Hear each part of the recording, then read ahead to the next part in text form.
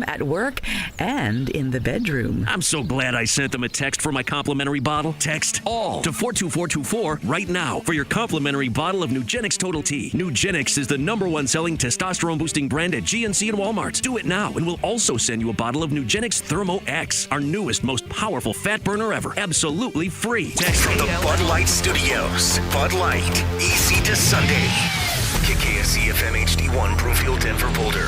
Hey, it's Andy Lindahl. Hey, it's the Moj. Christopher Dempsey here. It's Denver Sports Talk. On the station where you get it all. This is Altitude Sports Radio 92.5. Denver, Colorado. Altitude Sports Radio 92.5. It's 6 in the morning with Brett King. Here's Brett. McKinnon takes a one-timer back to the skates of Rantanen. McKinnon fires a one-timer home. He shoots and scores. The Mac Attack is back. Jack, 2 points on the night for Nathan McKinnon, a goal and an assist. It's just another multi-point night for the Nate Dogg. The one-timer doesn't look any better than that one right there. McKinnon over the glove side of Vejmelka and in, and the Avalanche cash in on the 5-on-3. It is 4-0 Colorado. 1 hour later. Zucker 2-on-1. Dursey back for Zucker. Save made. Georgiev. Puck is loose. They score. I don't believe it. It's the exact same play that happened the first time in overtime. Puck goes straight up in the air, and it goes into the back of the net. Coyotes score 5 unanswered goals, and they get the 5-4 win in overtime, and Colorado still has not won in regulation in this absolute house of horrors, Mullet Arena. I'm giving up because I know everything sucks, yeah. I know everything sucks, whoa. I know everything sucks, and this is gonna be the last time you hear me complain. That is not true. That will not be the last time, I promise, because first day back since the holiday break, and all I wanted to do was talk about some good things. And I knew that the Broncos were playing poorly and all that, but you know what? The Nuggets were playing well. The Avs just rattled off a couple of wins, and it looked like everything was going to be all good. And then, here we go. Hi, everybody. Glad to be back. And we have a lot to discuss today. So let's get to it. The Avs road woes continue as they are 0-3-3 in their last 6 on the road. Doing fine at home, just can't figure it out. When you have a lead of 4-0 and you give up 5 unanswered, it's a problem. And it's a problem that's got to be fixed. And what I saw especially late, and it's hard to judge all of this just because, look, when you have a 3-on-3 overtime and your guys are gassed, you know it's not going to look totally right. The problem is, I need you, even through the fatigue, to push through and not make a couple of plays like they did. I wrote down just a couple in that final sequence where, again, we're talking about, can you hang on for another 30 seconds? 30 seconds, and then you can get to at least a shootout. Because they had opportunities. They didn't finish. But the first thing was Val just kind of bailed from fatigue. He hops off and put the Avs in a bad spot. Now, they were able to somehow keep the puck out of the net. I don't know. Georgie, almost jumped up like a bear and then ended up on his keister. That was a big save in the moment. And you had a couple of them by Georgie. But then a broken stick off an attempted one-timer from Arizona leads to Manson getting the puck. And then everybody's gassed. But Manson can't allow himself just to be pressed up against the board and get it taken from him. Either throw the puck down the ice, kick it back to Georgie and let him do it. Something else has to happen. And so there's a lot in those details that I want to get to in a little bit. Because I want to start here with Russell. I can't not start with Russell. I've been dying to talk about this game since last week. And then you get this news yesterday. And I feel like we're initially lied to. Russell's benched for the last 2 games. Guys, he's gone, okay? I don't care that he's still technically suiting up. They didn't give him the Derek Carr treatment like the Raiders did last year. He's gone.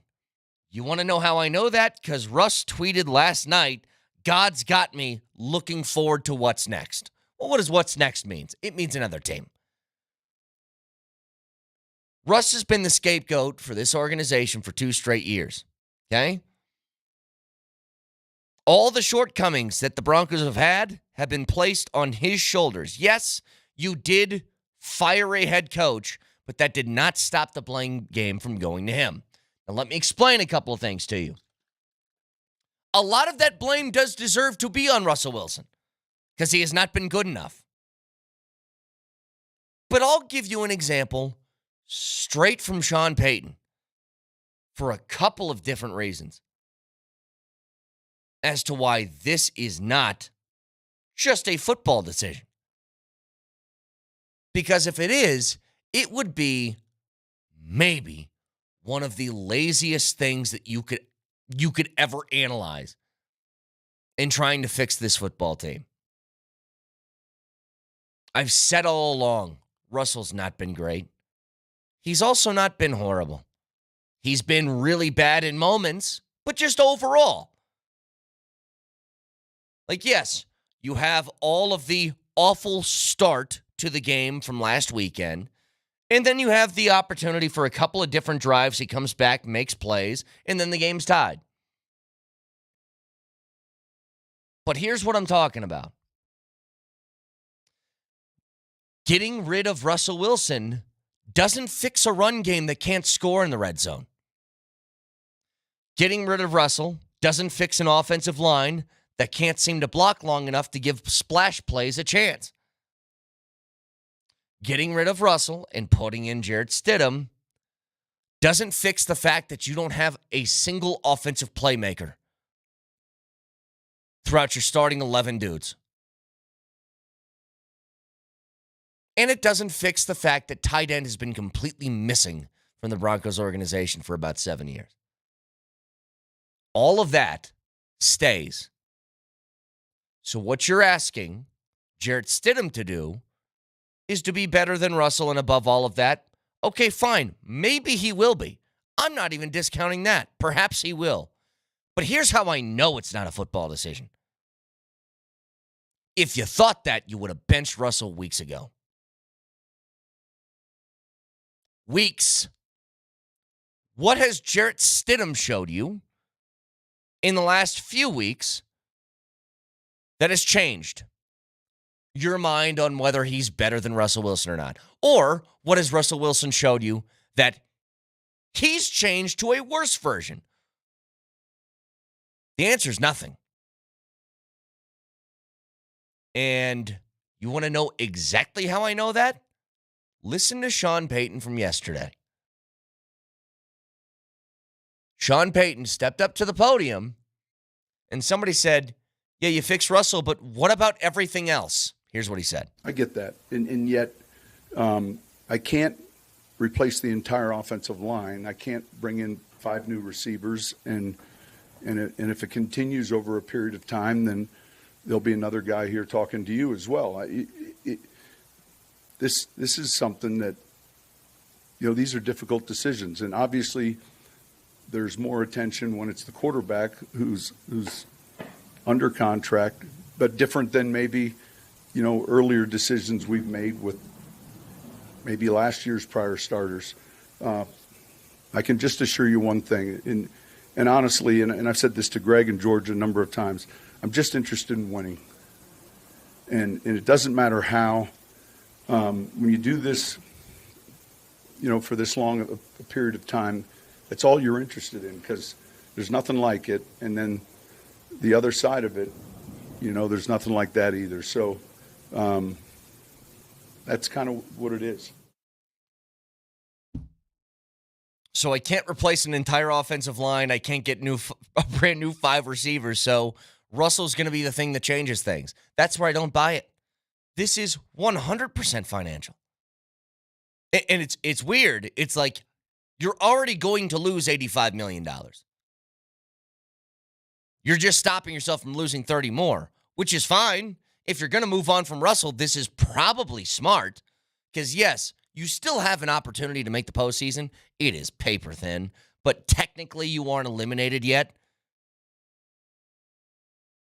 Don't try and tell me, though, that this is a football decision. It's not. Because if Russell was making $10 million and had no guaranteed money beyond this year, guess who's not starting the last 2 weeks? Stidham. I mean, look, if you believe these rumors, and they seem to be pretty confirmed, multiple people have this story. They went to Russell after the Kansas City win, and they said, if you don't take off your injury guarantee, we're going to bench you. Let's think about that for a second. You waltzed in to a game against Kansas City at home. You haven't beaten them in God knows how long. I forgot what the final tally was. Was it 17, 18 in a row? How many? You get a win. You feel like some things are changing at that time. You feel like maybe the season's getting a little bit more on track. So you beat Kansas City. You follow that up with a win against Buffalo. You get another win against Minnesota, another win against Cleveland, and now you're back in the ballgame. But the fact that you came out after Kansas City and said, take out that injury guarantee or you're going to get benched, I don't blame Russell at all. Like, how is it on him, by the way, for what ultimately ends up being a bad decision here? And this is going to go down as one of the worst trades in NFL history.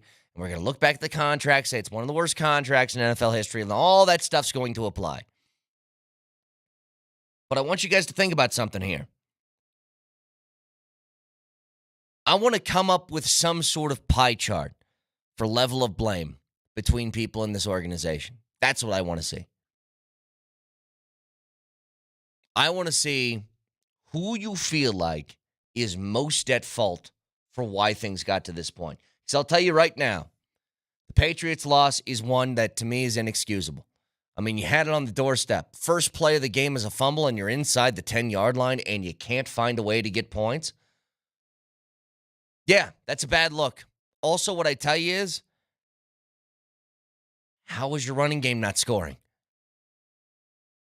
Like, there's a whole bunch that goes into it, and Russ deserves a ton of the blame. But all I'm telling you is this isn't a magic fix because I need to get to the future of this stuff now. Now, with 2 weeks left in the season and technically still a shot at making the postseason, I have to do the show of, hey, we need to think about long-term ramifications here, and I need to know what the plan is now. Because I'll tell you what they can't do. They can't come up and tell me that this isn't going to be a rebuild and then have a worse record next year or have it look the exact same. And it's going to be really difficult for you not to do that considering the financial stuff that's going to hit this team come the offseason. And by the way, Sean Payton was actually asked about what you said.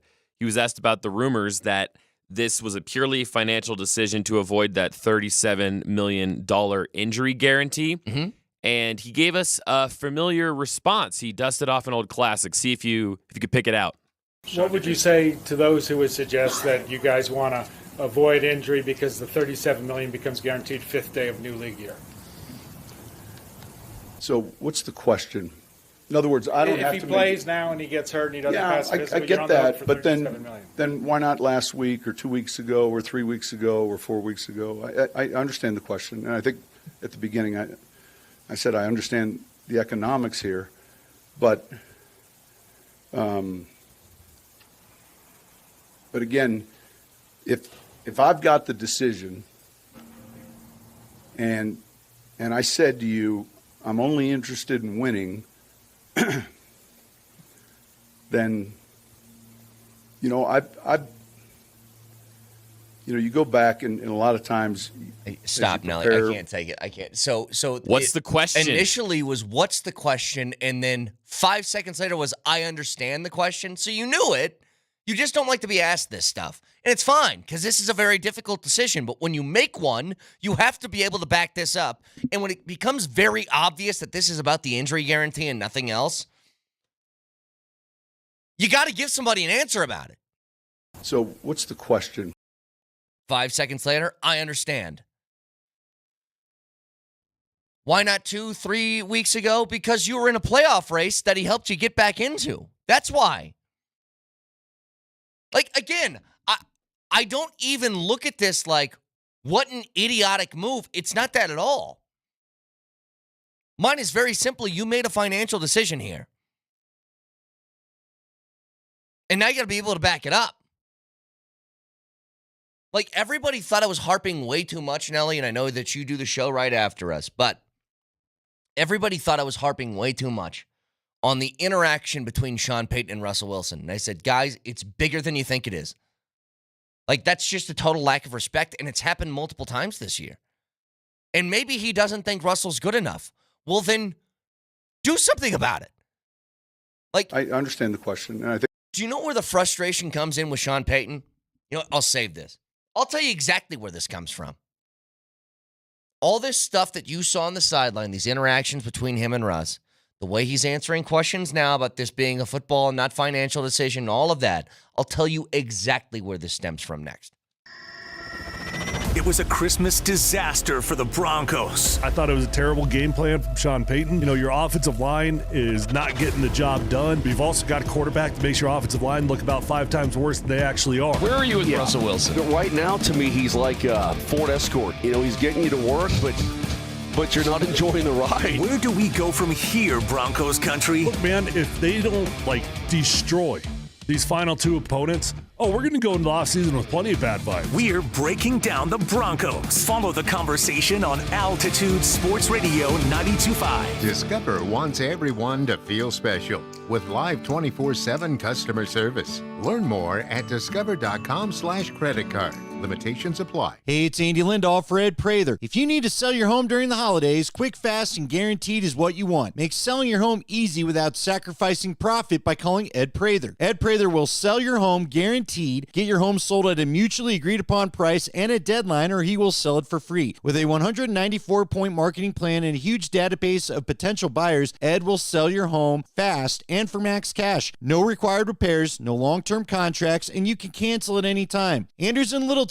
went with Ed Prather after using another agent and having the home on the market for 69 days with 6 price reductions. 4 days after Ed took over, Anders got multiple offers and closed with a cash as is offer higher than the previous agent thought was possible. Ed Prather is the only real estate agent I trust and recommend, and the agent who will sell your home guaranteed. Reach out to Ed Prather and his team at 720-650-4959 or go online at edprather.com. That's edprather.com. The holidays start here at King Soopers with a variety of options to celebrate traditions old and new. Whether you're making a traditional roasted turkey or spicy turkey tacos, your go-to shrimp cocktail, or your first Cajun risotto, King Soopers has all the freshest ingredients to embrace your traditions. King Soopers, fresh for everyone. Now's a great time to save on a great steak. USDA Choice Boneless New York Strip Steak is only $8.99 a pound in the Super Value Pack with your card. King Soopers, fresh for everyone. It's the year-end event at Silter-Har Motors. Hey, it's Mark Mosier. It's the most wonderful time of the year, and that means the Mosier Special is even better.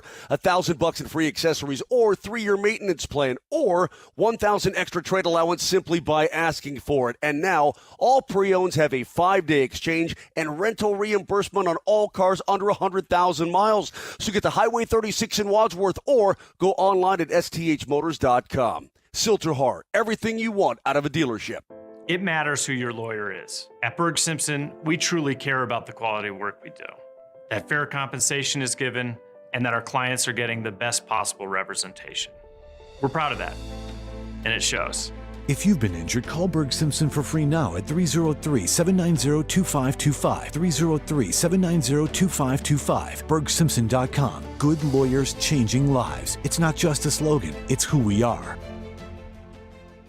If you're worried about those upcoming credit card bills, well, there is no better time than now to wipe out that debt and set yourself up for a strong 2024. Interest rates have fallen, and my friends at American Financing can help you access that equity in your home at an interest rate in the 5s. You heard that right, in the 5s. That is a much lower rate than the average 25% credit card rate. Think about how much you can save every month. American Financing is saving their customers an average of $700 per month. That's like an $8,000 raise to start the new year. They're closing in as fast as 10 days and even delaying 2 mortgage payments. Call today, 303-695-7000. That's 303-695-7000, AmericanFinancing.net. NMLS 182334. NMLSConsumerAccess.org. APR rates in the 5 start at 6.35% for well-qualified borrowers. Call 303-695-7000 for details about credit costs and terms. Enjoy the moment. Denver Sports Talk. We'll be right back. Enjoy life. Texting enrolls you in recurring automated marketing text messages. Consent not required to purchase. Message and data rates may apply.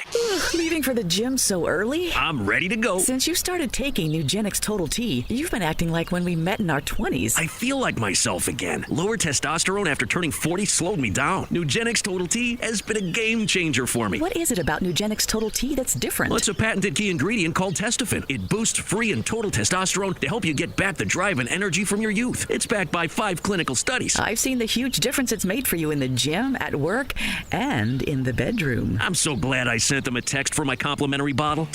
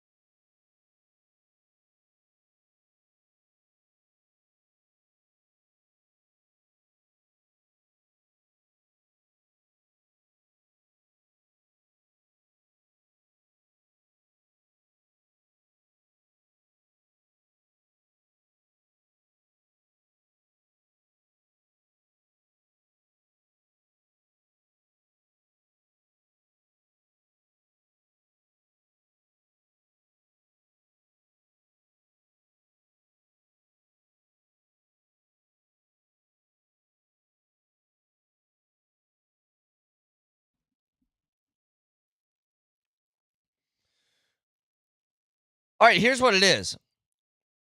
What's this frustration with Peyton? What's all of this about? I think more than anything, it's about that he couldn't get Russell fixed. If you're benching him with 2 weeks left in the season, I mean, failure, right? And that was maybe his one task that he was brought in here to do. Yes, win games. Yes, do all that stuff, but fix Russell. And he's not. And maybe it's irreparable. I guess it's hard to get a real read on this unless he goes somewhere else, which I'm assuming he will in the offseason, because guess what? Russell's going to have a whole bunch of money that's going to be coming his way. He can sign a tiny contract somewhere else and be totally fine with just grabbing a starting gig somewhere. And where could that be? I don't know. It could be Atlanta. It could be Minnesota if they move on from Kirk Cousins. It could be a whole bunch of different places. Hell, dude, it could be back in Seattle for all we know. He's going to have an option or two, and I think it's to be a starter somewhere because he won't be asking for a giant price, or at least he shouldn't be. He'd be stupid to. But if he wants to go start somewhere, I bet you he can. And here's where the trouble comes. So a texter says this. He, talking about Peyton, has mentioned it's about wins and losses. He tried to get it with Russell Wilson, and it hasn't worked. He feels like he can get it with somebody else. So he can get these wins with somebody else. Here becomes the future part of the conversation that I've told you guys, whenever it comes down to cutting Russell, you have to think farther ahead than the last 2 weeks of the season. $85 million is not, it's not nothing $85 million against the cap over 2 years is not, well, we can just finagle our way to do this and move the money here and take the money away here. You can't do that, okay? This is why when anybody tells you, oh, the salary cap is a myth, I get frustrated because I'm like, yeah, it's a myth if you're signing a guy to a $5 million deal. It's not a myth when you owe $85 million to somebody who's not on the roster. That now becomes very real. And so now you have to think down the line. And going back to that texter, he feels like he can do that with somebody else. He can win games with somebody else. Okay, fine. Who is the somebody else? Number one. And what is that going to cost you? Because you don't have the money anymore. You can't go out and just say, here's $40 million for a new guy. You don't have the cash. And if you think that Russell Wilson isn't the sole problem of this team and there's a whole bunch of other ones and you don't have offensive playmakers, well, how do you get those and a quarterback? So this is what I'm getting at in where's the plan here? The only thing that really makes sense to me is, can you go out and just say, hey, this is a rebuild? Because if you do that, then maybe you can stomach this, but you're going to have to stomach a whole bunch more of bad years missing the playoffs. Is that something you're prepared or wanting to do? Maybe at this point you are. Maybe you're so broken down, you're like, dude, just let's start over. Maybe that's where you're at. But I feel like a lot of you guys aren't. Because we had a taste here for at least a couple of weeks, even though it might feel fraudulent now. We had a taste for a couple of weeks of what playoff level late season football felt like. And now to go back to what happens now, it just for a lot of people, I think that is going to be a tough pill to swallow. And so, again, you want to have the future conversation? Like, I think a great question to ask is why.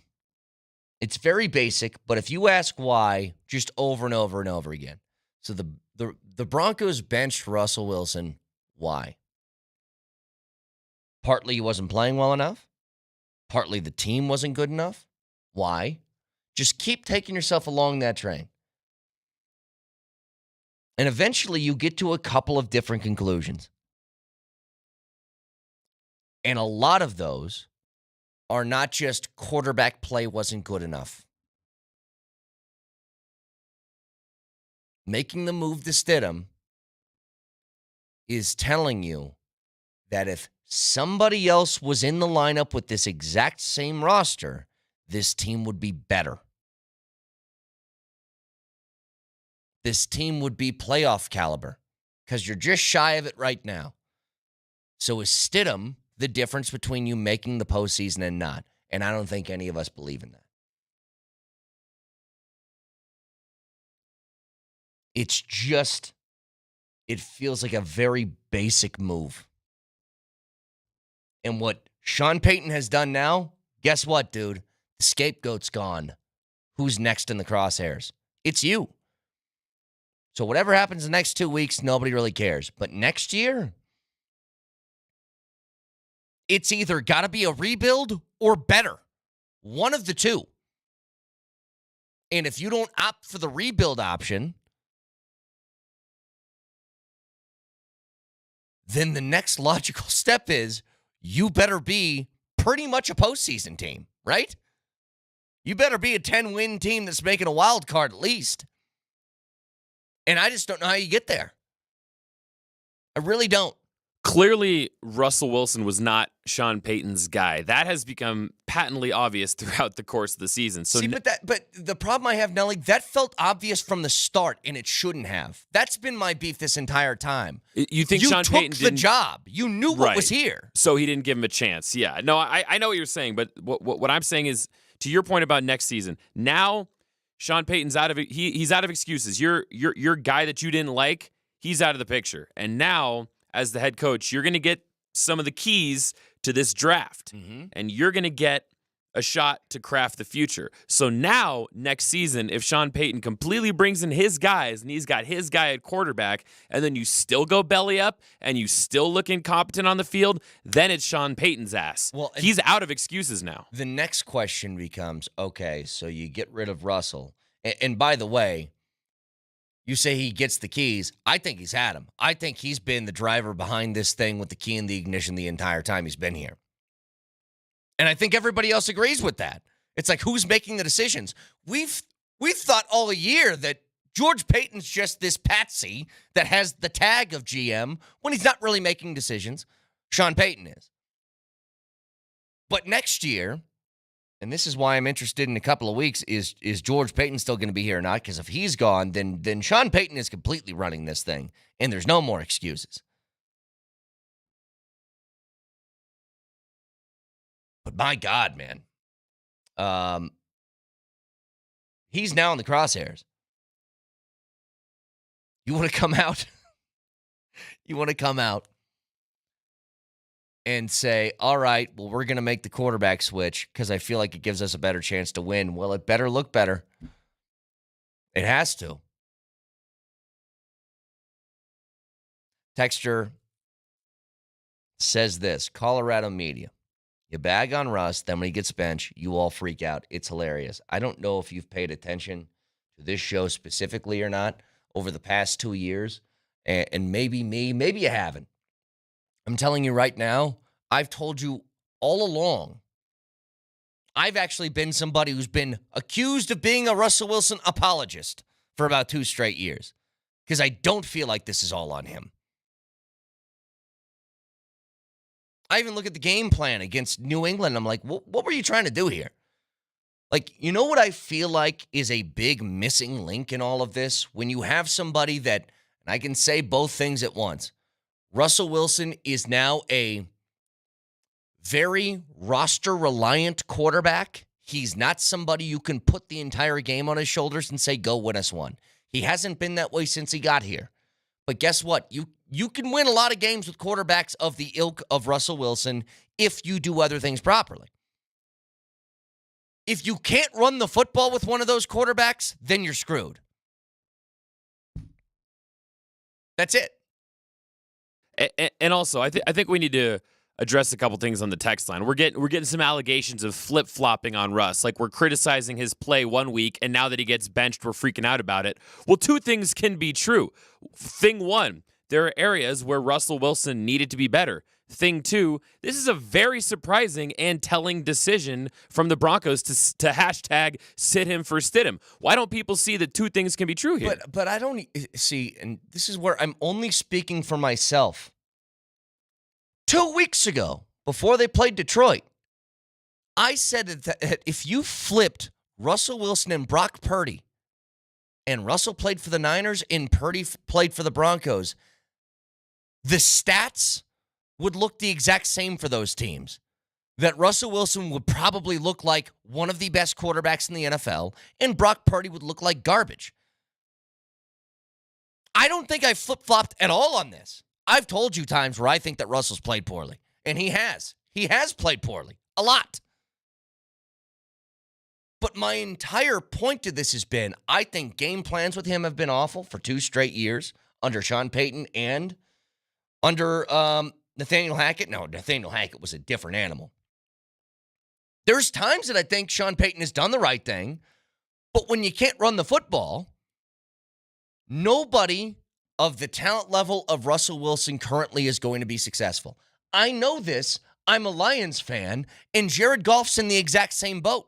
Goff looks good because he's got a great O-line and a fantastic running game with some decent playmakers on it. Go look at Goff's numbers from 2 years ago where the Lions roster was terrible. Like, he's in that ilk of quarterback. And when the Broncos have committed to the run and run the football well, they've gotten good results. When they can't or don't, that's where you see these last 3 out of 4 weeks. That's where you see the Detroit game. That's where you see this New England game. That's what happens. Russell Wilson's a game manager now. And that might be an ugly word for a whole bunch of people to hear out there for a guy making $250. Tough. It's what you got. And now he's being blamed for not being able to carry a roster right now, where I ask you, who's the playmaker? Like any playoff caliber team, I give you the skill position talent. How many of those guys are getting real playing time? Where are they on the depth chart? Because I'm telling you right now, Javonte Williams, let's just go ahead and pull up some of these standings here. Name a random playoff team for me. Go ahead, shout one out. Go ahead, Nelly. 49ers. The 49ers. He ain't playing over McCaffrey. Cortland Sutton and Jerry Jeudy are not playing over Deebo Samuel and Brandon Ayuk. Whoever we're talking about a tight end. Troutman? You think he's getting over Kittle? No way. Miami. Javonte's not playing over Mostert. Tyreek Hill and Jalen Waddle. None of those receivers are getting in there. Buffalo. Stephon Diggs, Gabe Davis, James Cook. Nobody's starting over them. Baltimore Ravens. Gus Edwards? No. Zay Flowers? No. Beckham? No. This is what I'm talking about. It's more than just that when you have a game manager at quarterback now. And guys, the real beef from me comes from if they wanted to get rid of Russell Wilson, they don't think he's good enough, fine. Fine. There's $85 million, though, that goes on top of it.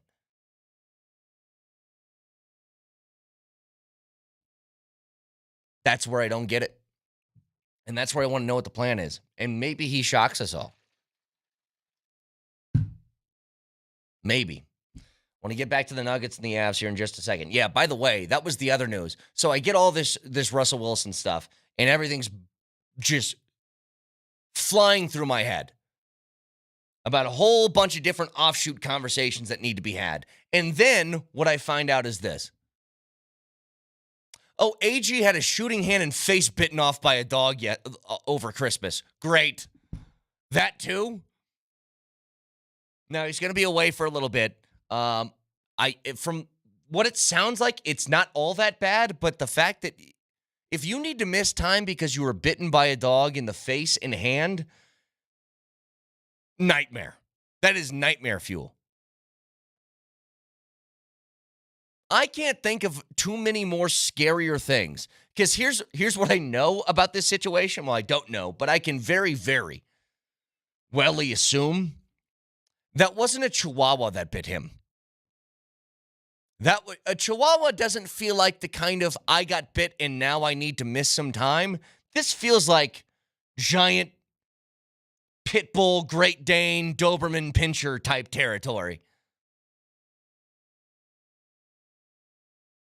And I'm trying to imagine a man who is 6 foot, 6'8", 6'9", 240 pounds, whatever age he is, and the dog just says, not scared.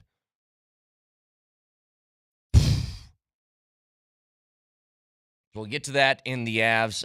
Again, the Avs road woes, even when things look like they're going amazing, still go poorly. We'll get to all that next.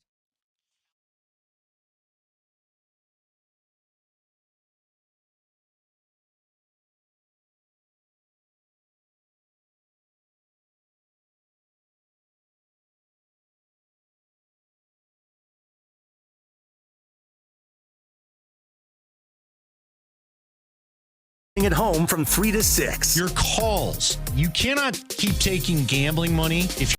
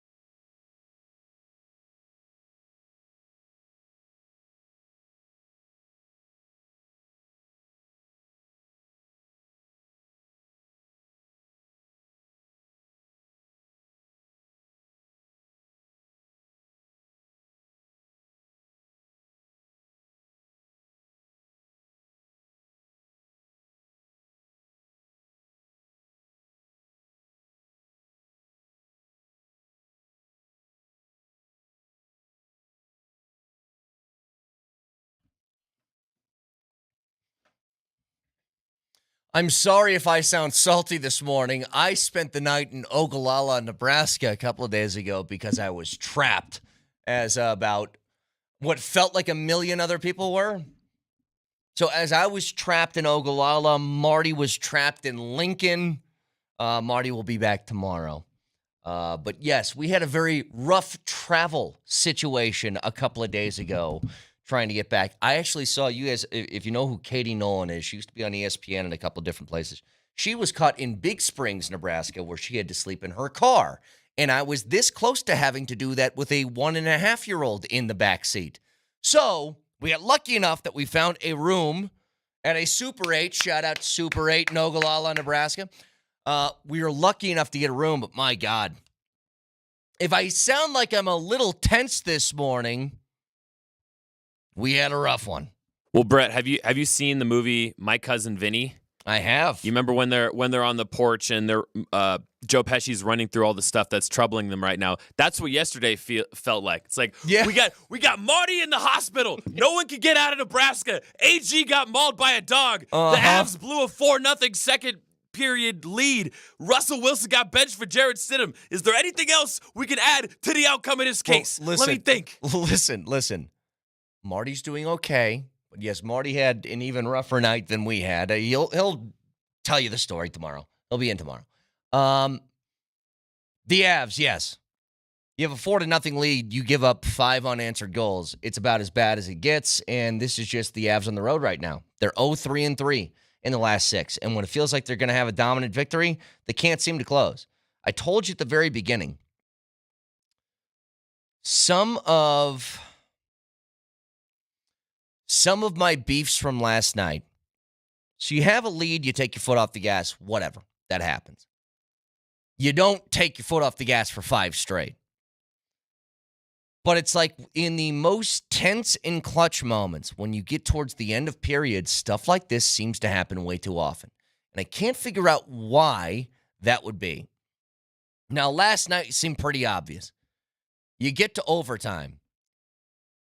You kind of dominate possession. You dominate the puck for most of overtime. Then you get a little bit gassed and turnovers start to happen. Boom, boom, boom, boom, boom, boom, boom. The one that just, the sequence that killed me was what led up to the final goal. It's like, I know guys are tired, and I know it's better if you have fresh legs on the ice as opposed to tired legs, but you have to gut it out.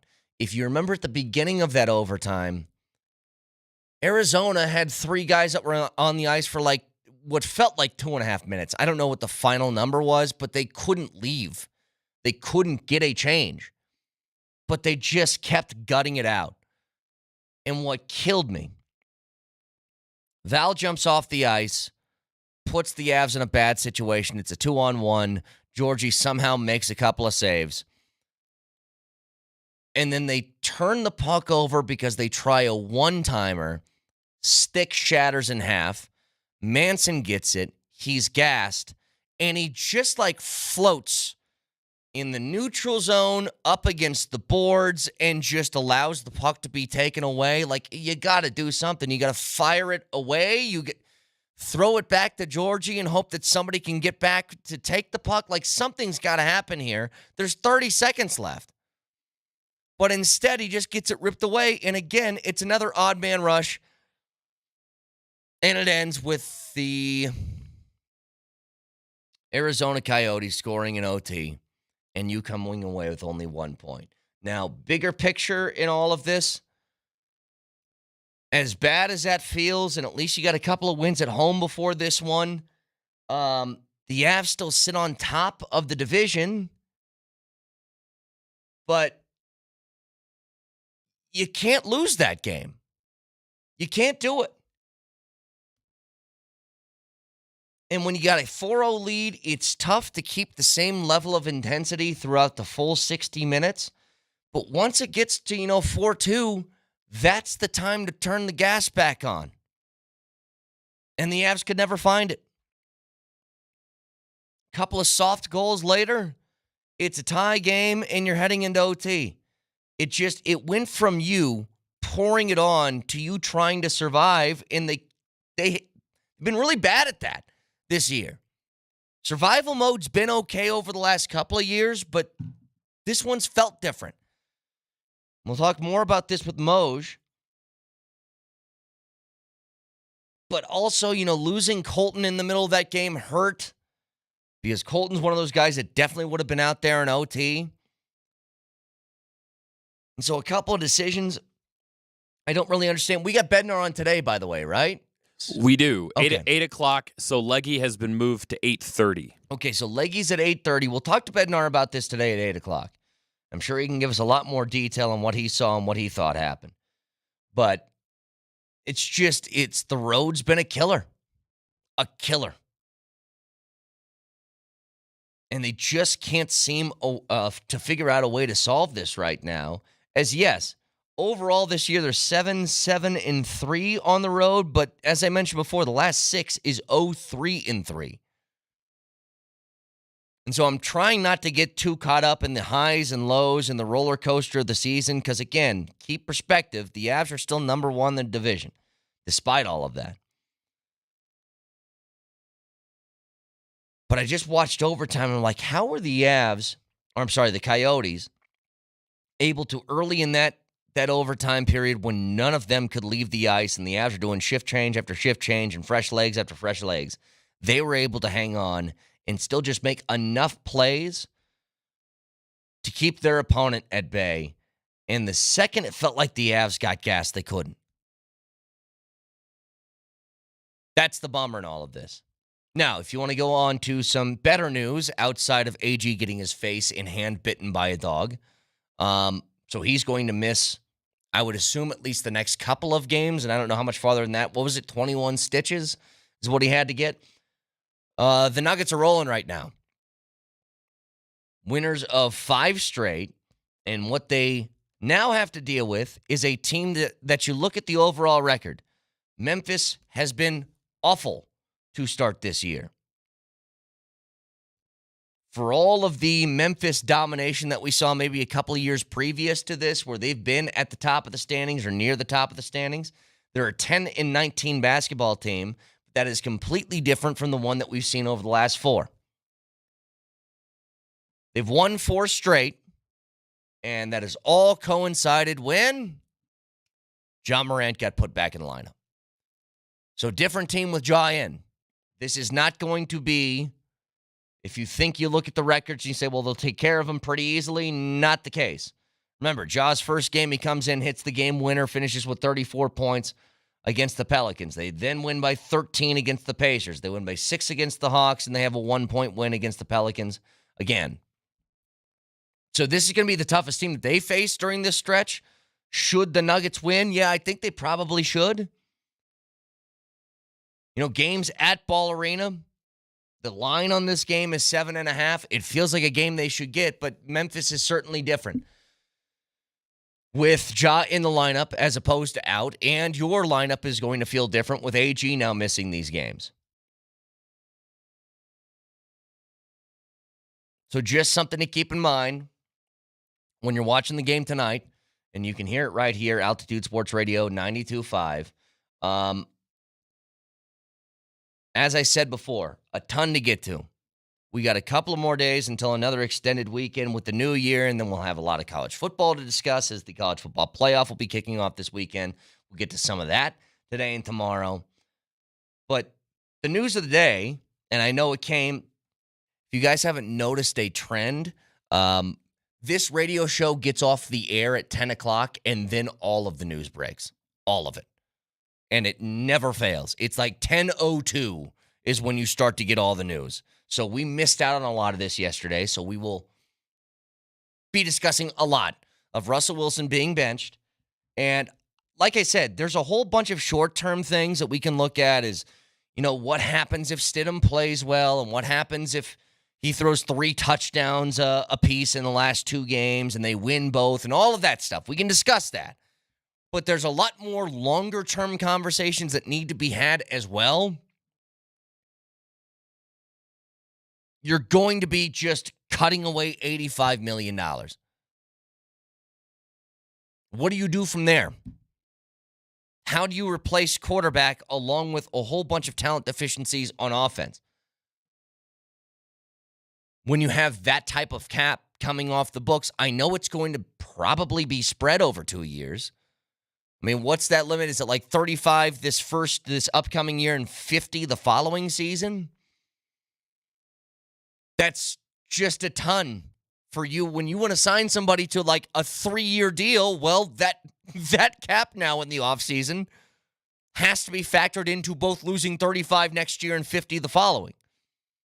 So long term, there's a ton that we need to get to, along with the fact that, listen,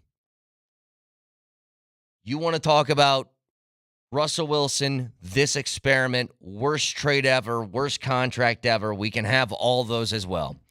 So you can watch the show live on Twitch, twitch.tv, search Altitude SR in the search bar, the Altitude TV simulcast. That is the Safeway Twitch feed. Got a lot to discuss this morning. Avs lose. Nuggets play Memphis. Wilson benched. Moshe Lombardi and Kane next.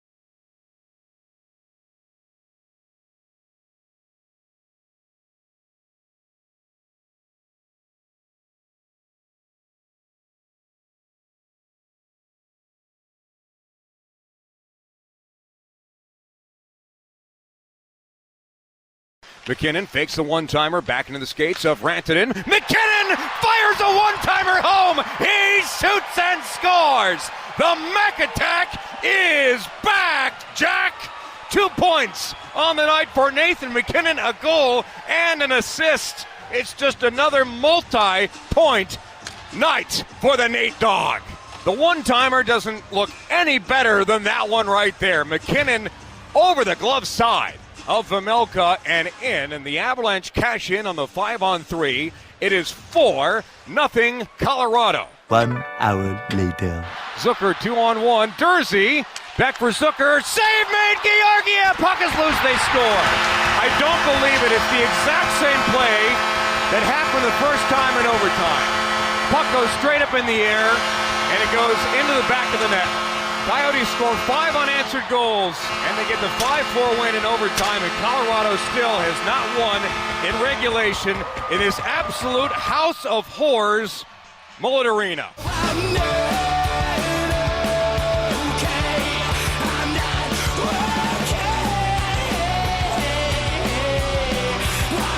Well, hello, Mark. A weird day yesterday. Very weird. Weird day, dude. Weird. Do you know what yesterday felt like as far as sports news? It felt like you were stuck in Ogallala, Nebraska for a night when you weren't expecting to be. That's what it felt like to me. You know what, man? I've been stuck in Ogallala for hours before. I wouldn't say overnight, but I spent a couple hours there. It wasn't that. No, Moj. The panic that set in was all of the hotel rooms are booked, and I have a 1.5-year-old in the car. That was the panic. Now, we're lucky and fortunate enough to get a room, but you know Katie Nolan, right? Yes. The old ESPN personality. She had to sleep in her car in Big Springs, Nebraska, the same night that me and Marty was stuck in Lincoln. Yes. So. Well, maybe you ought to check the weather a little bit there, buddy, and prepare a little bit better. Well, you know what? That was a father fail, and we made it, though. We're back. And here's the thing, Moj. I was so ready because I had a million thoughts about Russell being benched and where to go. And I was like, you know what? Good. The Avs are up 4-0. We can just jump right to it. We'll get to the Avs a little bit later. And now I got to spend at least a couple of minutes to start this on what happened last night with 5 unanswered goals. And we can get into this in more detail at 8 o'clock with Jared Bednar. But, Moj, it's something about that arena, and it's something about being on the road. Like, when you're on the road, and at that arena specifically, there's a whole bunch of issues that the Avs can't seem to get over. And last night, you give up 5 unanswered. You get to OT. You have the puck for the first 2 minutes. You can't score. And then, again, we're talking about the last minute. You just got to get through it, and they can't. I think Mikko makes probably a bad decision by dumping that off to, I know he's gassed. I know everybody's gassed on the ice, but you dump it off to Manson, and Manson just doesn't do anything with the puck. Turnover, ball game.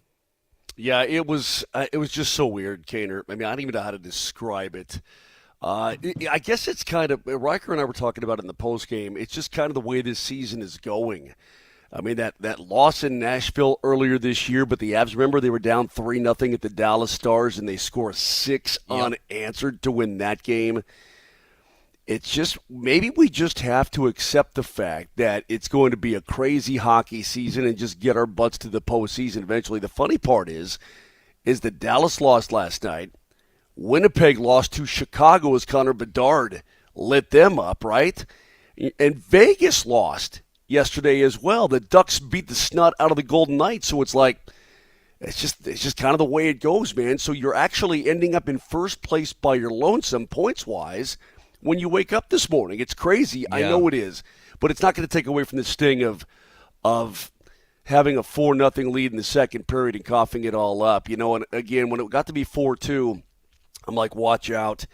This damn building there's something about this building that's cursed for the Avs, and we'll talk more about it as we go on. And by the way, Coach Bednar coming up today at 8 o'clock, and we'll get his thoughts on it too. I'm sure he's not going to be incredibly thrilled to talk to your face.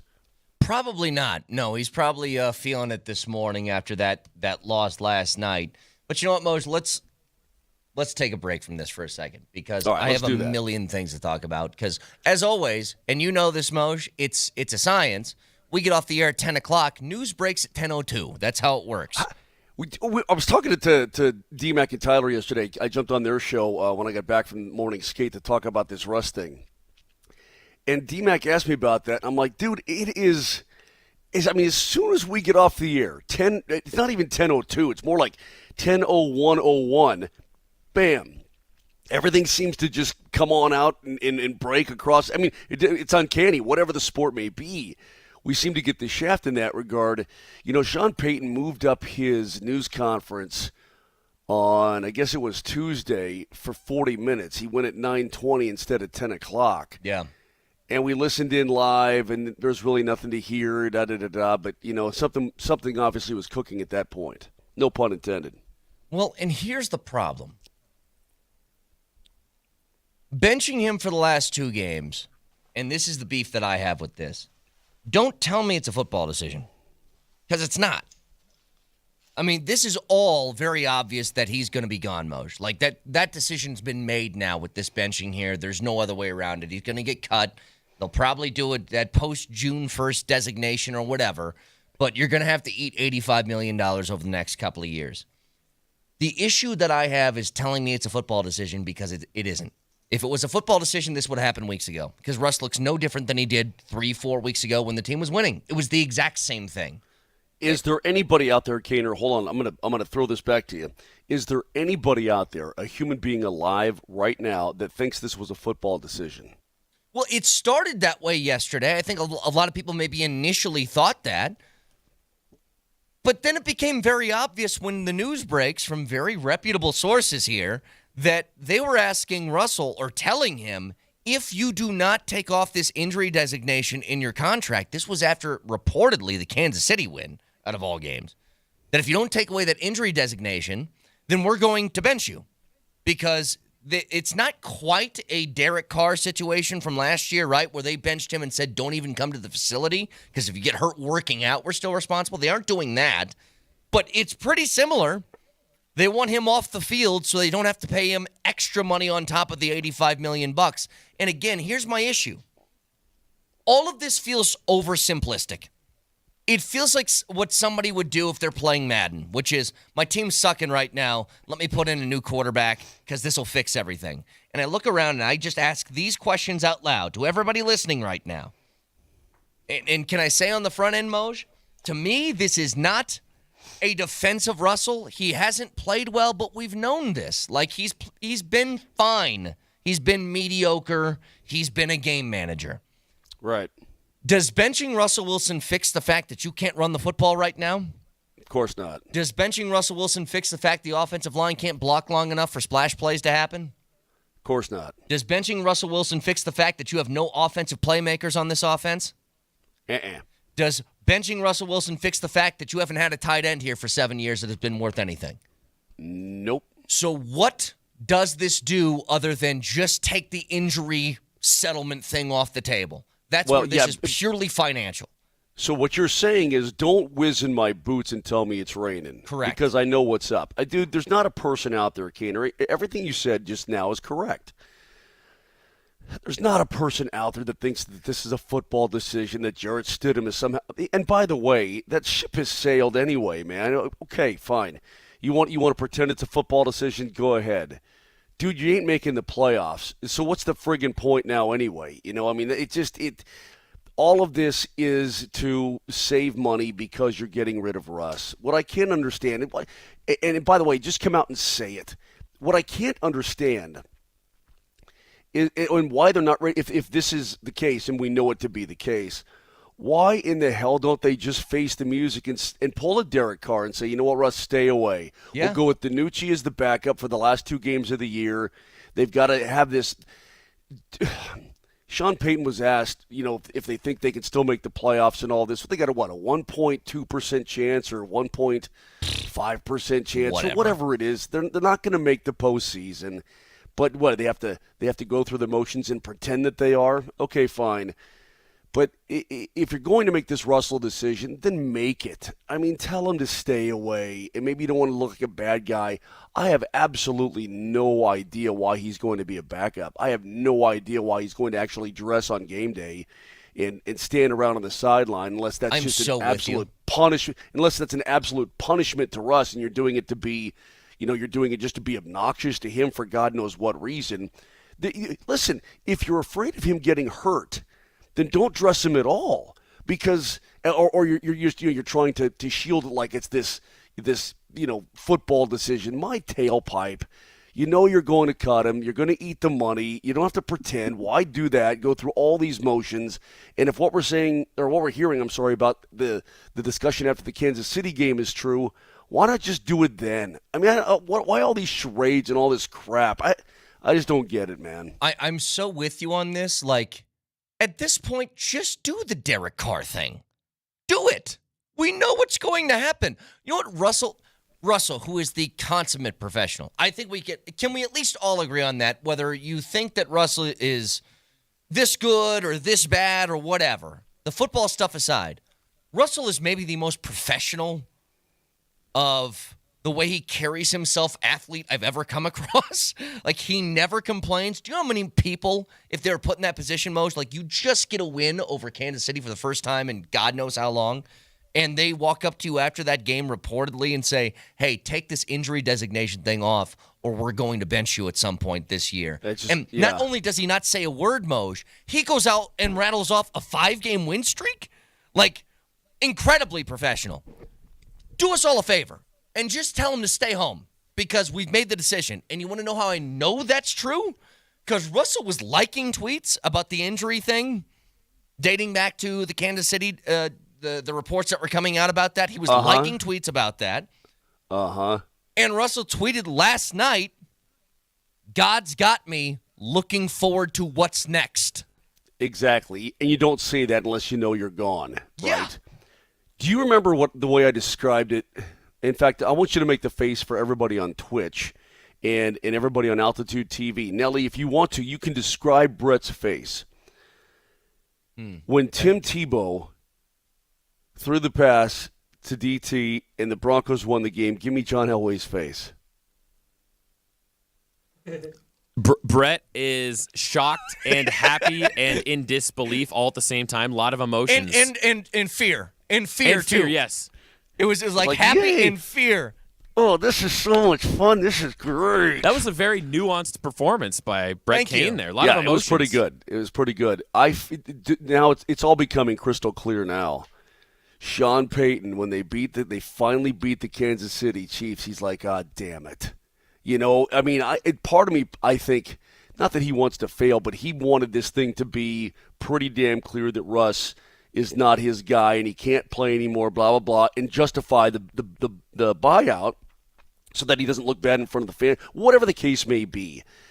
There's no way in heck that Sean Payton thought they were going to go on this run and win all these football games and get back into the playoff mix. There can't not be a situation where he truly, honestly believed that deep down inside. You know what I mean?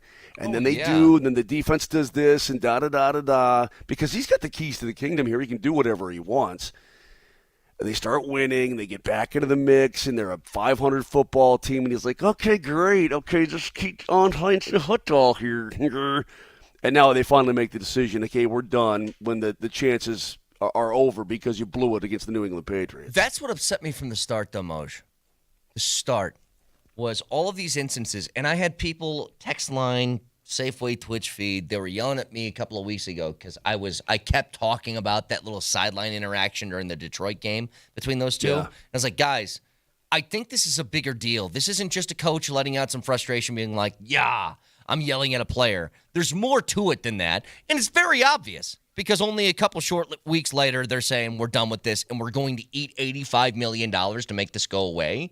Like, there was obviously more. And by the way, if you guys missed some of the Sean Payton presser yesterday, he did not like being asked questions about this all that much at all. In fact, he dusted off an old classic. If you guys missed it, we'll get to it in just a couple of minutes. Stick around.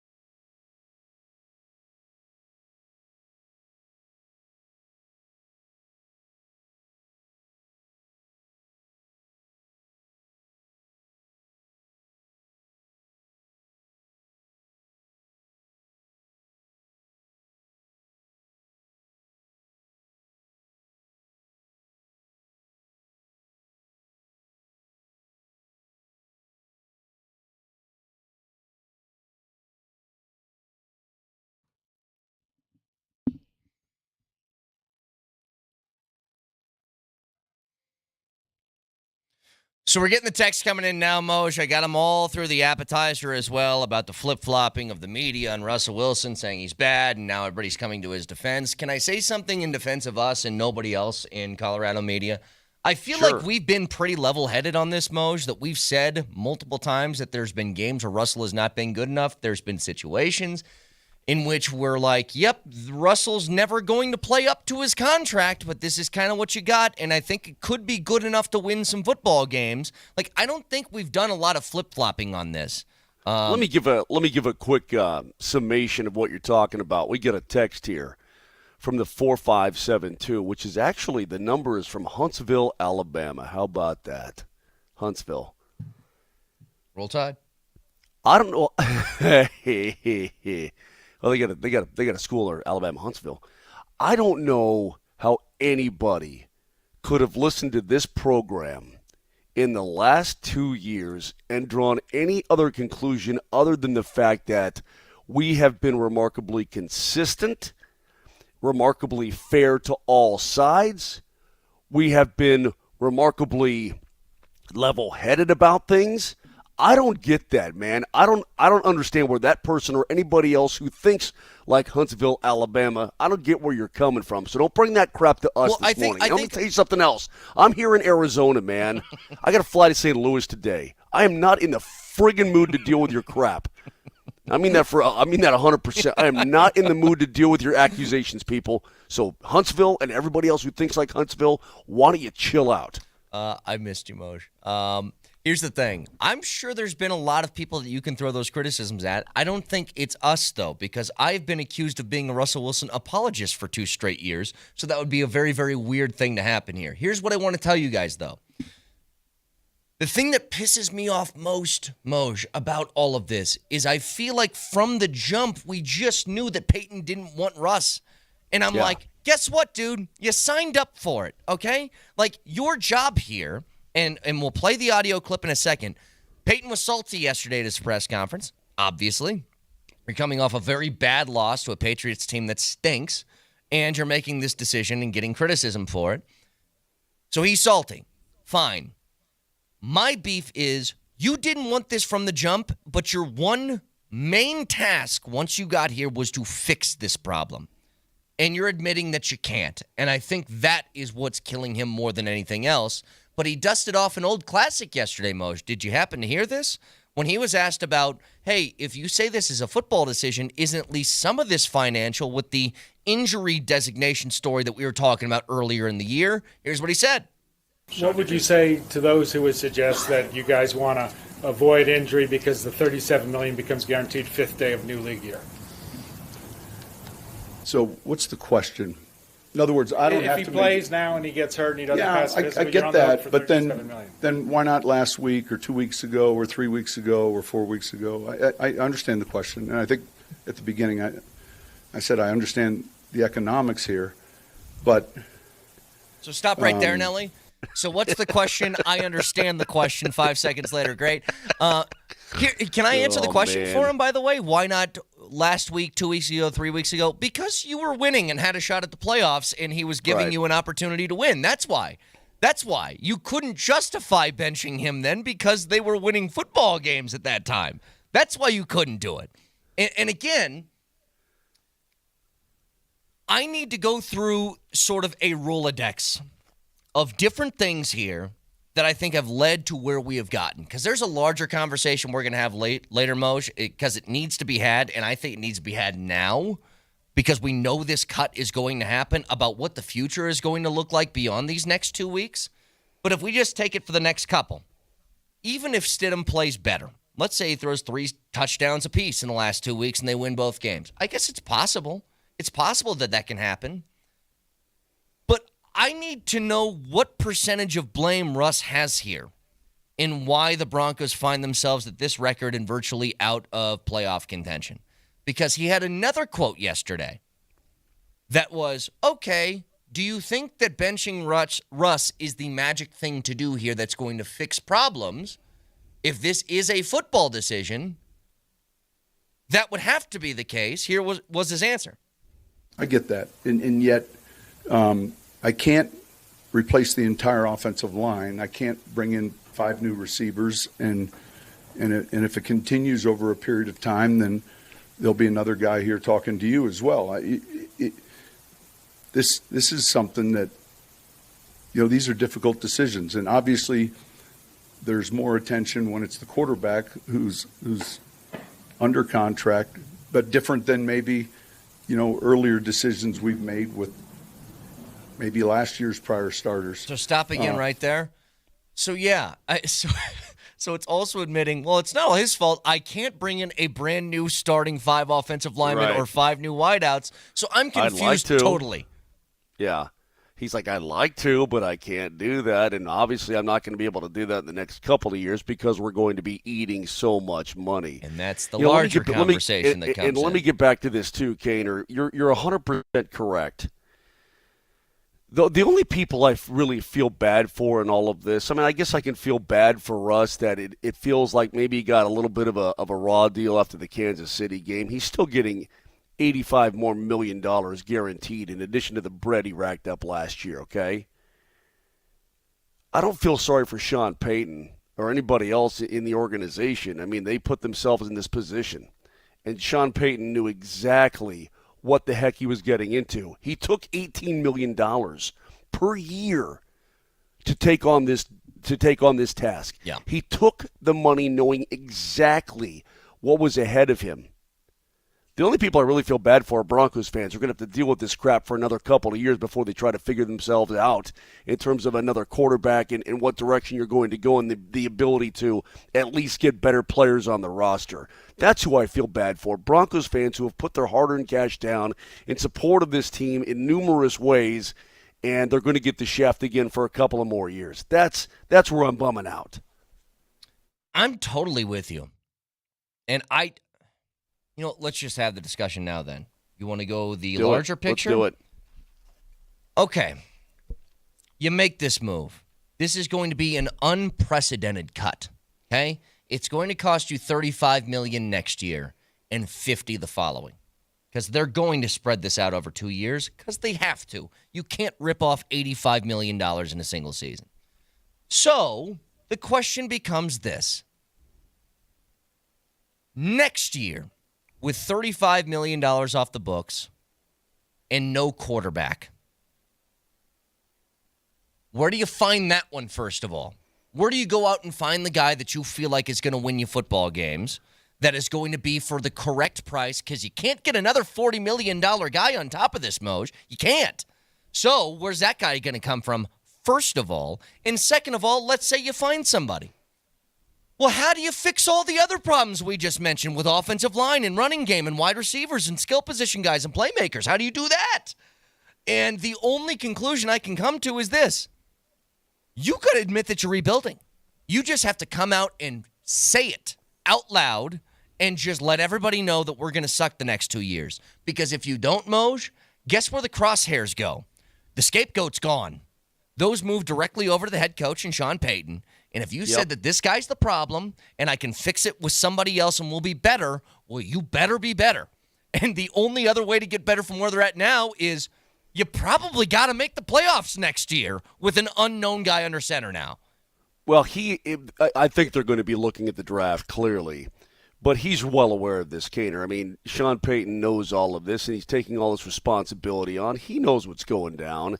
He knows that the blame is going to shift over to him, and he knows that the charge is going to be on him to try to, make something out of nothing.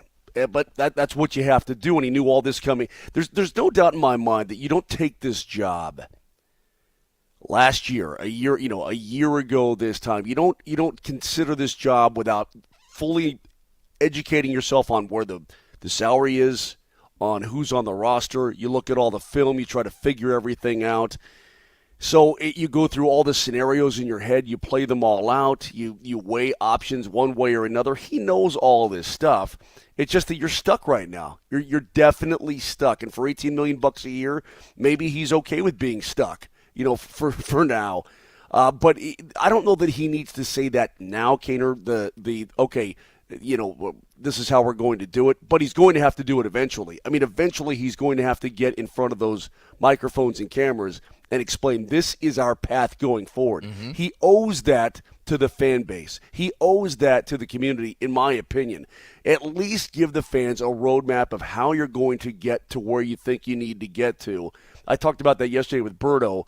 Well, they've already done one huge part. They've benched Russell Wilson. That tells you they're going to buy him out. He's going to be done. But now what are you going to do to fix it and get there? And all that still remains to be seen. Here's the other thing, too. If all of this stuff is true, that after the KC game, they went to Russ and said, take this out of your contract or at some point you're going to get benched. That told you all you needed to know for their belief in him, right? That despite coming off of, that was their second win in a row because they beat Green Bay the week prior, and they just beat Kansas City 24-9. They had a bye week coming up. That told you everything you needed to know about how they felt about Russell. And you know what? They probably felt that way in August, but couldn't do it then. So here's the problem. Hey, Keenan, real quick. As you incorporate all this together, I maybe I haven't been keeping up on current events here because I'm down in Arizona getting ready for the game yesterday and such.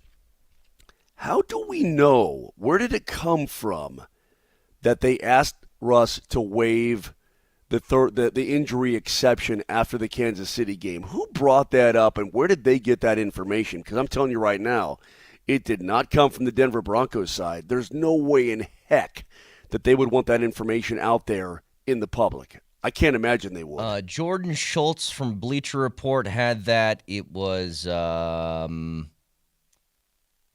believe Troy Rank pretty much confirmed that yesterday, too. I'll have to look at the exact tweet. Here's what Troy Rank said. Confirmed Jordan's report. The Broncos wanted to move back injury guarantee date of 5th date of league year this offseason. They wanted to push it back with the feeling like intention was to have Russell compete for the job in training camp in 2024 without guaranteeing him 2025. Oh, come on. So no, that doesn't make that's. I trust Troy on this stuff. But here's the thing, though. If that's after the Kansas City game and they felt this way about Russell then, do you know what happened 2 days later? The trade deadline, where they didn't do anything. Remember that? So if you felt this way and you kind of felt like this was going to happen, then what was the other stuff that you were saying about, I believe this team can make the postseason, and then they actually did go on a run? Like, none of this is adding up and making sense. It just kind of feels like you're flying by the seat of your pants, making rash decisions when they kind of come to you. And I guarantee it's not that way. But again, when I look at the bigger picture here, the bigger picture is this. Sean Payton was brought in at $18 million to do two things. One is win football games. Two was to fix Russell Wilson in this contract so it didn't turn out to be a disaster. Okay? Here's the other thing. When it was very obvious that this wasn't going to work, and it was very obvious that Sean Payton had a giant beef with Russell Wilson, make the move. Make the move then. And I get what you couldn't because you were winning football games, but I thought if you thought the football team would be better with Jarrett Stidham, then just pull the Band-Aid already and be done with it. Does anybody out there, and no offense to Jarrett Stidham, but does anybody out there think that they're a better football team with Stidham under center? And does anybody out there think that he has a chance to be the starting quarterback going forward for the Denver Broncos, for the team that wins? Now, listen, he may be a stopgap because they're going to be so financially hamstrung. That may be the case. I really don't know, to be honest with you. I really have no idea. But does anybody really think that this guy is going to light it up and earn the number one job and earn himself a new contract and so on and so forth? I mean, truly, and that's no offense to Jarrett Stidham, and I hope that he would, because that would mean that the Broncos have a guy who can really play the game. I'm just saying that I think he is who he is, and he's just, a stopgap guy for right now. Get him in there and whatever else. And you're right, Kaner. If you truly felt that way at the time, just make the decision then. Just tell everybody what your intention is, and let's move forward. Well, again, there's a whole bunch of offshoot conversations to have with this. We can get into, is this one of the worst trades in NFL history? Is this one of the worst contracts in NFL history? All of that stuff. We're going to have to wait for it here for another couple of weeks, but I just want to know what the longer-term plan is, if this cut is actually going to happen. Because, again, what all of this says to me Russell Wilson now being out of the picture, and I love what you said earlier. If you're going to do this, then just tell him to stay home. Just give him the car treatment. At least do that. You're going to bring him in and have him stand on the sideline suited up as a backup. Like, it's pretty humiliating, and I don't think it's – I mean, what happens, Moj, if Stidham goes down with a concussion the first series of the game? You're going to bring Russ back in? What if he wins? Does he start next week? Or do you wait for concussion protocol and you start Stidham again? Like, it all seems so silly. And a texter says this year was a complete waste. I don't know why they keep thinking they have to win now and put off the rebuild, just repeating the past 8 years with worse teams. Part of that also comes down to, okay, if they are going to say the word rebuild at the end of this year, Moj, how many people got the stomach for this? Do you guys get the stomach for another 2 years minimum of not being a good football team? Because what the winning has done since the trade deadline has put you in a position where you aren't in the top 10 anymore. And I can't imagine you trading up and giving away more assets on another risk. Like, all of this stuff just feels so convoluted. Hell no. Hell no. It does. You know, they. It feels to me like maybe the best thing that Peyton thought would happen this year would be that they would really stink, perhaps. And I don't, Brett, it's so calm. I'm talking myself into all these different damn scenarios, and none of them seem to make any sense to me. I mean, they really don't. Right now, it's a mess. I'll tell you this. It's going to be tough for a couple of years, but they need to get a handle on this right now. Sean Payton, assuming he's going to stick around, and I'm sure he is. Greg Penner, George Payton, whatever his future may be with this team. The Denver Broncos need to get a handle and a game plan and a blueprint and all of this right this second. Because if you allow this mess to continue on, right, and like you said, it just seems so damn convoluted, you're going to be in a really, really bad way. You're already going to be in a bad way. You're going to be in a really, really bad way. For sure. And again, we have a lot more to dive into later. We got Jared Bednar coming up here at 8 o'clock this morning. We have Leggy at 8:30. Maybe he can make some sense of this. So we'll get to all of that in just a few minutes. But when we come back, jump back into the Avs a little bit, and we'll get more into it with Bednar at 8. I also want to talk about the Nuggets because they have a big game tonight. I didn't have this one on my bingo card, that one of your top 3 players on this team is going to be out because a dog tried to bite his face in shooting handoff. So we'll get to that in a couple of minutes. Stick around.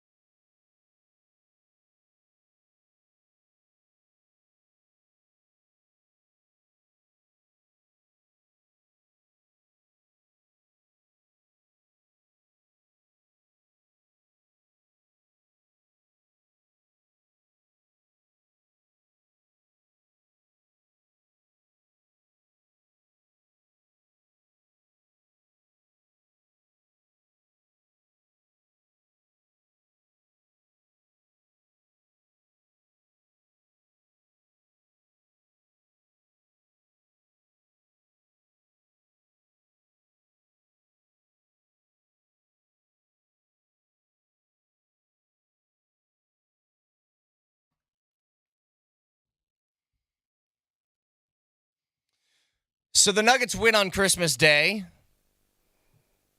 AG goes to whatever sort of holiday thing he's got going on, and then we get news that he was bit by a dog in the face and shooting hand that required 21 stitches, and he will be out for a little bit. We don't know how long, but I would assume at least the next couple of games here, Moj, because, of course, we couldn't have anything nice over that little extended break that we were going through last week. And here we are with the Nuggets facing a Memphis team that, yes, on the surface, they are 10-19 on the season. Does not sound good, but ever since Ja Morant has come back, they have not lost. They are 4 games in a row on a win streak with Ja Morant in the lineup, and you don't have AG tonight. Yeah, well, John's back in. He's back in Denver. I wonder where he was. Oh yeah, did he hit shotguns up again? No, I'm sure he didn't. But man, what a story! And I guess. I don't care what kind of dog it was. I don't care whose dog it was. It doesn't really matter if it was a Chihuahua or was a Doberman. I don't think a Chihuahua is putting 21 stitches in your face and hands. Well, not on a 6'10" guy anyway, right? Yeah, So. maybe on Nelly, but not on HE. No, but I mean, what the heck? How does that happen? I mean, people get bit all the time. I guess I shouldn't be surprised in that regard, but golly, what a turn of events, man. What a confluence of circumstances there to have your starting power forward out because of a dog bite. I don't think I've ever heard of that before. Have you ever even heard of that in the world of sports where a guy gets mauled by a dog and he can't play anymore? Not that I know of. Of some guy being out of the lineup because he was bit by a dog? No. I mean, there's been weird ones. We know weird stories of guys getting hurt. Never that one though. No, I mean I've heard all kinds of weird stories too, but golly, it's just so crazy that it happened the way it did. And I don't even know the details. I'm just saying getting mauled by a dog, but man, that stinks. Overall, it stinks for the Denver Nuggets. Now, he's going to be fine, which is good. The Nuggets will be fine, which is good eventually. But, for the time being, and probably for a while, they're going to have to play without AG. That's got to be one of the top nightmares, right? Like, just let's think about this for a second. This man is 6'9", 6'10", whatever he is. Maybe 6'8", somewhere in there, 6'8" to 6'10". 230-ish pounds, 240, something like that. I don't know, big dude. And a dog is capable of doing that to him. I have to imagine a dog attack is one of the most horrifying things you could possibly go through. Like, you ever notice, you guys remember when Cops was on all the time? And they'd have a guy hiding underneath a trailer that wouldn't come out? And they said, if you don't come out, we're bringing the dogs, and you watch how fast those guys crawl out of that thing. That's how terrifying it is. The thought of somebody with guns and stuff that are pulled on you, that no problem. I'm not scared of that. But you bring the dog, all right, dude, you got me. I'm coming out. Yeah, no doubt. I have buddies who are police officers, obviously, and some of the stories about guys. Yeah, I mean, listen, people will not give up to a human being. They just won't do it. They won't. They're like, no, let's go. I'll fight you. Hey, you got a weapon? No big deal. Let's go. But you say, hey, we're sending in the dog. No, God, please don't do it. No, but please. You know what I mean? They'll Give come. me the I'm chair sorry. instead. Yeah, I'll take the chair. Exactly. That's something about that, man. And they're obviously an effective weapon in the law enforcement hands. But, I guess I can see it. I mean, you're like, oh, who's a good little poochie. And then, your hand goes, you're trying to defend yourself. And just what a nightmare. I mean, that's just, I feel bad for him, man. I mean, it's got to be a scary situation for him, too, because, you think you're playing with this cute little doggy and he goes crazy. Well, they're going to be without AG tonight. And look, they're still 7.5-point favorites, by the way, despite that. And despite the fact that Memphis has rattled off 4 in a row, Nuggets are rolling right now. They look like the Nuggets again. Jokic. Well, you missed it because you were out of town, but Vic is on this train. He thinks, and again, you take away that OKC loss, which was an absolute bummer, but you have a real opportunity here if you're the Denver Nuggets, even without AG, to try to string together, a pretty dang good run where then you can just you can start creating separation with other teams and then stay up with the T-Pups and be right there in the mix with those guys because you got these games at home, Memphis, OKC, and a rematch in Charlotte. You go on the road to Golden State. We'll see how that goes, and Steve Kerr and his wanting. But then Orlando and Detroit come to town. You're going to be a favorite all the way until you go on the road to Philly on January 16th, Cater. So for the next couple of weeks, you're going to be the favorite in every single game that you play. Yeah, and this is a good opportunity to put some distance between you and other people in the Western Conference. So hopefully you can continue to rattle these off, especially this one tonight against a pretty good Memphis team now that John Morant's back in the lineup. Also, we'll get into more detail in a few minutes with Jared Bednar here, Moj, but the loss last night, I think, is just sort of indicative of the Avs just being on the road and what it's been for them lately. Now 0-3-3 in their last 6, right? On the road? Yeah, I think their last road win was at Minnesota right after Thanksgiving. Goodness. Which is hard to believe. Yeah, which is hard to believe, too, because, this team goes, from last year into this year, and they set a new NHL record with consecutive wins on the road. And you're like, okay, all right, this team can get it done at anywhere, maybe a home, road, whatever the case may be. And then all of a sudden you're like, what? Well, what's going on away from Ball Arena? And at Ball Arena, they're tied, or they either have or they're tied for the most wins in the entire National Hockey League on the home ice. So it's kind of funky right now. I think things have a way of evening themselves out as time goes on, but certainly right now it's pretty funky. Very. And it's just a can you close things out? Can you close out periods? Can you close out leads? Can you do it? And look, when they're at home, they seem to have no issue with it. I mean, at home they seem to be fine, and I know it's very up and down, but they have hey, we give up a couple of goals, but then we score 3 unanswered. It's just very herky-jerky, if I can say that. It's never like consistent. And look, it's tough to have a consistent 60 minutes of perfect hockey.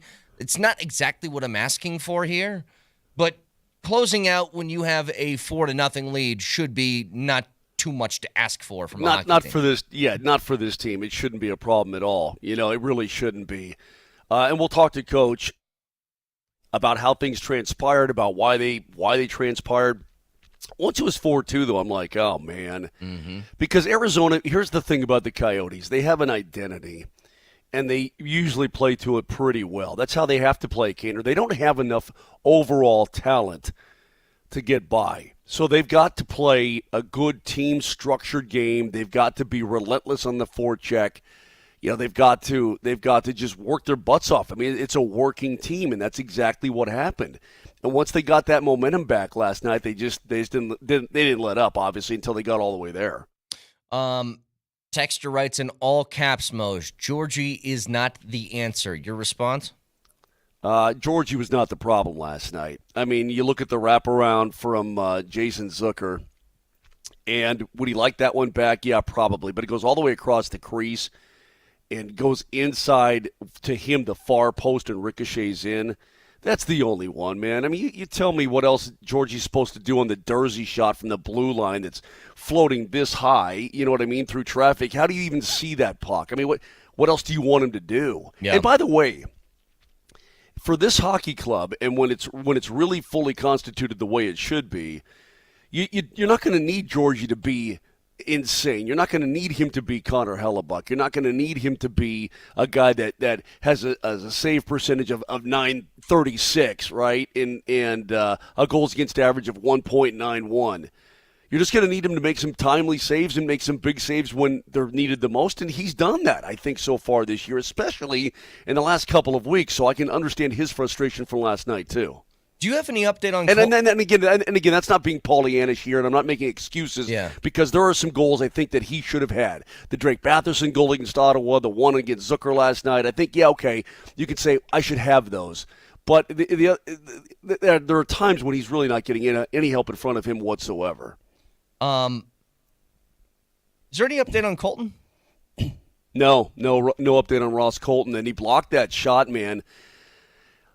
I would expect he's probably going to miss some time. That's my expectation, is that he's probably going to be out for a little bit, because it was really a weird thing. He blocks the shot, and then he starts skating out of the zone, and it wasn't until he got to the neutral zone where that pain hit, where it's that delay. You know, when you get hurt, and then it's that 1, 2, 3, 4. Oh, that's Right. what happened to him last night. So it must have got somewhere along his leg where the padding or the protection simply is not there. And I don't know what that is. I don't think it's anything serious, but I think it's something. What are we looking at? A deep bone bruise or something along those lines? Probably something like that. And that's really unfortunate because he's a major factor for this club. Well, we can get an update on that in a few minutes with the head coach, Jared Bednar, who will join us at the top of the hour. So he'll give us a breakdown on the game last night, maybe an update on Ross Colton and a few other things. I can't wait, by the way, Moj, for this weekend to come up and we get the start of the college football playoff and some big bowl games are going to be played and all of that stuff, because I don't know how much of the college bowl game scene you've been consuming over the last few weeks. For me, it's a little bit. I watched some of that Mayo Bowl. I've never seen people, and I know you buy the bowl title ship so you can do all kinds of stuff, right? Mm-hmm. But man, they went all out for this Duke's Mayo Bowl yesterday. Did you see that? Oh, yeah. I mean, dude, they're putting mayo on everything. I mean, hey, here's a mayo milkshake. Here's mayo this and mayo that, and they got the little friggin' mayo jar running around with his short little alligator arms, his pterodactyl his T-Rex arms, running around with his arms sticking out the side of the mayo jar, and I'm like, God dang, man, they're really pushing this mayonnaise. Is it that good? Well, that's. I'm not even a big mayonnaise guy. You're not? No, I'm more of a Miracle Whip guy. Okay, I know yes. That sounds weird, right? Yeah. No, Miracle Whip is better. Like, it's the better of the options. I agree with you. That's what I think, anyway. I thought you were going like you're a dry sandwich guy, and I'm like, that's insane to me. No, of course not, dude. I'll put anything on a sandwich, but I'm just not a super big mayo guy. I'll go with it. The Bear likes her make some stuff with mayonnaise, and, she does a good job of that.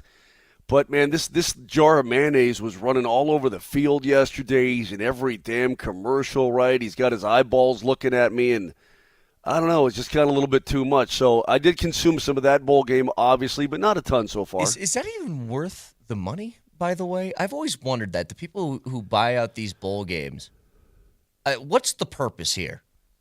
Because I've never watched the Tostitos Fiesta Bowl and then been like, I need Tostitos right now. That's never happened.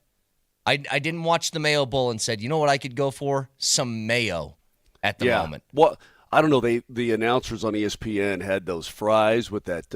It had the habanero garlic. I've never done that, by the way, fries and mayo. I heard that's a huge thing.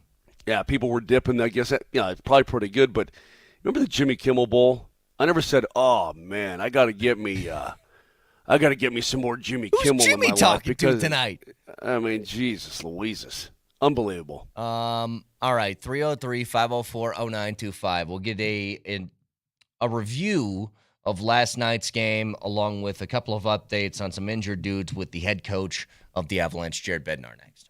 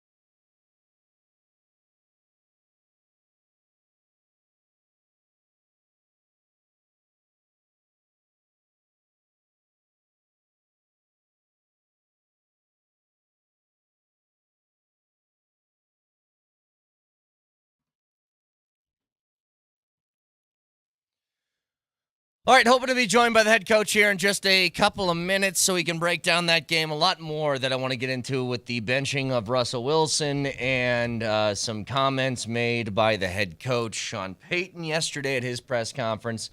And just for a couple of minutes, Moj, I do want to discuss one part of this, and maybe we can get this out of the way now. Is there anything that happens if Stidham plays well the next couple of weeks for you? Do you think there's anything he can do to change your mind on the idea that he is perhaps a viable option?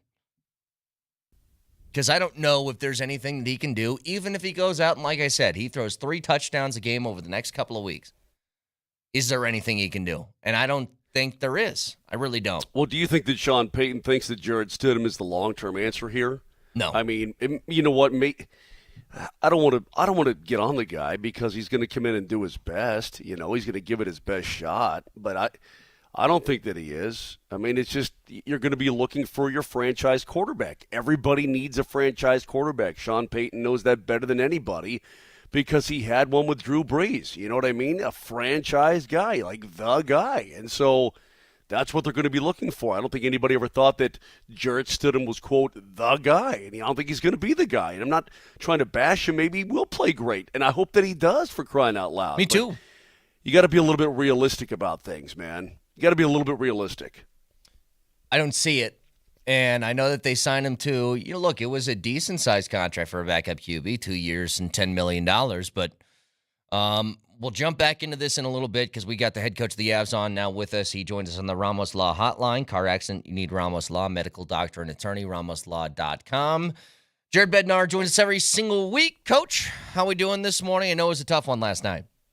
Yeah, really tough one. I thought, a little frustrated this morning, just going back through the video here, trying to get ready for team meeting and practice before we leave Arizona and go to St. Louis. But did a lot of good things in the first 2/3 of that game, and then just got put on our heels in the third period and just had a tough time defending in our D zone, which I thought was really good through the first 40 minutes. So a little frustrating there that we didn't capitalize on a chance or two in the third period that we had, and they did, and we let a point slip away on that one.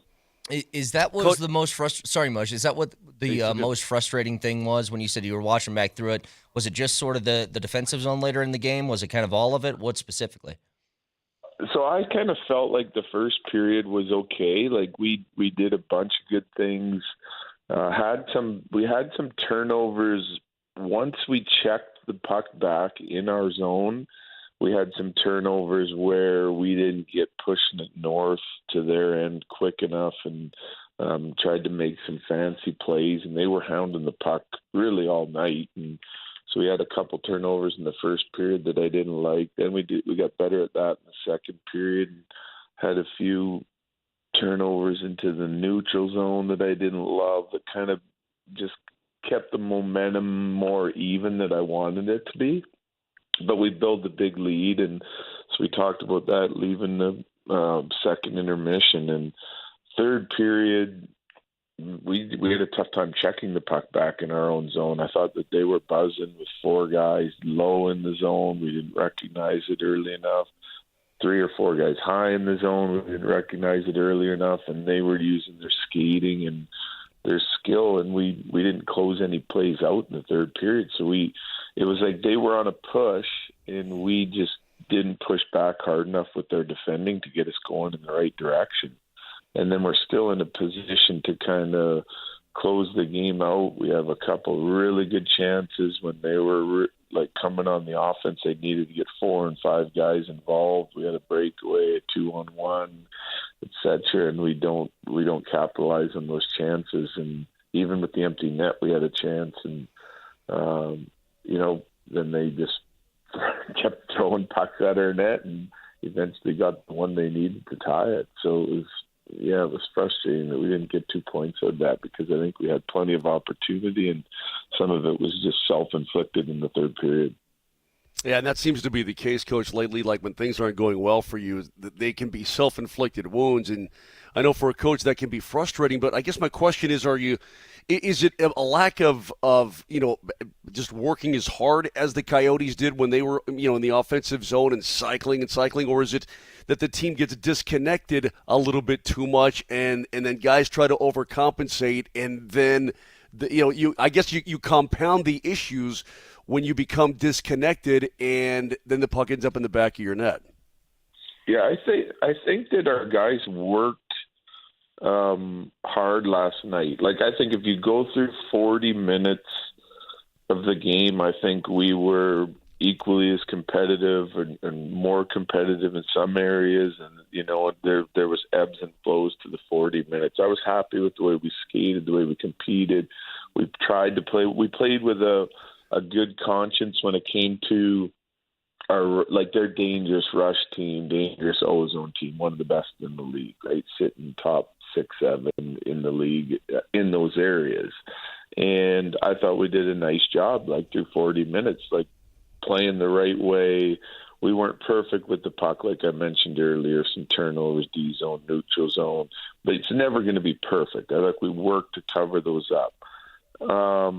Looking at the third period right now, we weren't competitive enough. The reality of it is if they're going to spend that much time in our zone, it's because they're outworking us to check the puck back, win the races, skating with the puck, and we're trying to contain and keep it on the outside and spend too much time in our zone. So I do think that for a large portion of the game was good, and then in the final 20, it probably wasn't. I didn't see any panic in our team. I didn't see any,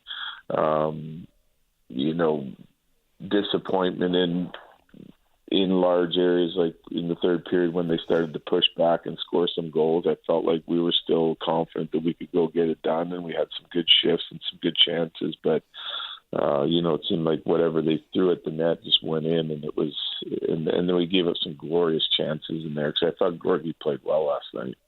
The last 6 games on the road, you guys are 0-3-3, and I know it's been a topic of conversation what's going on the road, but what's funny is last year you guys were amazing on the road and struggled a little bit at home. Is there anything to this? Is it just a weird, quirky stat, or do you think there's something to figure out with it? Yeah, I don't know. Even at the start of this year, right, we went out, won a few road games, lost a few home games, and so we were kind of continuing on the trend from last year. We're not doing anything different. I don't think the guys are preparing anything any different. I don't think us as a staff, we haven't changed anything. We've kind of had this rhythm for a while. We've brought it up multiple times because it is harder, obviously, to win on the road depending on some of the matchups and how some teams want to play it. It's hard to say. Probably 6 games has gone on long enough. It's just.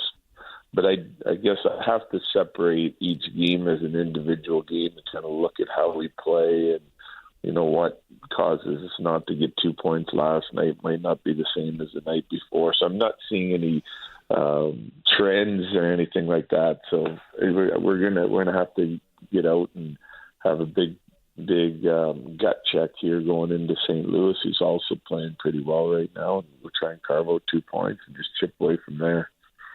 You can't whine. I can whine. You can't, and you won't. I will. I mean, how's that friggin' puck go straight up in the friggin' air, then drop down on the dude's friggin' blade and go to the back of the friggin' net? I mean, people have gotten on me for my call last night, Coach, but I'm like, you've got to be kidding me. How does, that I've seen everything. How does it goes straight up in the air and comes down, and it hits that dude's blade and rolls in. I'm like, I can't believe it, but I don't know, man. It's just one of those years where Breck and I were talking about it, Coach. You stake Dallas to a 3-0 lead, then you score 6 unanswered on them, and you blow their doors off. The game in Nashville where the puck hits the divider between the panes. It's just been kind of a crazy season so far. I'm not excusing anything from last night, and I know you won't either, but golly, we've just seen some weird stuff in the first third of this season. Yeah, I mean, I guess all I can say is it happens. It's so frustrating when it happens to you. But they went out and earned that victory last night. So they earned their chances. They outworked us in the third period. We didn't do enough in order to win that hockey game. And, everything went in for them. That was their night, but they earned it.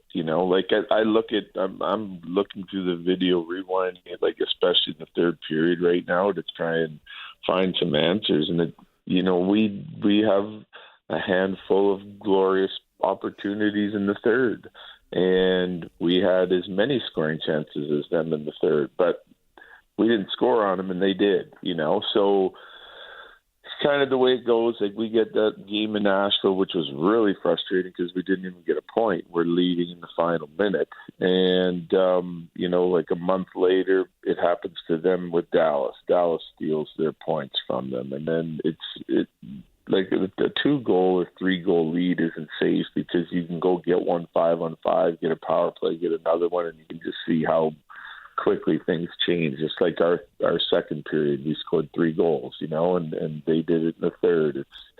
You have to continually play your game, and there's going to be times when another team's going to push and they're feeling it, and you have to be able to weather it. And last night we didn't. So, we have to look at it and try to improve in a bunch of those areas, both on the mental side of the structure of our game last night, and then the competitive side.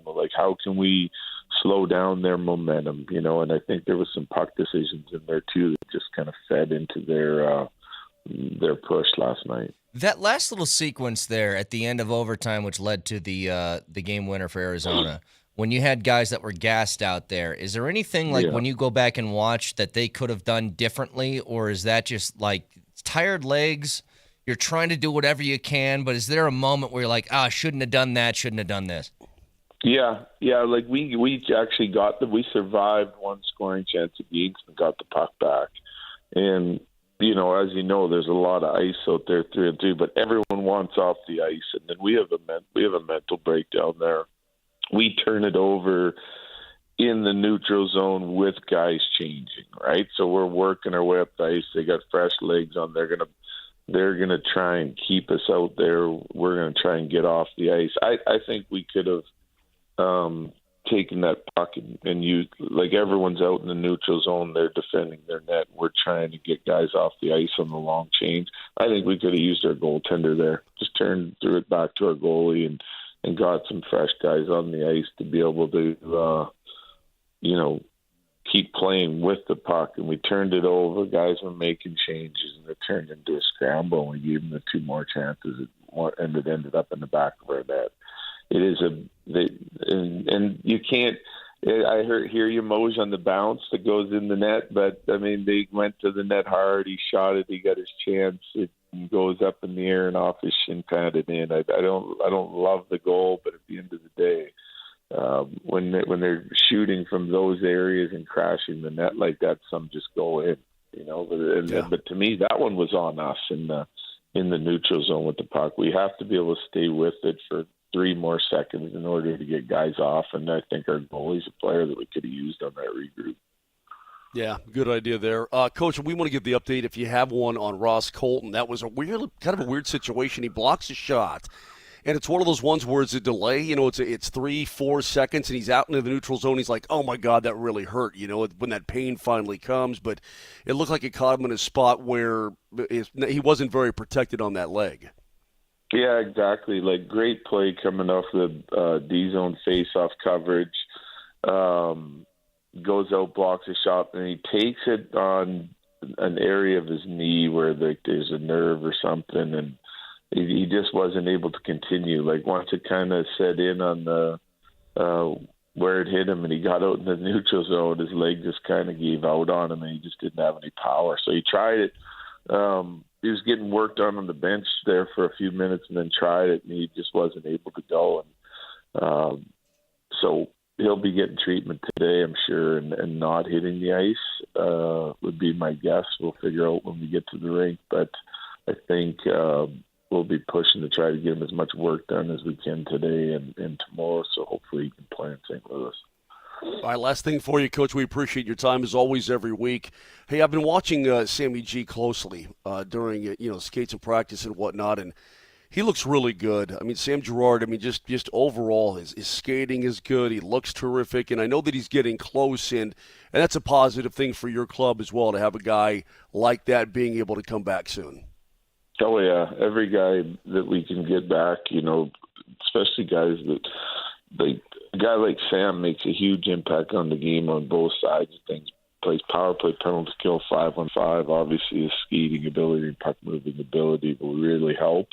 And he is getting close. He skated over the break on his own because he wanted to try to push and get back as soon as possible. And we'll discuss after practice today. I don't know if it's going to be tomorrow or the next one, but I would suspect that he's getting close here to making a return, which should be awesome. And one more, Coach. Sorry, Lehkonen. I know he got back on the ice recently as well. Is there a plan for how long he's going to take? But he's still a ways away, right? Like he had a 10 to 12 week timeline, and I think he's approaching 7 weeks right now. So he still has a little bit of a road to go, but he is back skating with the team, which is great. And hopefully, our goal with him is that when he clears and gets a doctor's clearance to be able to play, that he's fully ready and is able to go immediately. So that's, it's a good sign when a player joins your team, because then they get the timing, the practices, everything that he can do that right now is still non-contact, should be preparing him for the day he gets cleared on his neck. That is the head coach of the Avs, Jared Bednar, who joins us every single week. Coach, always appreciate the time. Good luck tomorrow. All right, thank you guys. Take care. Head coach of the Avs, Jared Bednar, joins us every single week. I think the analysis is pretty spot on of that game. And it's one of the things I thought of, Moj, is when you're dead tired like that, could you just feed it back to Georgiev for a second? Because there's, 30 seconds left at that time? You could. Yeah, you could. But you're trying to keep things alive. You're in the moment there at the red line. Yeah. You could for sure. And, that's just having a little bit more awareness or whatever. But I guess the point is your heart's in the right place, right? You're not being an idiot. Your heart's in the right place. It's just that, man, you're out of gas, and you're right in the middle of a change, and these things happen. I still can't believe that friggin' puck went up in the friggin' air and bounced right friggin' down. We'll get back to this in a little bit. We got Jeff Legwald. He'll help decipher another issue that we faced yesterday. Friggin' Russ is friggin' benched, and friggin' Peyton doesn't have any friggin' answers. With Jeff Legwald next.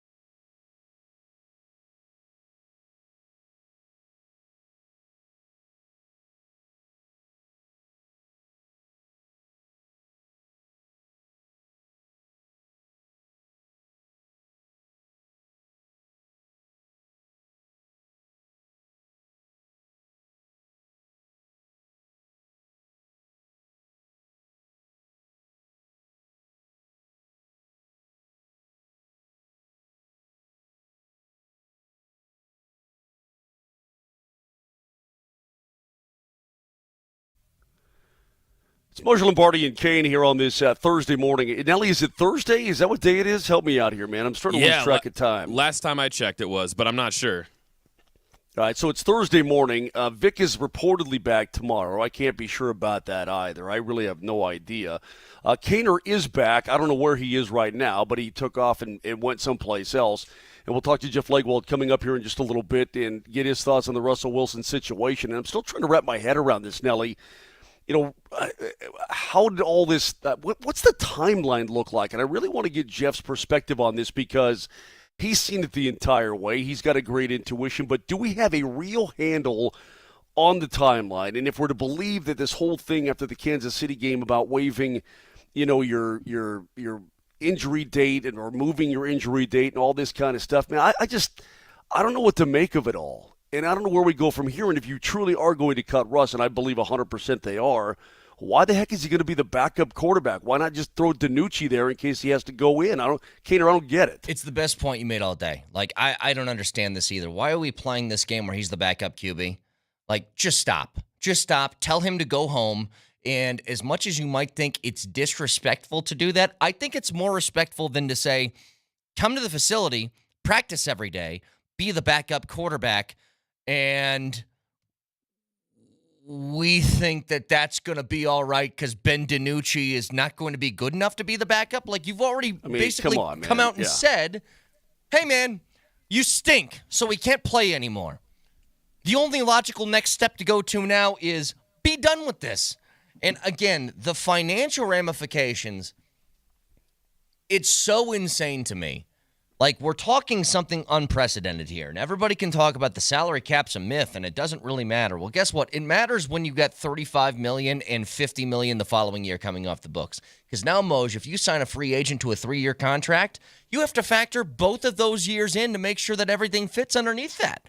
All of it. And I know that Vic will say that the salary cap can be massaged in a way to make anything happen. And in some cases, that really is true. But this is going to be penal here, Kaner. I mean, this is going to be very tough.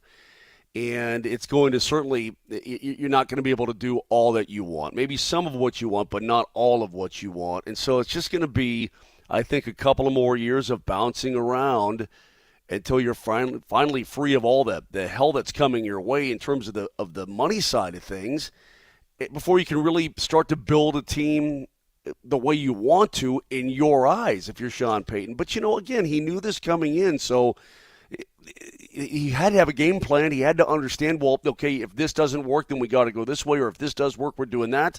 I mean, he had to have different scenarios laid out, or maybe he just knew from the get-go that I've watched all the film, I don't want Russ, and I'm done with it. It's interesting because in the summertime, he really did defend Russell Wilson. When he threw Hackett under the bus, he said, look, it's not all Russ here. Come on, man. Everybody in this building is culpable, right? Remember when he said that? Yes. So he really was backing his quarterback at that time.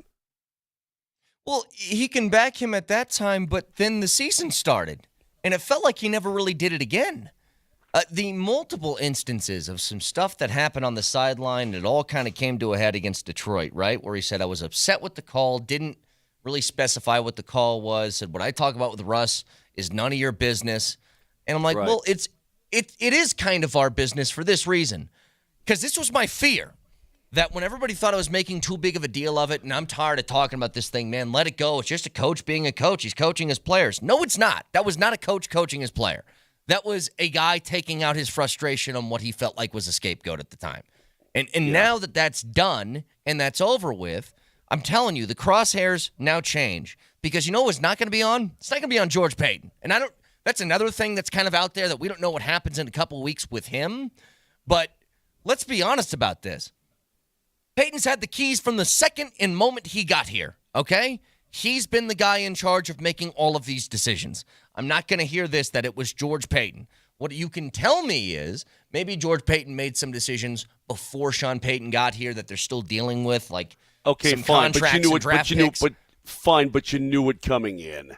Exactly. You knew it coming in. So if you want to throw George Payton under the bus and say, well, this is the worst contract in the history of mankind, that's fine. But you knew it was before you took the job. So I don't want to see any or hear any of this finger pointing and chucking people under the bus because you had a great idea as to what you were getting into originally. Can I ask a question to the people for a moment before we get to Legwald, who will join us in just about 30 seconds?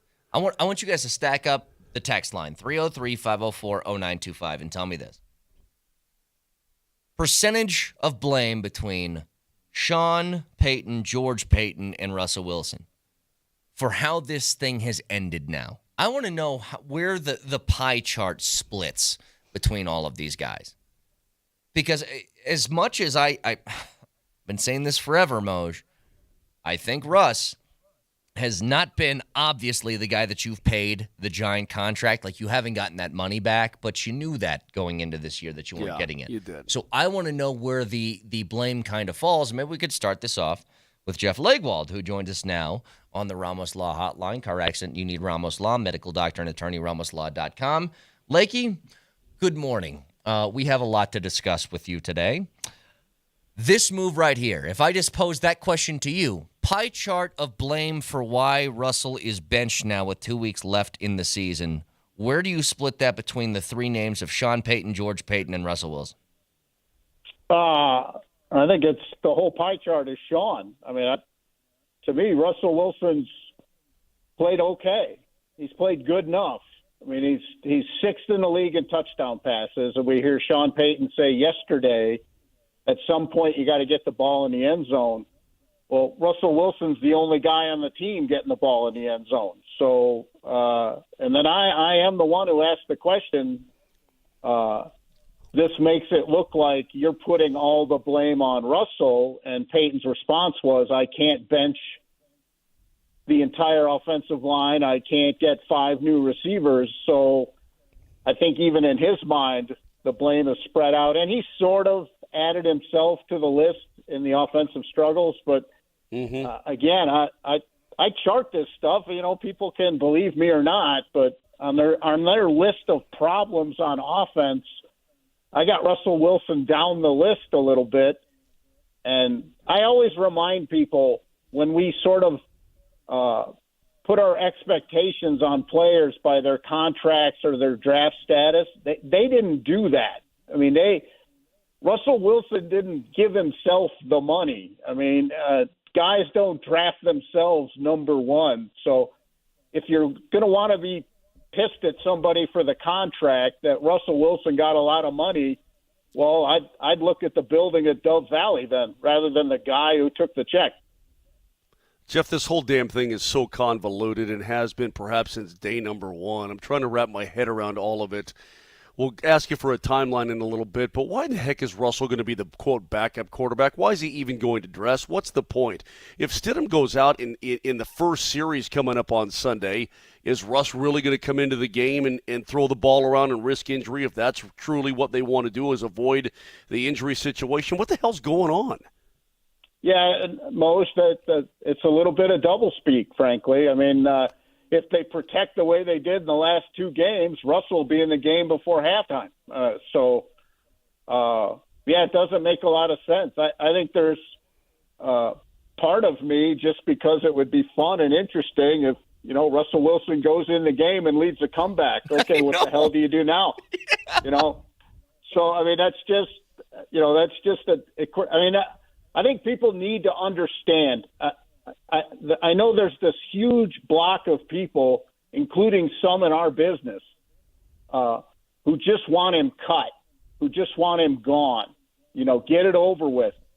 What they're doing now, and if they cut him this offseason, and right now it looks like they will, if they do, it's a franchise crippling move, and people need to understand that. The Broncos will not be better in 2024 unless they get really lucky. They only have 6 draft picks. They don't have a second rounder. They're in the bottom third of the NFL of oldest teams, and they're already $20 million over the cap next year for like 40 players. So they have no way to fix this. If they add $85 million of dead money, because they don't have the patience to go one more year with Russell Wilson. who's got 26 touchdowns and 8 picks. And I know that can look kind of fraudulent, but to a certain extent, you said it earlier, he's the only guy getting in the end zone. My whole thing has been, okay, I think we all kind of understand that Russell, and I know you discussed the contract already, but he's not living up to that contract, fine, whatever. The task from Sean Payton coming in here was 1, to win football games, and 2, to kind of fix that thing. And now you're admitting that you can't. And my beef is, okay, you make the quarterback switch.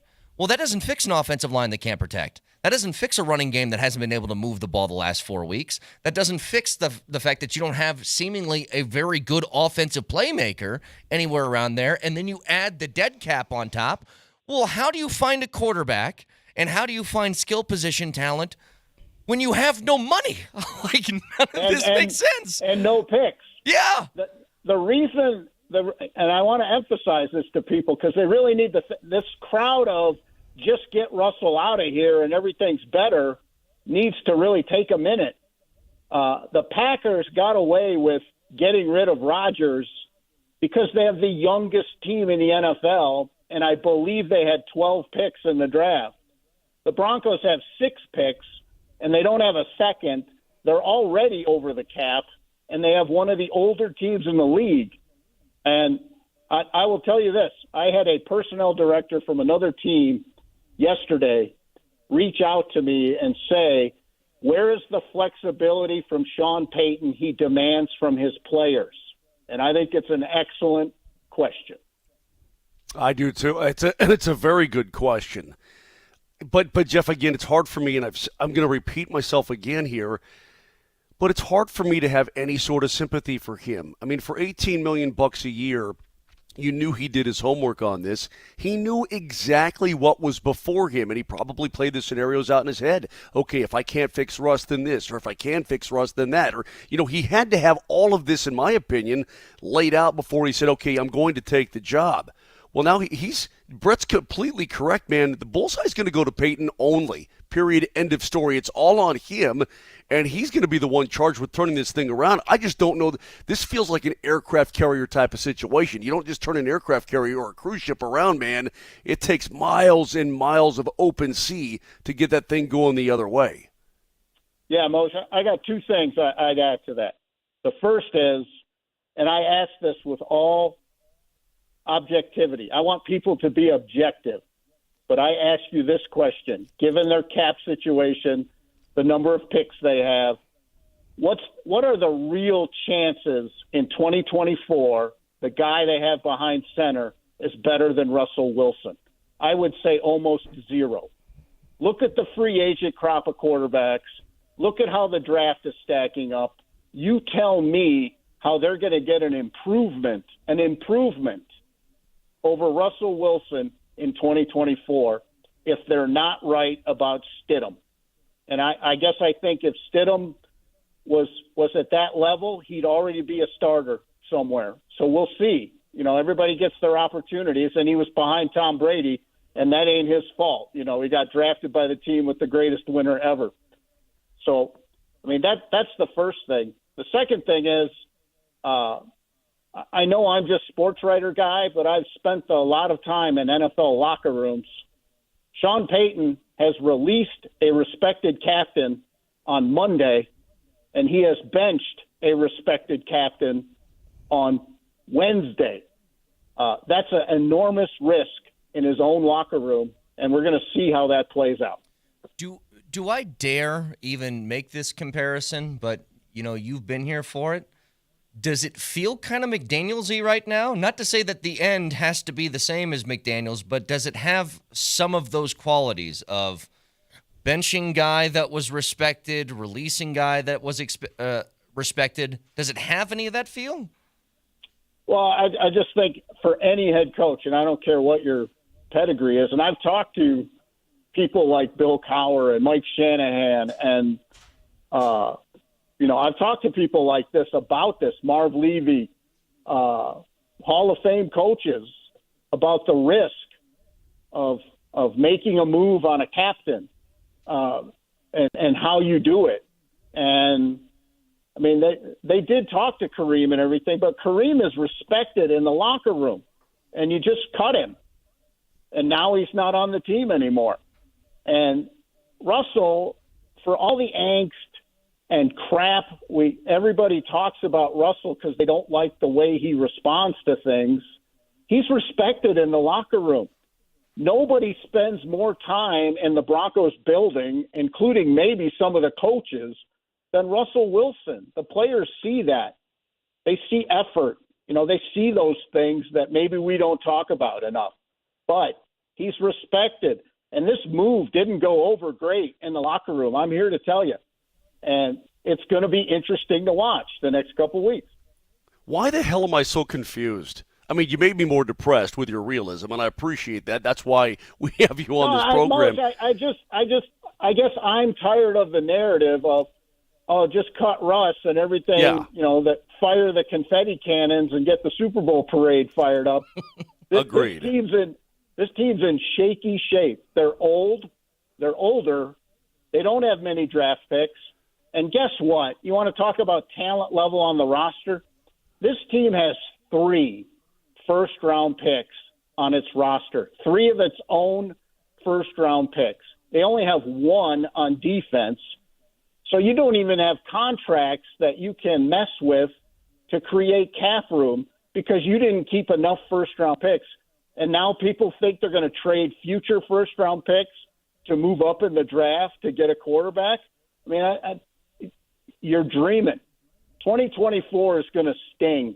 If they cut Russell Wilson 2024, they're going to need to get really lucky to even be as good as they are right now. Well, and that's what's funny, Leggy. We were talking about this after the Detroit game. We'll let you go in just a second, but we were talking about this. It was like the vast talent difference in some of the young players that Detroit had, whether it's Gibbs or St. Brown or Laporta or Jamison Williams. Like, you take the pick. I was like, I don't know if the Broncos have a player that would be even in the top 4 or 5 of young talent on that one roster. And it was very obvious in that game, the difference in just speed and raw talent from some of the skill position guys.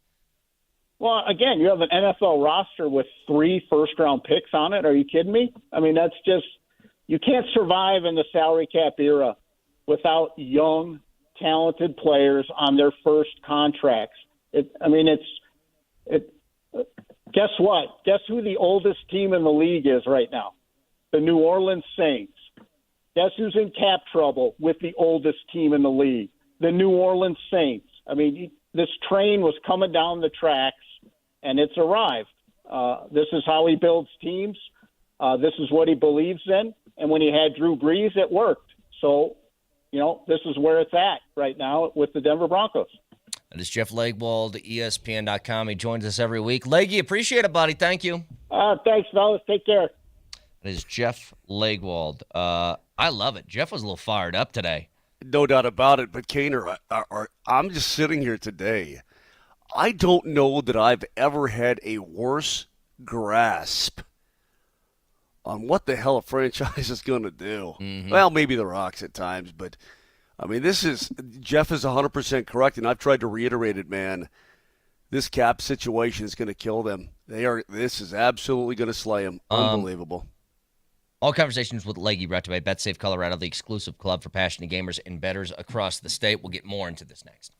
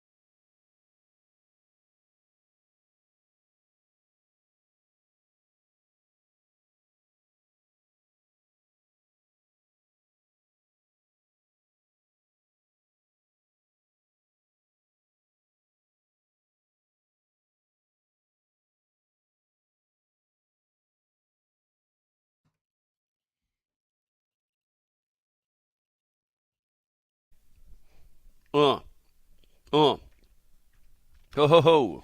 Leggy was fired up, and I loved it. And he actually brought up a few points that I wasn't even aware of in the middle of that. But at the end of the day, Moj, this is what I've been saying for months now, okay? If you cut Russell, how do you get past this? How do you even get to the point where you field a team? Because one way you could do it is having rookie contracts that you could rely on, and you can't do that because you don't have a bunch of those. So are we talking about now you're trading big-time players and all that trade deadline stuff that we talked about back, what was it, October 31st or whatever the deadline was? Do you think about now trading a Justin Simmons? Do you think about trading some of the better players on this team? Because you just need to find ways to get money? Like, I don't even know how this stuff works. And so you're like, moving forward, let's say Stidham is bad, which is possible. Let's say he goes out there and he turns the ball over 4 or 5 times and you lose the next 2 weeks, so he's not going to be the answer going into next year. What the hell is next? Like, what do you do after that? Because the next thing that you face, Moj, is, all right, Russell's gone, Stidham's gone, we have no quarterback room, we need to go find one. Well, who the hell is that going to be? Is it going to be risking a anywhere from 15 to 20th pick in the draft on some guy who maybe doesn't deserve to be drafted that high? Because you can't go out and find a free agent. Like, I've heard the name Kirk Cousins thrown around, and Moj, I would actually love the idea of Kirk Cousins coming here. I've always thought he was better. Blown out Achilles. Kirk and his blown out Achilles. Regardless of that, you know what's going to happen? You know what it'll cost? Let's say Minnesota lets him go. That's still $35 to $40 million he's going to command on the open market. You can't afford that. I don't know that it's going to be that much. You don't? But Kaner, you're so I don't not for an aging quarterback coming off a blown Achilles, unless you're Aaron Rodgers. But Kaner, it's apparent to me, and maybe we should see the street signs along the road a little bit clearer than we do or did. But they really put themselves between a rock and a hard place with this. Mm-hmm. It felt like this season, Peyton had to be 100% correct, and they were just the worst coach team in the history of football last year and make the playoffs, right? Or you should have really, really stunk. This whole middle of the pack thing is like the worst case scenario for the Denver Broncos. They either needed to be really bad, you could justify everything and just eat the salary and so on and so forth and say, okay, this is. But then you start to win a little bit, you're middle of the pack, you're not going to get a great draft pick, or you're not going to be able to get the quarterback that you want if there's a guy out there that you want without trading and giving up more assets.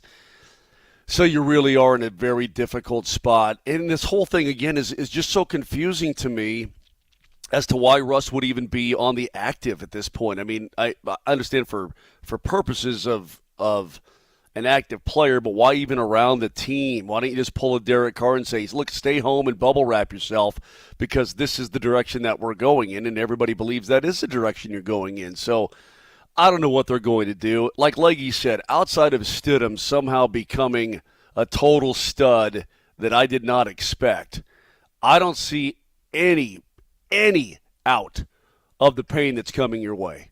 Major pain is on the horizon for the Denver Broncos. Nobody's talking about tanking and stuff like that now. Like, I don't think people understand how difficult it is to tank in the NFL and how hard it is to actively try and lose, because the players don't try and lose because they're trying to earn contracts and they're trying to earn roster spots. You can't tell them not to. And then you also can't.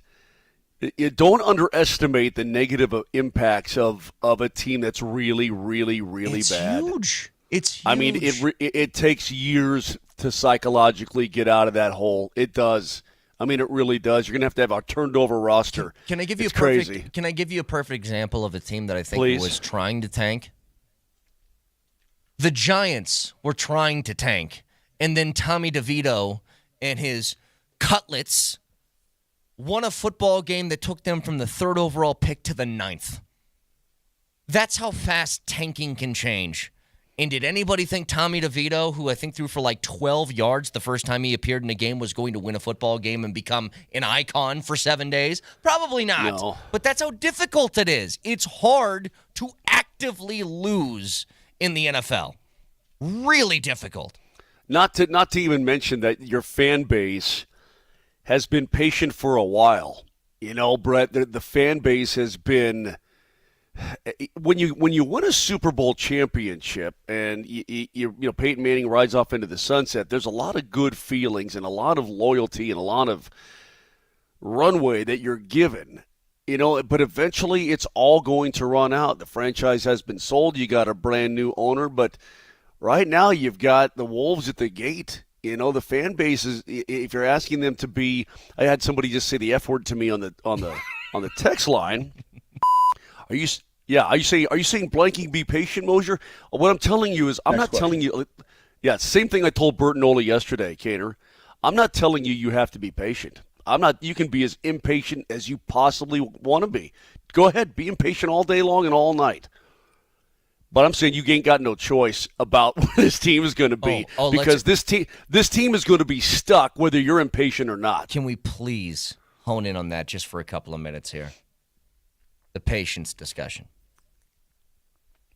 There is there's an appetite for patience. There can be in professional sports. It happens.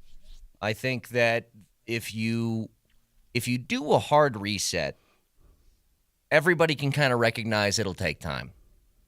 Here's the problem, Moj.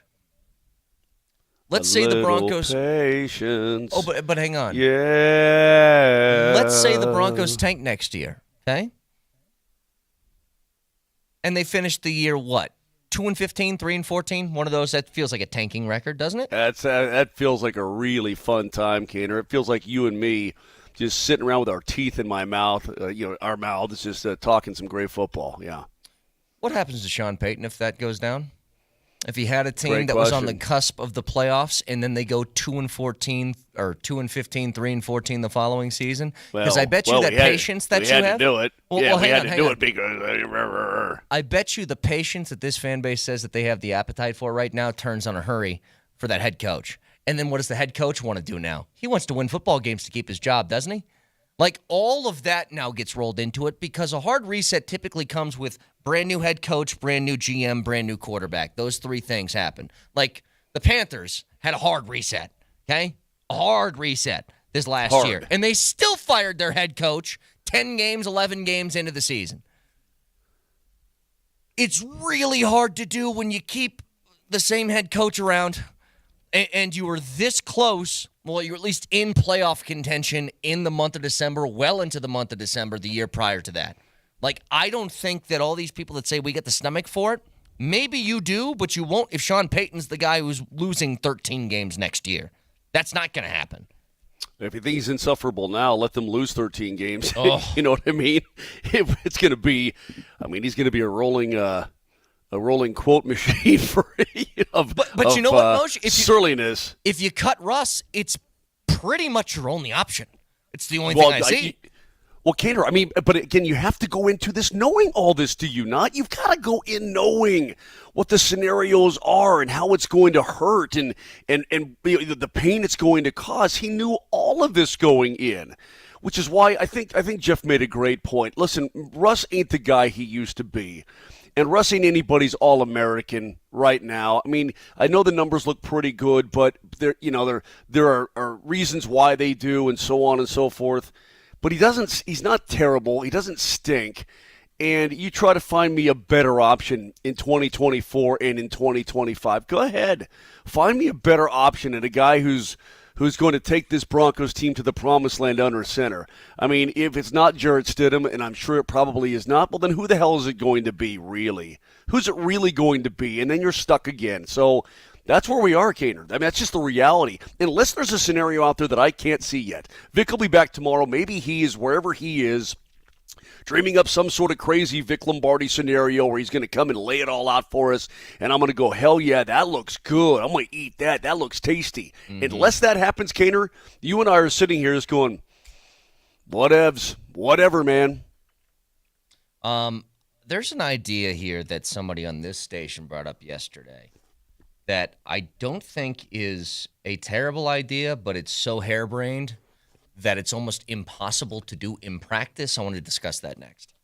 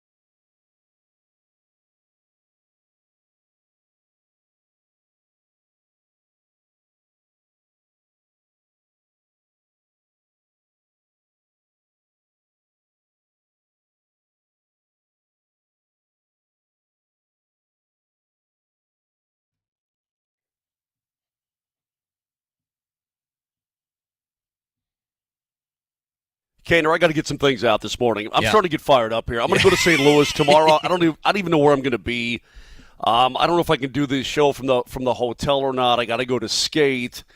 But if I leave too early, can I even get into the rink at 7:20 in the morning? You know, all these kind of things are popping up in my head. So I'll discuss that with you after the show. But I got to settle some things right now. Some people have made me mad. Some people are but there are certain.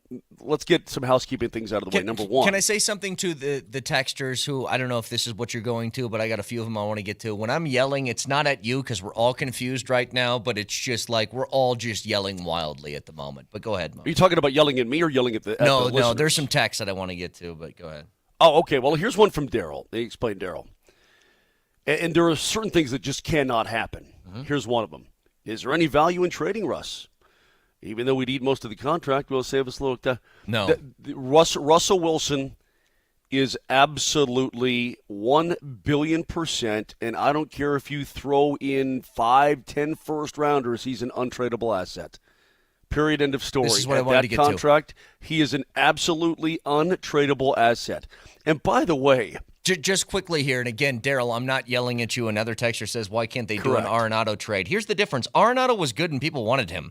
Like, that's the main difference here is that despite the contract, it was somebody who they thought would produce for them at the contract that they would trade him for. You can go back to like an Osweiler trade. Remember when Houston traded him to Cleveland, right? And they sent a first-round pick with it to get the money off the books. They aren't trading any more draft picks. Those are off the table now, too.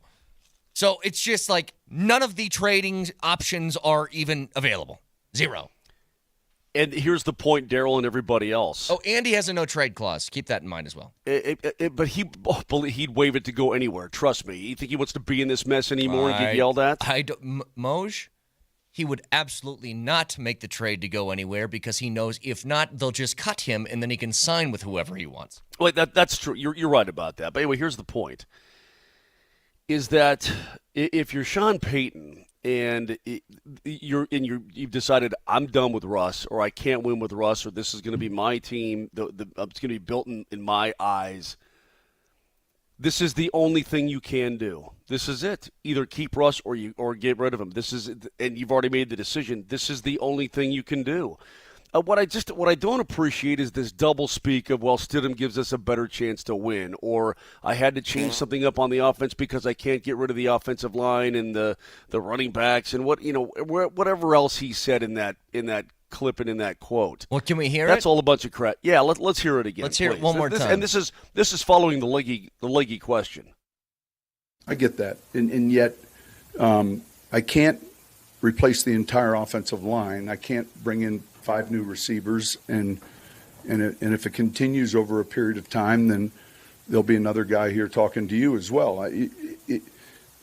This is something that, these are difficult decisions, and obviously there's more attention when it's the quarterback who's under contract, but different than maybe earlier decisions we've made with maybe last year's prior starters.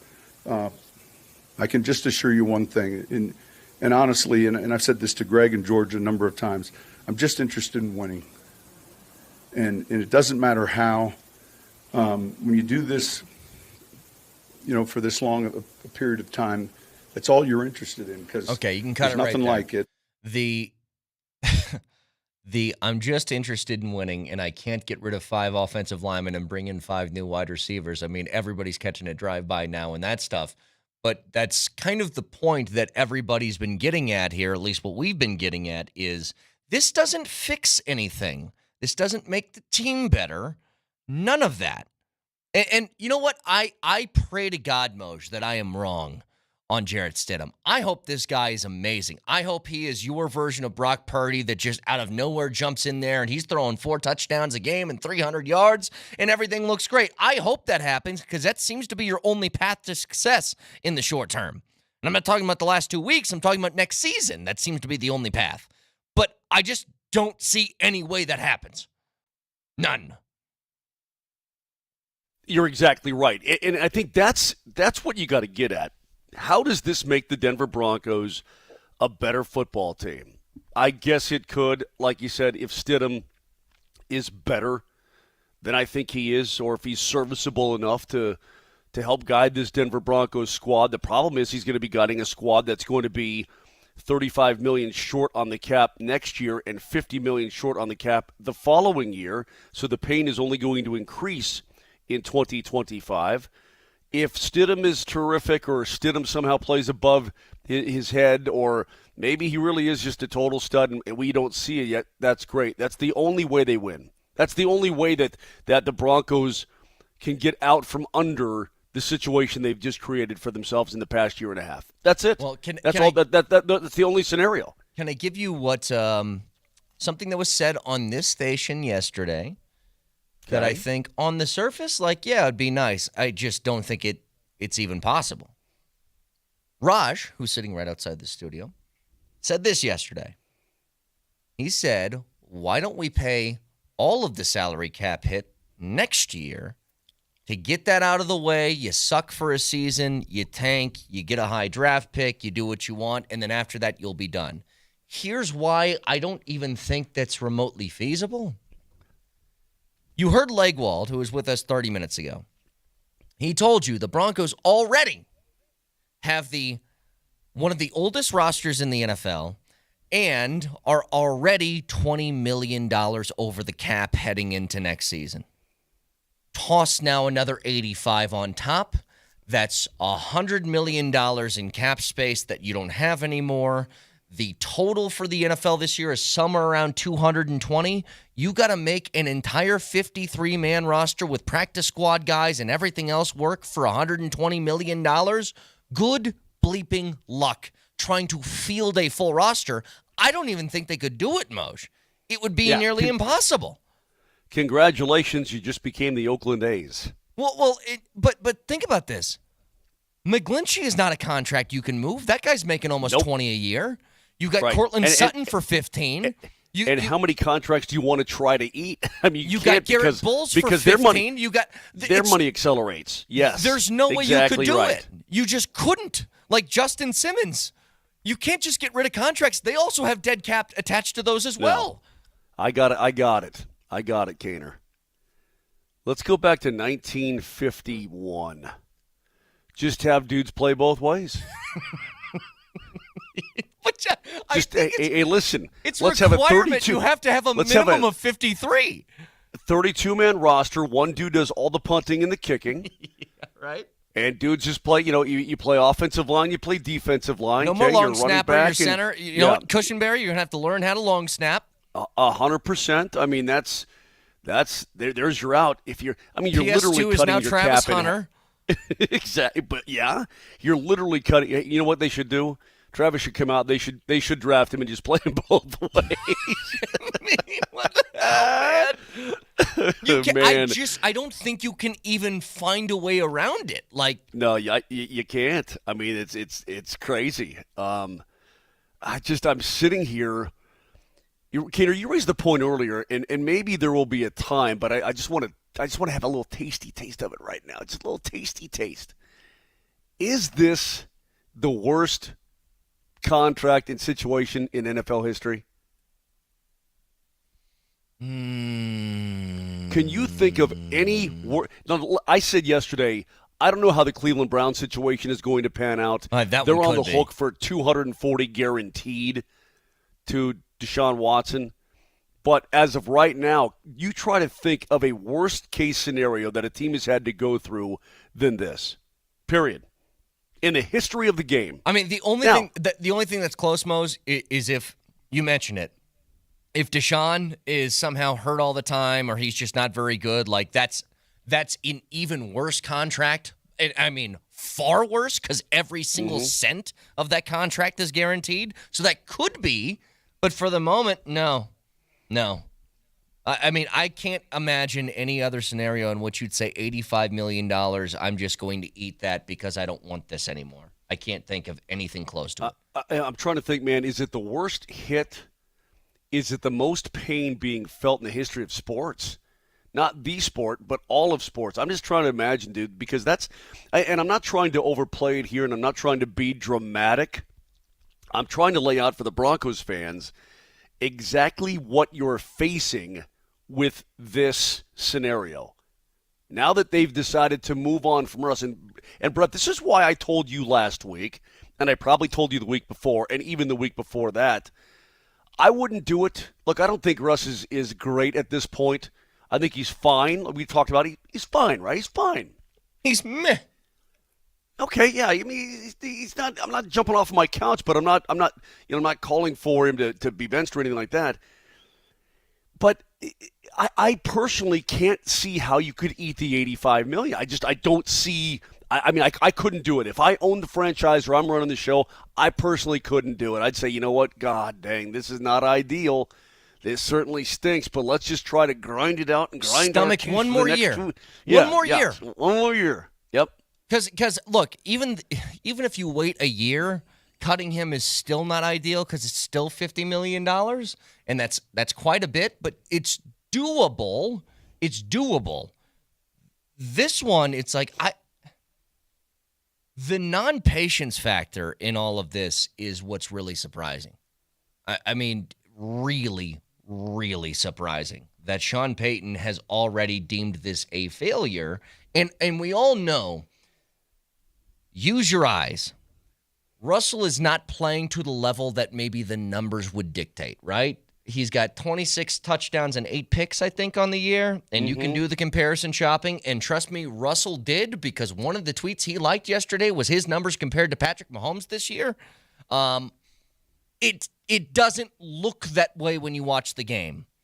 But it's also not nothing. Like, it's not a total lie that's in front of you. You could have done this for another year.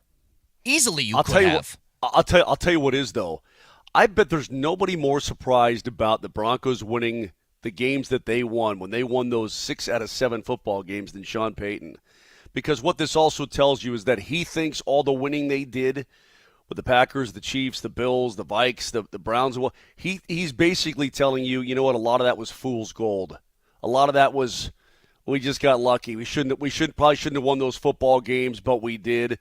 Because if you truly believe that you deserve to win all those games, and that you know you have a team that you add a couple of more pieces here or there, or maybe a draft pick turns into something really good out of luck or whatever the case may be, you move forward with Russ and say, hey, listen, we won 6 out of 7 here with this guy, right? Yeah. We can do that again next year. We can squeak our way to 10, maybe 11 wins, man, if we really hold on to the football.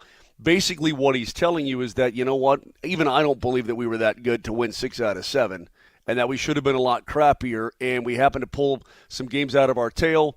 The team that we are is much more reflective in the last couple of weeks. A blowout loss at the Lions and a home loss to the dog-butt suckhole Patriots. I think that's what he's telling you with this move, that's who he thinks they are right now. And you know what? It's going to get worse.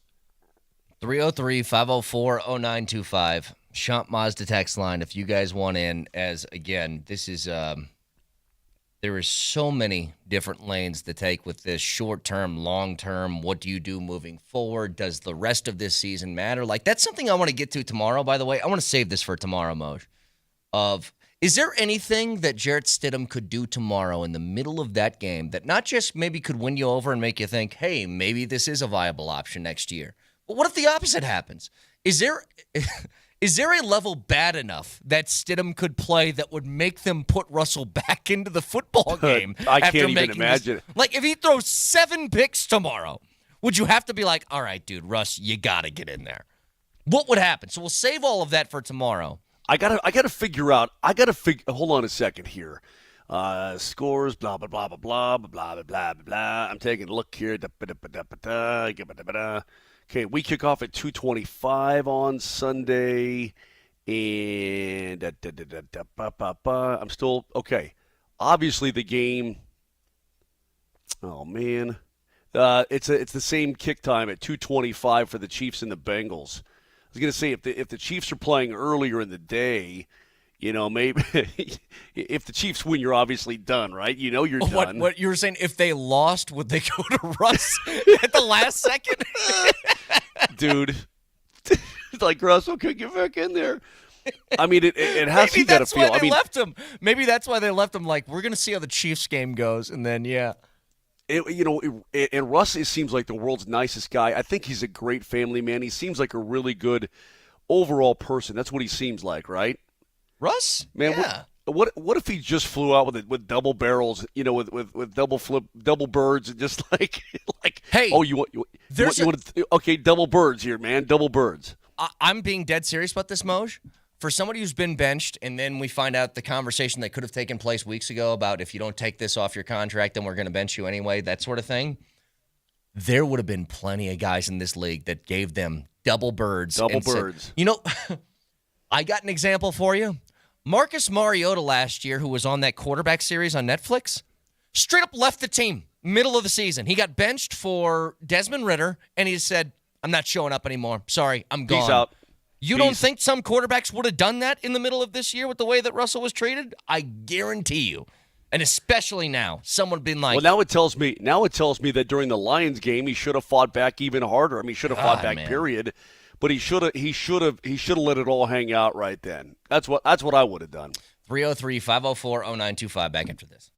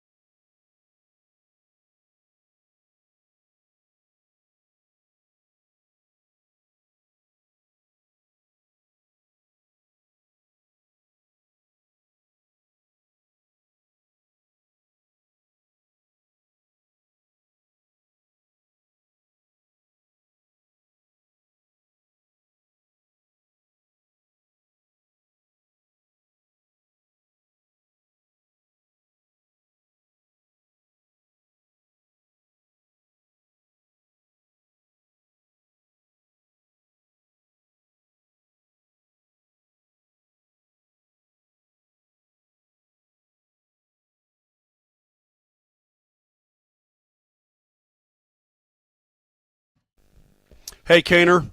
Hey, Moshe. Can we? Can you and I are we? I mean, we don't fight that often, do we? I don't think so. Hold on. Oh, Moshe. At this point. Oh, hang on. You cut out for a second. Now you're good. Yeah, I'm trying my best here, bro. I got you. I didn't. I'm in all Tempe, I said bro. is you cut out for a second. That's all. Go ahead. Hey, Vic, I'm in Tempe, okay? So why don't you just calm down for a second? All right, I will. Can we agree that at this point, today, what is today, December what? I don't even know the damn date. The 28th of December. Thursday the 28th. Eve, we agree that you can never go back to Russ again, correct? Like, never. I mean, it's forever. Like, this is, like, let's say you had a complete change of heart. And you go, God, you know what?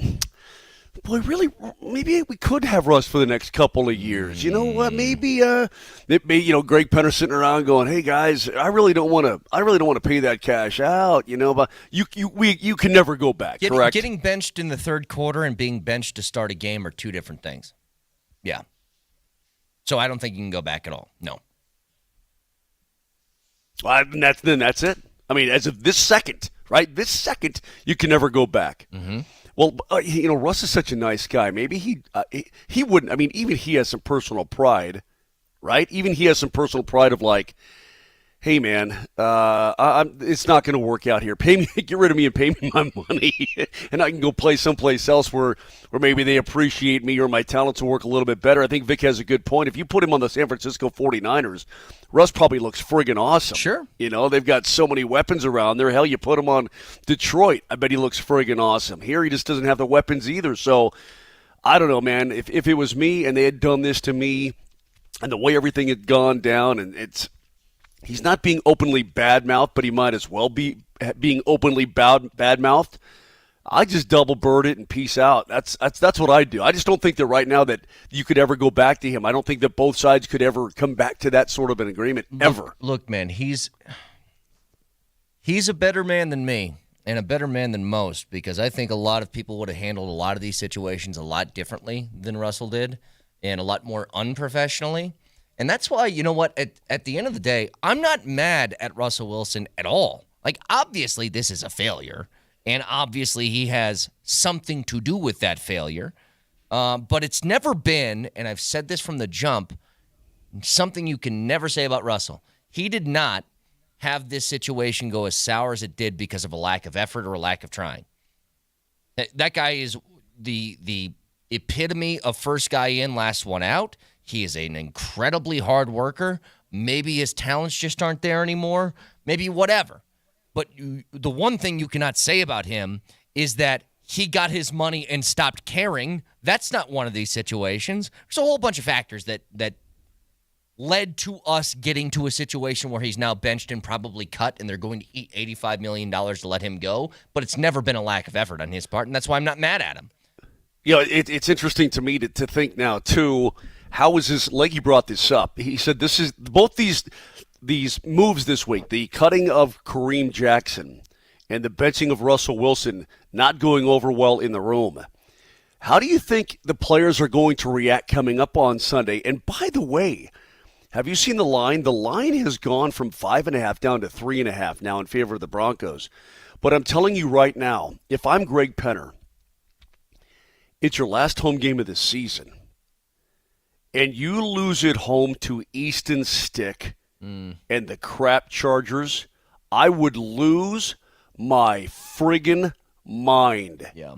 Now, I think Greg Penner, I've never met the man. I've never talked to him. From what I understand, he's a pretty even-keel guy. I don't think you get to be a billionaire being wild and flying off the handle and being all Vic Lombardi when he gets mad at something, right? Maybe that's why Vic's not a billionaire. There's probably a lot of reasons.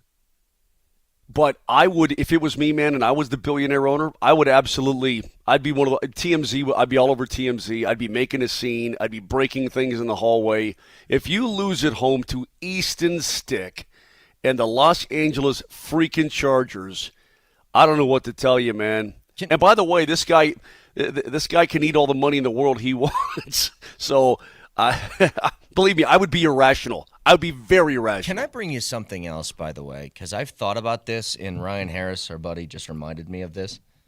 Two different situations. One that was posed initially by Jeff Lakewald about an hour ago, which is they have cut and benched two respected captains within that locker room. Right. Kareem Jackson earlier this week, and then now Russell Wilson.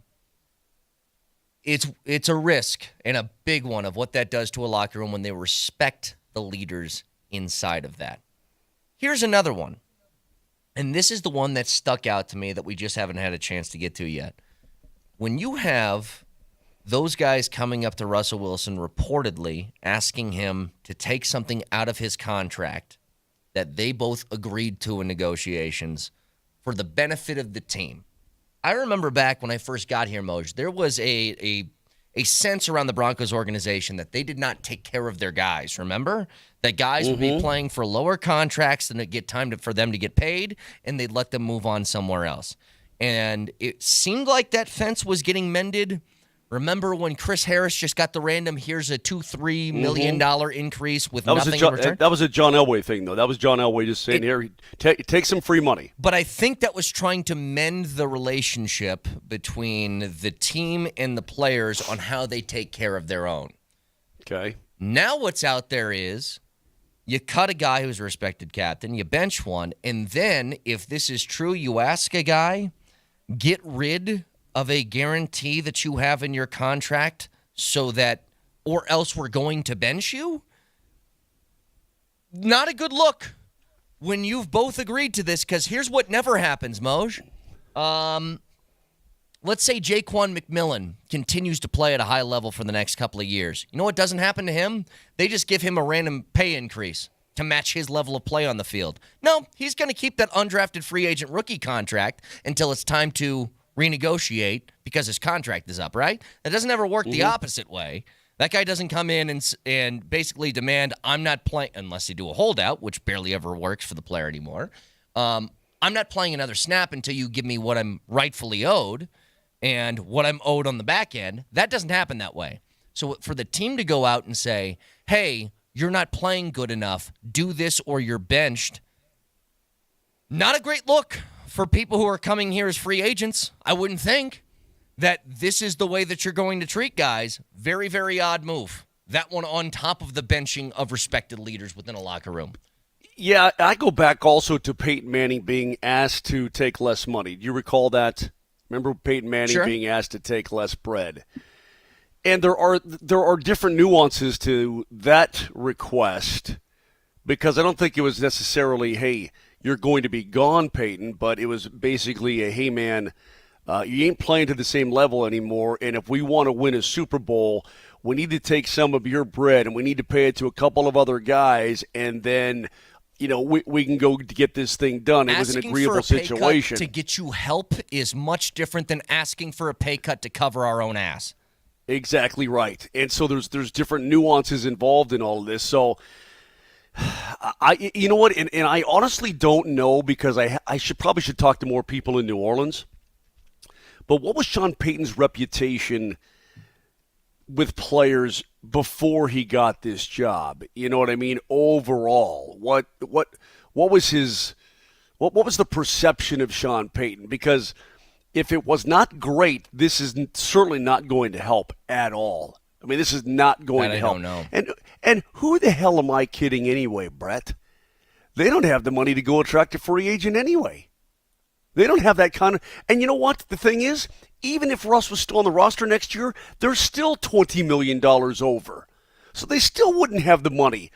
Barring, drastic changes to some other personnel positions, they still wouldn't have the money to go and attract a big-time free agent or a couple of them. Could we go out to the phones here, and let's get a phone call from somebody who's been waiting patiently. Luke has been waiting to talk about Russell. Hi, Luke. Hey, what's up, guys? How you doing? Hey, buddy. What's going on?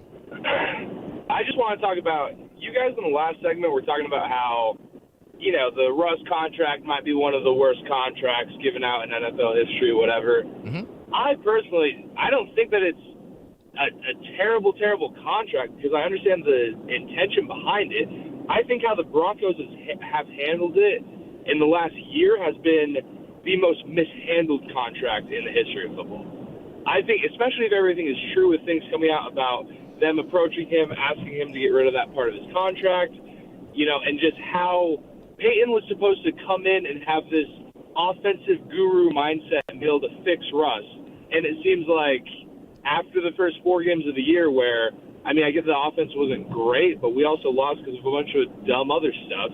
It seems like everything since then has just been waiting to get rid of Russ, even though he has led us on more drives and made games closer than any quarterback that we've had since Manning. And I just don't understand the direction the team thinks it's going to head, trying to find a quarterback in free agency with $0 or starting Jared Stidham for next year or whatever. Nothing is going to be better than what we got out of Russ. Yeah. And so it seems like, just because Peyton doesn't like Russ or because he's not Peyton's system quarterback, he wants to get rid of him, even though that's just further hamstringing the team that has sucked for the last 7 years. Yep. Thanks for the All call. right, thanks for the call, Luke. Appreciate it. Well, Brett, did he fix Russ? Because last year Russ was a 16-11 guy. He threw for 16 touchdown passes. He had 11 picks, 3,500 yards. And this year the yards are less, but he's way, way more efficient than he was last season.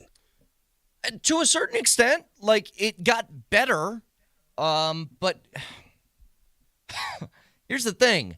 His job, I guess, was to make him good enough to where you believed that he was going to be an answer for a couple of years and you didn't have to eat $85 million. Well, then why did you even take the job, Sean Payton? Then why'd you take the damn job? Well, that's a good question. Why did you? If Russ blows and this stinks and you can't replace the offensive line and blah blah blah blah blah blah blah blah blah, then why'd you even take the job? Is it just you wanted the 18 mil per? Is that it? Because if you don't want the job, then quit the job. All right? If you don't want it, then quit it. Why'd you even take it if you're going to come in here and bitch and moan about everything under the sun? Can I go back to something? I'm getting a little hot and bothered here, Kaner. I apologize. But here's the thing, and a couple things I want to get to here. Number one is going back to Luke's call. I actually agree with almost everything that he said. But when it comes to bottom line's the bottom line, this contract is terrible.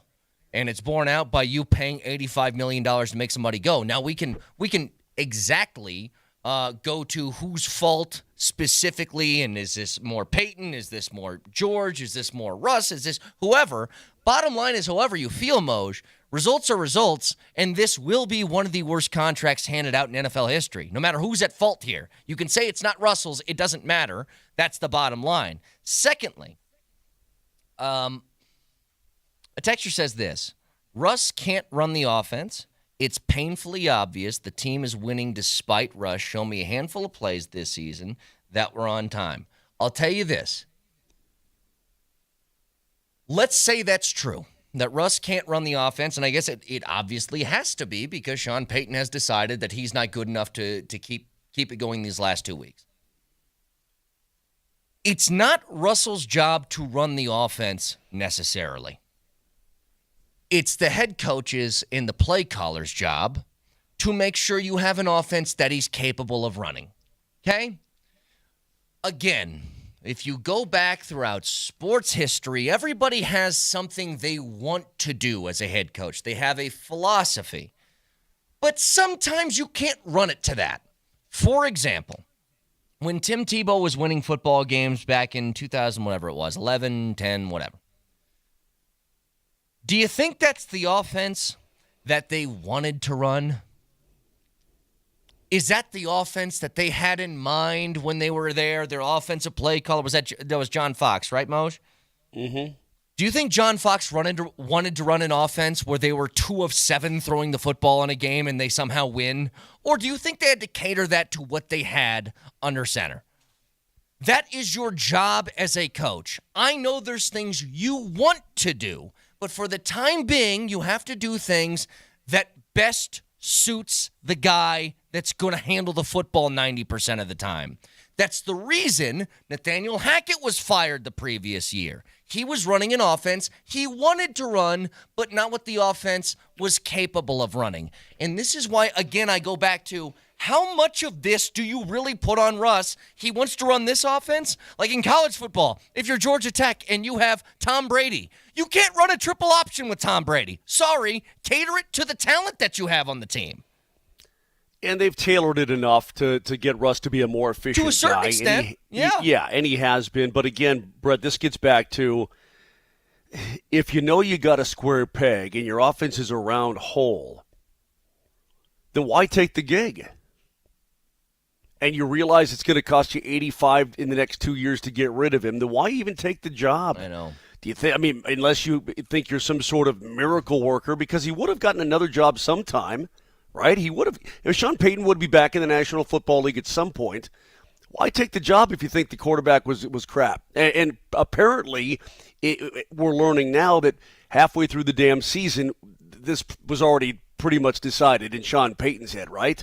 At least it seems that way now when you start talking about that injury waiver and everything else. They're pretty much telling you exactly how they feel about it. So, I don't know, man. It just leaves me more confused about intentions than it ever has before. 303-504-0925. We'll get a preview of the Nuggets here coming up as they take on a red-hot Memphis team. If you're not going to make your offense more square to fit the square peg, you know what? I'm just frustrated. We'll also jump back into the Avs' loss from last night, giving up 5 unanswered. All that next.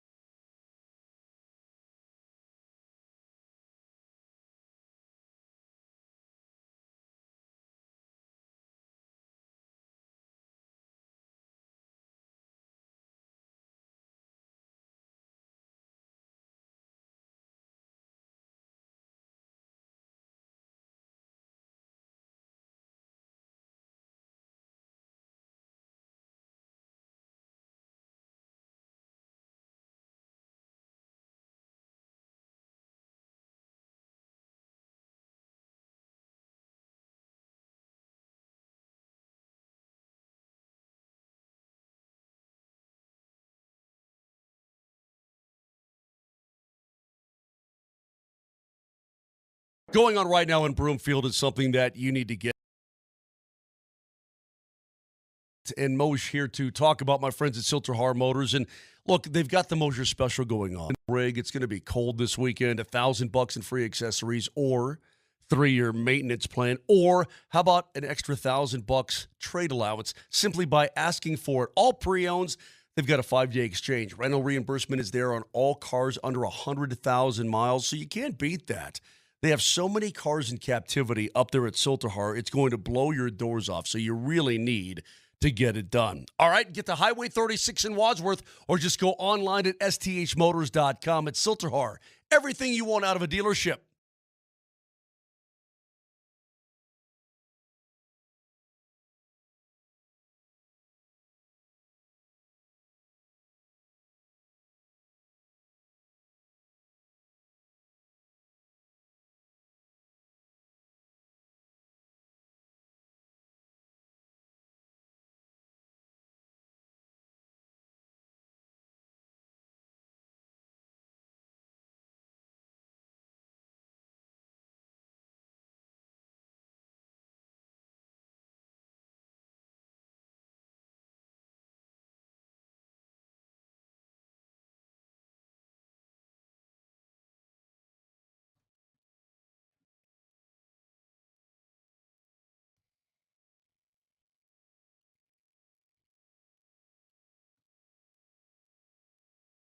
Texture says, I can't understand why this is such a huge deal with you guys. The Broncos are running an offense that is not sustainable. Russell misses too many open wide receivers. Maybe calm down.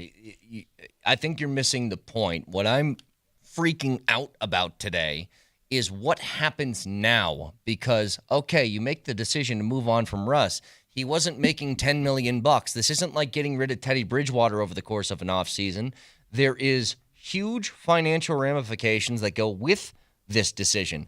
That's the freak out here. It's not about the last 2 weeks. It's not about any of that stuff. It's about what they do moving forward, which seems like every option other than a total and complete rebuild isn't possible. And even doing that, you don't have the draft capital to really jumpstart that the following year.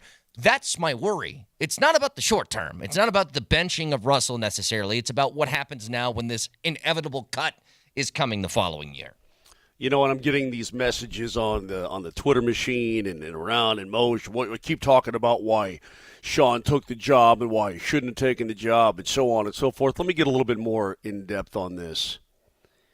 If you're playing the long game, if you're Greg Penner and you're Sean Payton, let's say you're playing the long game, you know, we will eat it now because in 5 years we're going to be able to build this franchise to where we know it can be and where it should be. Okay? All right, fine. And if you have the stomach for the long game because you're a billionaire and you can wait it out and play the waiting game, that's great too.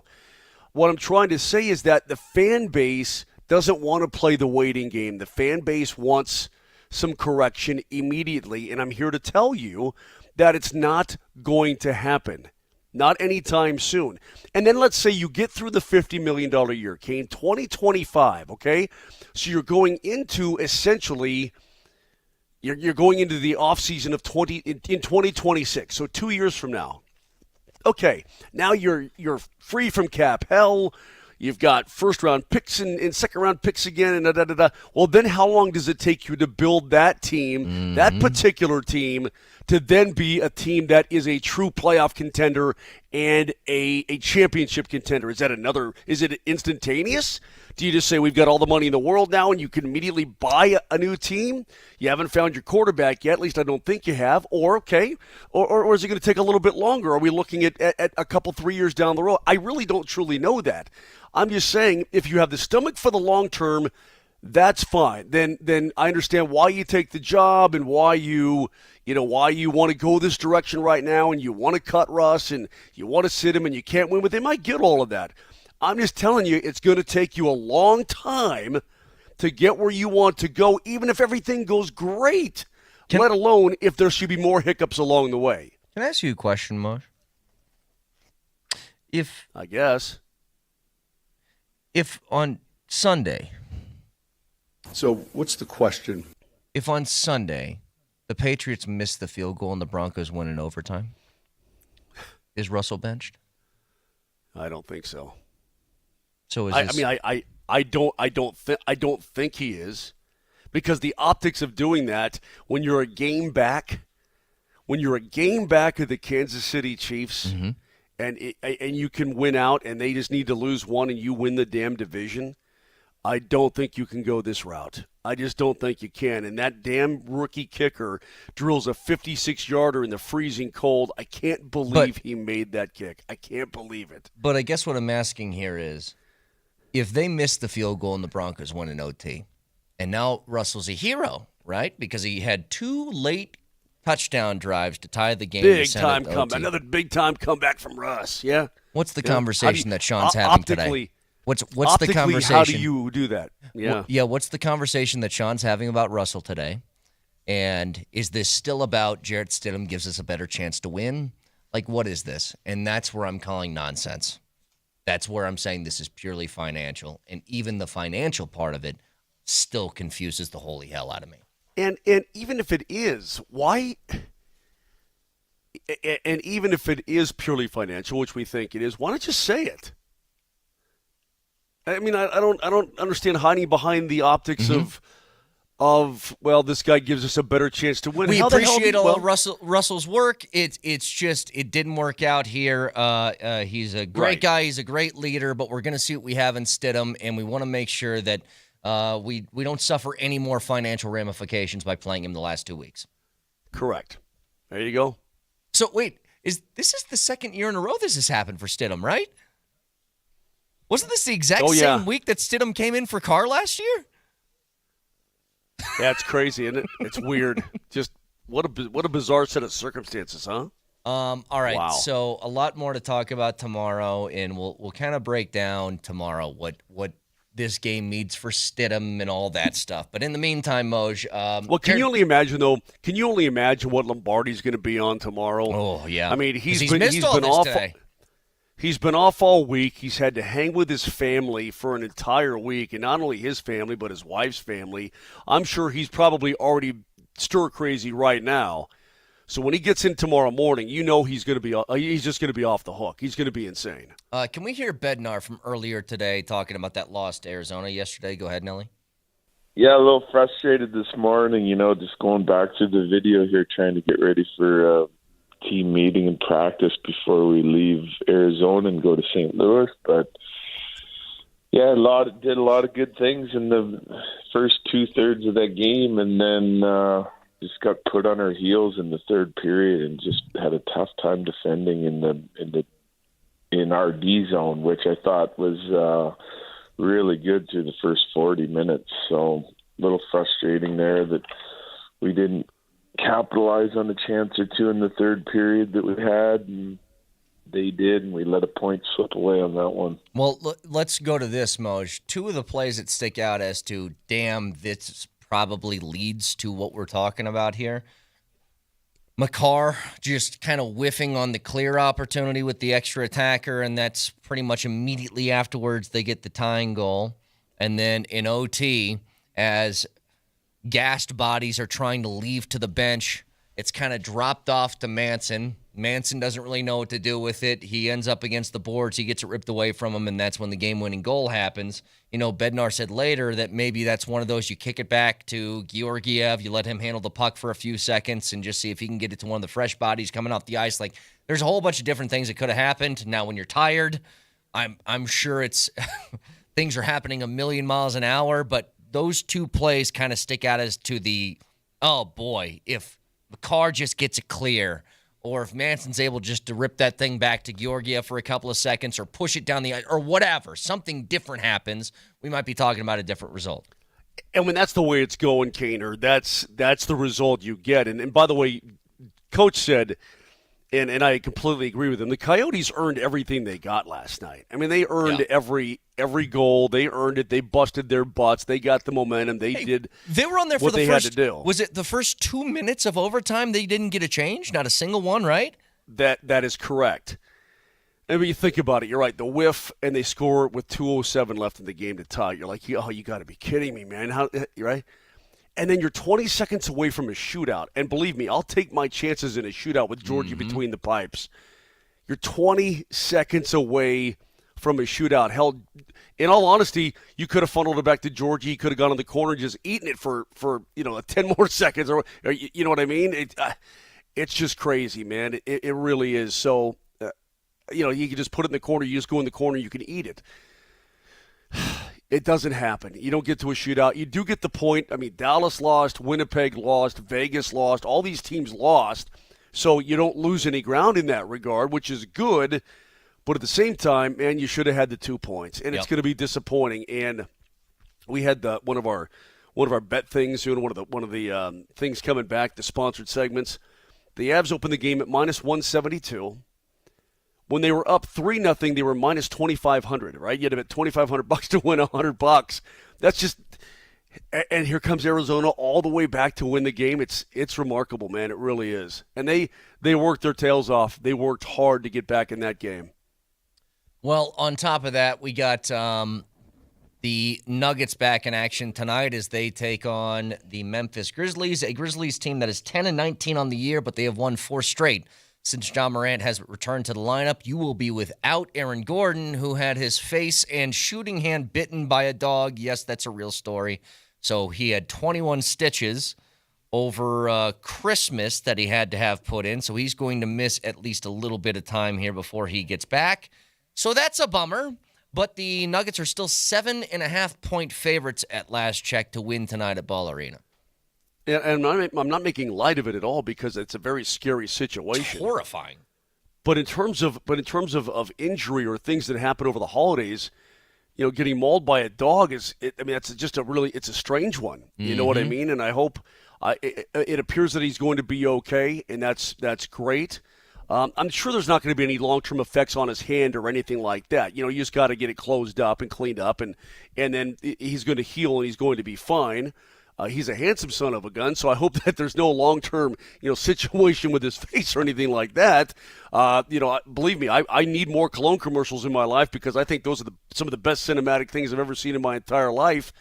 It's got to be a horrifying situation for him. I mean, it's very scary. And again, I don't need to know whose dog, what dog, how, or anything of that nature. It's just that, it's just a scary situation for him. It has to be. Plus, I mean, you think you're petting a doggy and everything seems to be okay, I guess. I don't know how it works, Kaner. I really don't know. I don't know either, but you can hear that game right here, Altitude Sports Radio 92.5. What I'm upset about, there's a whole bunch of things when I miss a few days, I like to go back and rehash some things. And I wanted to talk about Steve Kerr today, and then I couldn't because too much stuff was going on. You had the Avs no time, loss. man. No time you had for the that Russell crap. stuff. You had all of that. But Steve Kerr, shove it. Shove it. All of it. I'm so tired. Anytime that guy speaks, my fists, they start to clench up. I just want to start hitting things. Almost every time. What? Shove I what? hate you. Kaner? Goodbye. Shove it. Shove. You know where. Shove what? And then Just pull it out and then shove it in there again and repeat that cycle a few more times. God. Just shove some stuff, right? We addressed that earlier in the week, man. That guy's insufferable. And I'm glad it was cool to see how many people around the NBA came to Joker's defense. In that regard, it was pretty cool to see. But I said this, Kaner. I said, maybe what he's saying in terms of the way the game is officiated now, maybe he's right in some respects, but he's the last ma on earth who should be saying it. Texture says, why don't you journalists do some work and find out exactly how Gordon got bit by that dog? I will leave that to the Denver Post. That is not my responsibility. He got bit by a dog. I don't care. In all honesty, I don't care. He was bit. That's all I need to know, okay? He'll give us the details later. Who do you think I am? Cronkite? 303-504-0925. You can check out the podcast, iTunes, Spotify, SoundCloud, Moshe Lombardi and Kane. Thank you for tuning in. Back tomorrow. Have a wonderful Thursday. Going to St. Louis, Kaner. I'll talk to you tomorrow from St. Louis. Okay, bye-bye.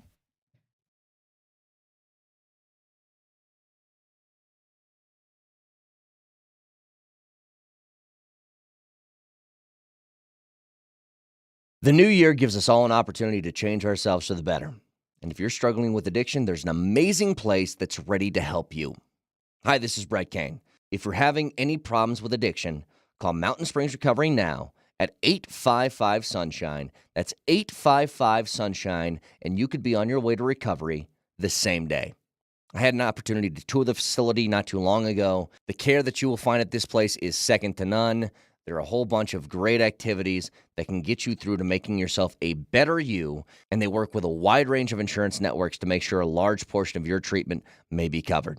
So you give them that call at 855-SUNSHINE. You answer a few questions. Their insurance verification experts work with your insurance provider so you don't have to. Located nearby in Monument, Colorado. And unlike other rehab facilities, your phone, your laptop are welcome. So give Mountain Springs Recovery a call right now at 855-SUNSHINE. That's 855-SUNSHINE. Make 2024 the year you change your life for the better.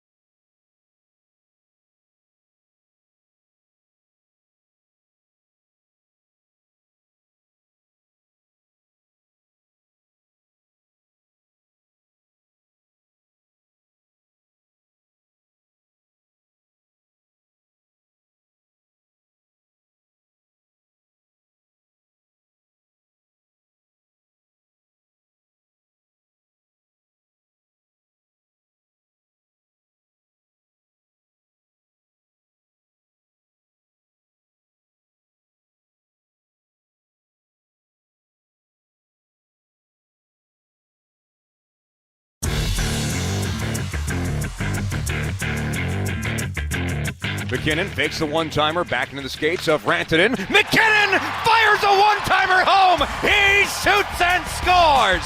The Mac Attack is back, Jack. 2 points on the night for Nathan McKinnon, a goal and an assist. It's just another multi-point night for the Nate Dogg. The one-timer doesn't look any better than that one right there. McKinnon over the glove side of Vejmelka and in, and the Avalanche cash in on the 5-on-3. It is 4-0 Colorado. 1 hour later. Zucker 2-on-1. Durzi back for Zucker. Save made. Georgiev. Puck is loose. They score. I don't believe it. It's the exact same play that happened the first time in overtime. Puck goes straight up in the air, and it goes into the back of the net. Coyotes score 5 unanswered goals, and they get the 5-4 win in overtime, and Colorado still has not won in regulation in this absolute house of horrors, Mullet Arena. I'm giving up because I know everything sucks, yeah. I know everything sucks. Whoa, unacceptable Avalanche loss last night on the road in Arizona to the Arizona Coyotes. 5-4 is your final. The Avs do get a point, so they move 1 point ahead of both Winnipeg and Dallas. First place still in the Central Division. Winnipeg and Dallas both have 2 games in hand over the Avs right now. So a little bit of a silver lining as you get the point, but you blew a 4-goal lead. You had a 4-1 lead going into the third period, a lead with under a minute to go, and the final minute of a game comes back to bite the Avs yet again. Turnovers abound. Ross Colton goes out with a knee injury after blocking a shot.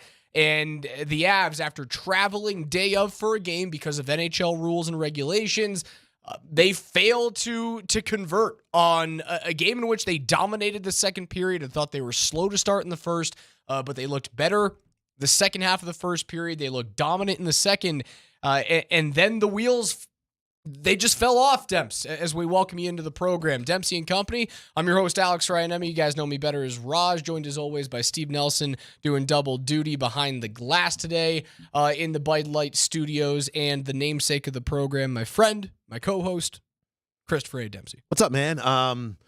Yeah, that was very disappointing last night. There are these points in a season where you look at that force you to look at the entire landscape. And I think what that was one of these inflection points for the Avalanche last night. And, I think, honestly, there's an element of that game to me was a little bit of a microcosm of the entire season for them, which is 4-0. Look, you look amazing.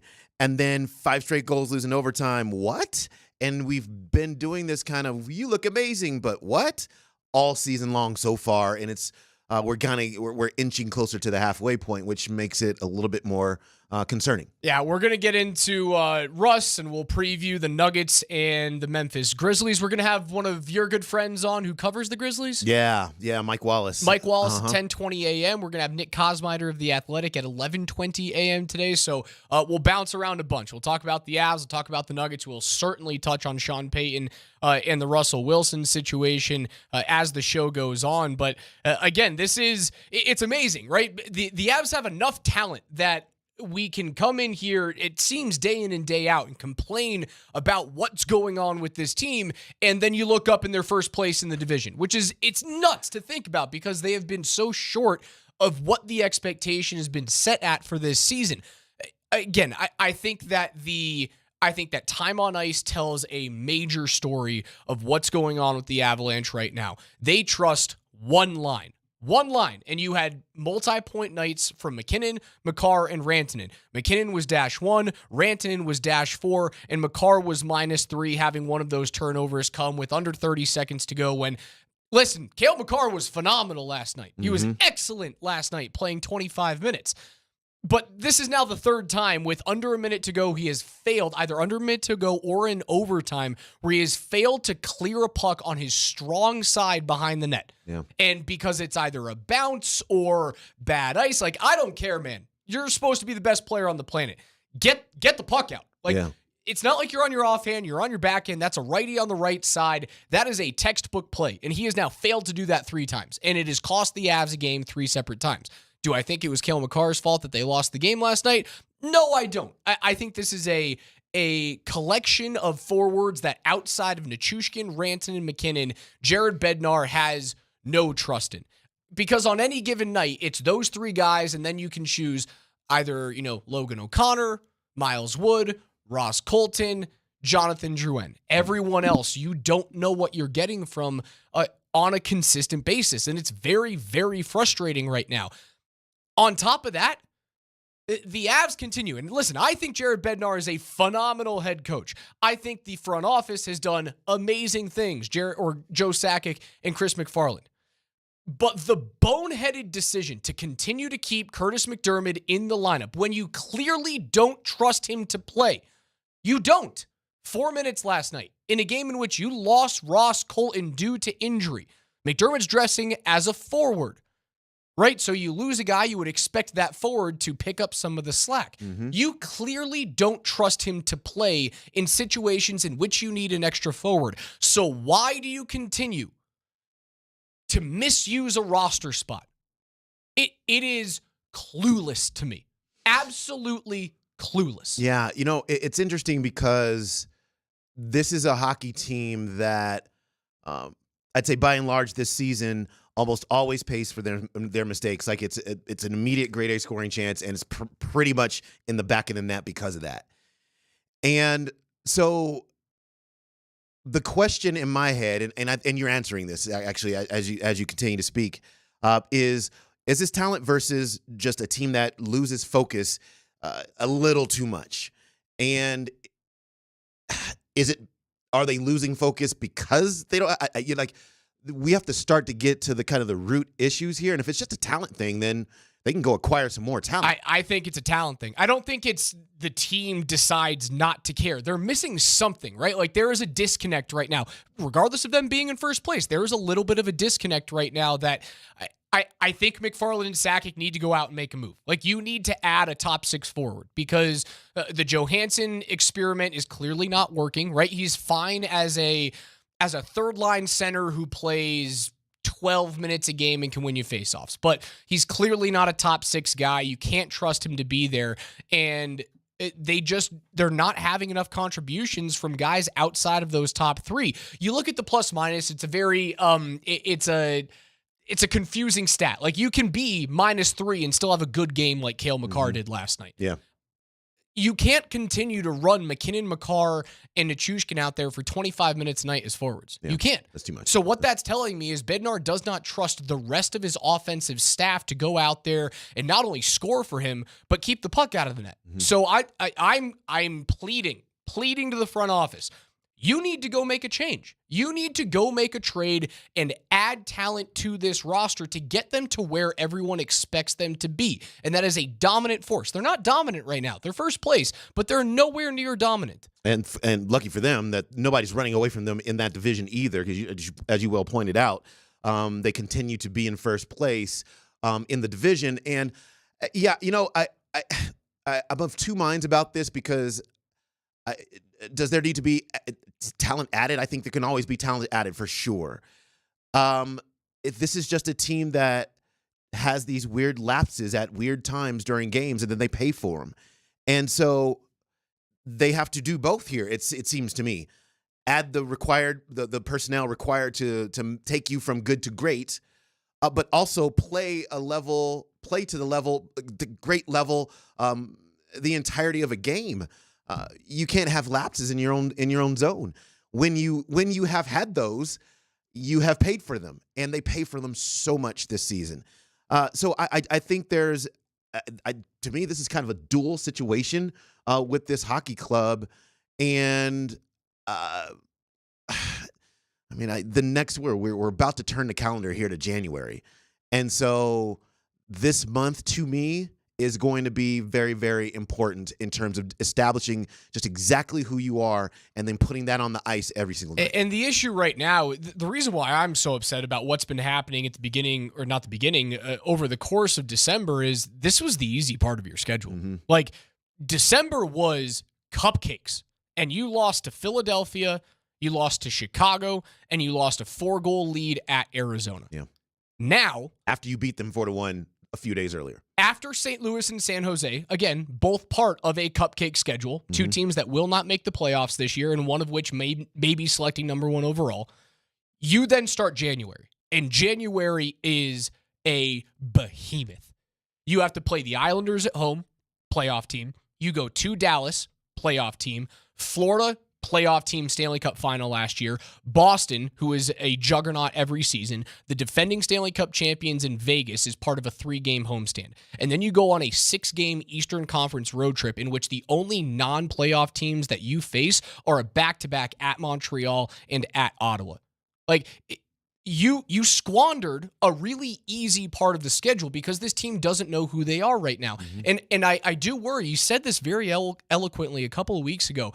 When do these issues, these anomalies that happen, when do they start to creep in and become who you are? That's the reason why I need Sakic and McFarland to go out and make a trade. And I've just been talking about the forwards. I haven't even started to talk about the goaltending. Like, Alexander Georgiev had every right to lose his mind like he did last night in the overtime victory, right? Because his team shut down in front of him in the third period. They gave up a bunch of grade A's in overtime that he had to stop. And, a bounce just goes in, right? Yeah. It should not have come to that bounce, but he should be pissed off. That said, make a damn save, man. 5 goals against Arizona with a 4-goal lead. You got to be able to keep that to 3, even if your team is falling apart in front of you. Yeah. Right? The Kesselring goal, when granted Arizona had the puck for a minute and a half inside that zone. He pushes from right to left and doesn't get up. He stays on his knees, and he gets his ears picked apart on the short side. That's on the netminder. Yeah. The wraparound goal from Jason Zucker that goes far side, that's on the netminder. The tip from Lawson Krause on the front side on a very sharp angle, that's on the netminder. So you can be pissed off all you want, Alexander Georgiev. You can lead the league in wins. Stop a puck when your team needs you to stop a puck. It was not pretty last night in the third. Somehow they're still in first place. Yeah. It is, and look, their boat has a lot of leaks. I mean, that's where we are with the Avalanche right now, and every time it looks like they're trying to climb out of that. You win 3 out of 4, you get pulled back into the muck and the mud, and so I mean, there is a little bit of now we got to look in the mirror and ask ourselves who we are, and hopefully they'll be able to do that because there's still enough time. Like, look. Out of everything that went wrong last night, you were winning 4-0. And you still got a point. You should have won that game. That never should have come to. You could make multiple mistakes and still have won that game. Let's call it 4-3. Nail biter, fine, sure. We don't love that, but it would have been a W in the way that we want. And there's just too many of these. There's too many of these lapses. Michael Wallace of Grind City Media joins us on the other side to talk about Ja Morant's first time in Denver since he gallivanted around Shotgun Willie's. We'll have the Nuggets and the Memphis Grizzlies this evening. Mike Wallace on the other side.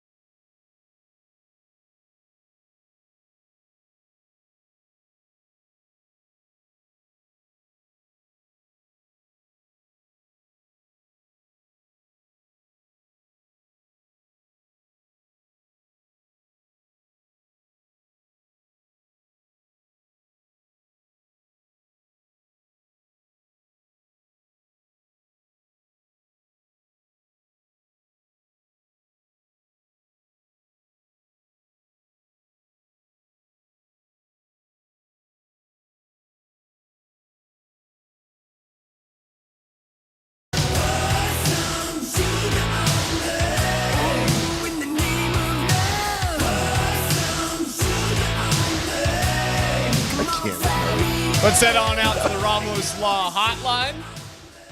Medical doctor and attorney, RamosLaw.com, where we find our friend from Grind City Media, Michael Wallace, ahead of Nuggets and Grizzlies tonight, 7 p.m. tip right here on Altitude Sports Radio 92.5, 6:30 pregame with Mark Bertinoli. Michael, what's up, man? Hey, what's going on, guys? Happy holidays to you and your families, man. Glad to be on with you guys. Yeah, you as well, Mike. Man, it's good to hear your voice again. Wow, the Memphis Grizzlies, they're back, kind of. Let's put it that way. They've got a lot of making up to do. I've said this to somebody, and they looked at me a little bit weird when I said this. And it was, every team needs their star players, right? I mean, if you take a star player off a team, you're not going to be as good as you were. But I think maybe no team needs its star quite like Memphis needs Ja Morant. And am I completely off base here, or is it playing out because this team looks completely different now that he's back? No, I definitely would agree with you, Demps, man. And good talking to you, too, man. I just want to throw a little flashback in. It was this time almost exactly a year ago when you came on our show in Grind City Media and talked about Coach Prime and, taking over at Colorado. So, man, it's good to be back with you a year later talking about some positive things, man. And, no, I agree with you wholeheartedly. You know, when you look at the impact that Ja Morant makes on the Grizzlies in terms of what he does with the pace, getting points in the paint, transition scoring. You know, I have a piece up on our website right now, Grizzlies.com and at GrindCityMedia.com, that just details how the Grizzlies have flipped their rankings from near the bottom of the NBA, 29th, 30th, and 22nd in relative offensive categories to being top 10 in multiple offensive categories just because of the impact that Ja's presence, let alone his production, adds to that team. So, yeah, I would say the only other team that comes to mind quickly in terms of if the difference he makes on and off the floor would probably be Joel Embiid in Philadelphia, but that's a frontline MVP candidate, a reigning MVP. So to have Ja's presence and impact mentioned alongside someone like an Embiid or even a Giannis, that tells you the magnitude that this guy plays with when he's available on the floor. I mean, people were talking about Ja like that prior to the suspensions and the issues with him off the court of being one of those biggest impact players on the outside of that MVP conversation, kind of like the thought of like SGA being an MVP candidate if Oklahoma City makes that big jump. He's been back. They've won 4 straight. He's averaging 28, 5, and 8 in those 4 wins there. They're 5 games out of the 10 seed. Is that something that people in Memphis look at and go, they can easily do this? They can jump Utah and Golden State? Yeah, I mean, that's one thing. You know, they're just taking it basically 1 week at a time. You know, you have a 4-0 week, and Ja gets Western Conference Player of the Week honors. You win 4 straight. You know, it's great. It's Denver and Memphis with the teams with the 2 longest winning streaks in the Western Conference right now, and they play each other tonight. Now, having said that, yeah, you're still 10 games under 500, somewhere around there. And the mark that these guys, even the players, talk about is let's chip away and get back to 500, and then see where that leaves you in the standings. And if you look at the West now, 500 basically gets you right at the 8, 9, 10 seed. But there's not a lot of separation between 8, 9, and 10 and 4, 5, and 6. You're just looking at a couple games there. So this season, there's still plenty to play for the Grizzlies. They just have to maintain where they are right now. If you can win 4 out of every 5, the rest of the way for the next month or two, then it won't be long before you're right back in that mix going into the All-Star break. Yeah, and that's it's a high bar, but Memphis has won to this level before. I mean, this is a team that has finished second in the Western Conference. They're no stranger to winning a lot of games. Mike, just from an attitude and kind of standpoint, how has Ja been, and is he? I don't know what the right term to ask is. Is it changed? I don't know. How should we be thinking about him from a personality standpoint? You know, that's a great question, Demps, and it's a delicate question because we're talking about getting into the mind of a 24-year-old young man who's a $200 million in his bank account, and all the scrutiny in the world. He rose to the top of the league in terms of being one of the young faces of the league to being banished for 25 games. What I see every day being around Ja, I have the privilege just like you do at times too. You're traveling with the team. You're around these guys. On the court, you're around the hotels and the workout rooms and those kind of things with them. off the floor. You're on the buses and in the hotel lobbies and all of that. So, just from being around Ja in those moments, he's been nothing but cordial. He's been measured. It's one of those things where he's trying to measure, who to trust and who to not trust. He's really circled around, the 3 or 4 people that have always been close to him. He's leaning on his faith a little bit more now than he's done before. And, he's saying and going about doing the right things. On the floor, his competitive fire has not changed at all. As a matter of fact, just go look at, what happened the other night against the Pelicans. And then just another keynote to that is the scrutiny that this man gets for any gesture that he makes. It was a big deal when he did the little dance after sealing that game with the alley-oop dunk. And some people wanted to make it seem like he was shooting, fake guns in the air when it was actually a dance move that had nothing to do with pulling the trigger. So it's one of those things where he's under that kind of scrutiny, where he's teetering, depending on the narrative and the person's insight who wants to come at him on the edge like that. And that's not easy to do. But the thing about it is that he's surrounded himself with some smart people in the organization and, security-wise and all of those things. And he's going to try to make some better decisions, and it's just a day-to-day thing, just like anybody else. What's the level of justification for that scrutiny? It's there. You got to live in it because you created it. You know what I mean? And that's the thing that even Ja, has struggled initially, but I think he's gotten better at it, is understanding that he's not a victim in this. He victimized himself with the decisions that he's made.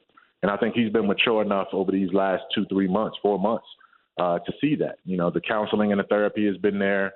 The reinforcements from the league. He talked about having check-ins with Adam Silver, not because they were mandatory, which they kind of were before, but because he wants to do that just to make sure, his standing in the league and his image and his brand is still one that the league truly embraces and wants to align with. So, the scrutiny is there and it's warranted, but I also think that, we also have to question and be careful with the credibility that we lend to some people who are just trying to, scapegoat them and throw stuff out there just to get clickbait and all of those kind of things too. So I think it's a double-edged sword, and we gotta, you just gotta be responsible because we're all responsible for the energy that we put out there, and sometimes we're responsible for the energy that comes back our way too. And I think that's where Ja is dancing this delicate dance right now. Yeah, and we're speaking with Michael Wallace of Grind City Media here. And yet now he's back in Colorado, and this is is a different kind of a thing. How thick does his skin need to be tonight? Obviously, he's going to hear it a little bit from this crowd for sure.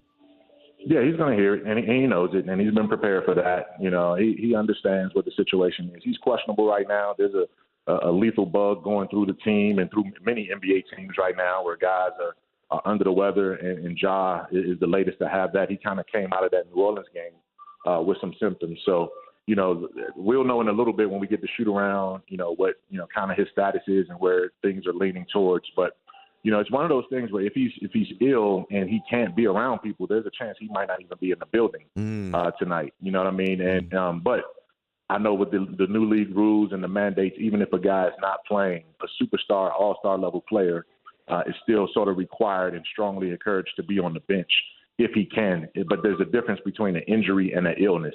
So we're straddling that line right now, and it's TBD whether Ja's presence will be in the building or not, or whether if he's even playing. But at some point we do come back to Denver again, and he's going to take that court at some point, either tonight or the next time we come.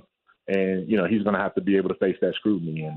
And I can pretty much guarantee that he's not going to try to trip up or do anything sideways in this town in either trip here to Denver. All right, last one before we get you out of here. Again, Michael Wallace, Grind City Media, covering the Memphis Grizzlies, Nuggets, and Grizz tonight, 7 p.m. right here on Altitude Sports Radio 92.5. If he does play, bug and all, confidence meter on the Grizz, extending this winning streak to 5 games against arguably the best team that they've had to play since Ja's been back.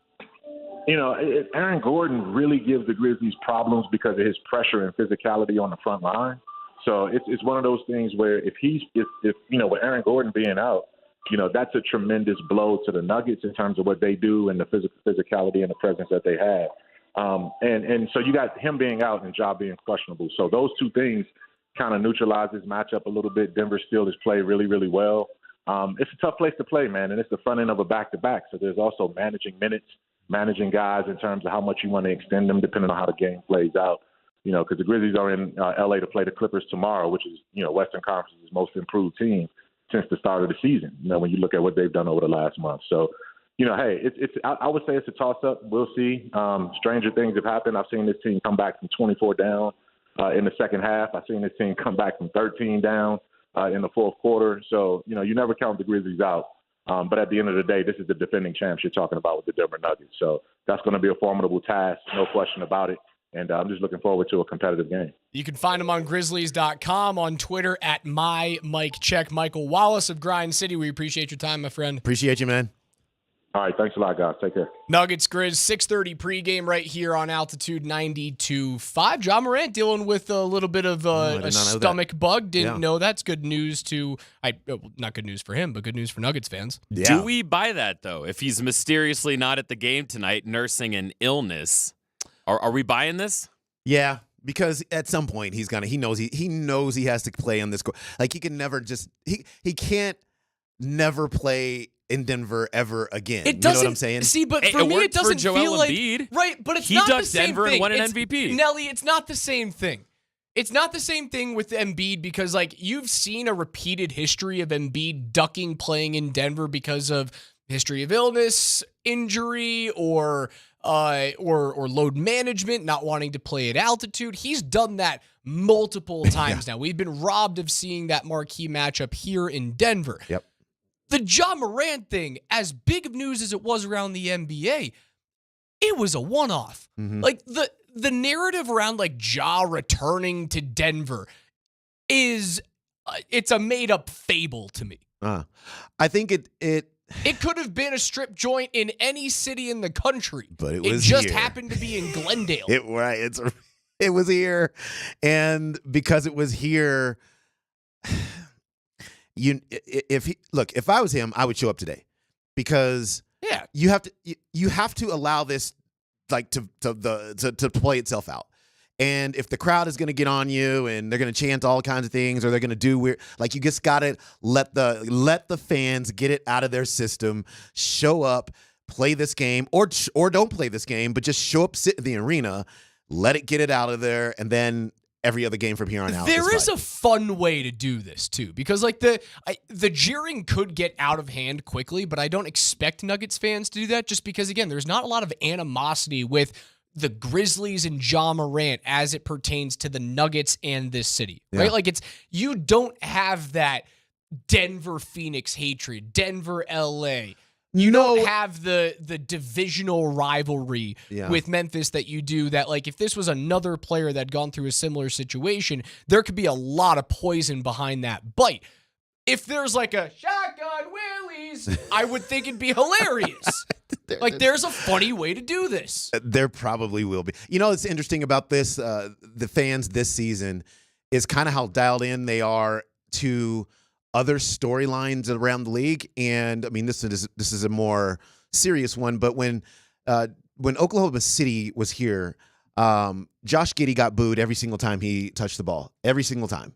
And quite honestly, I was shocked at not only how dialed in the fan base was to that story, but how it resonated so much that from quarter 1 to quarter 4, they never let up.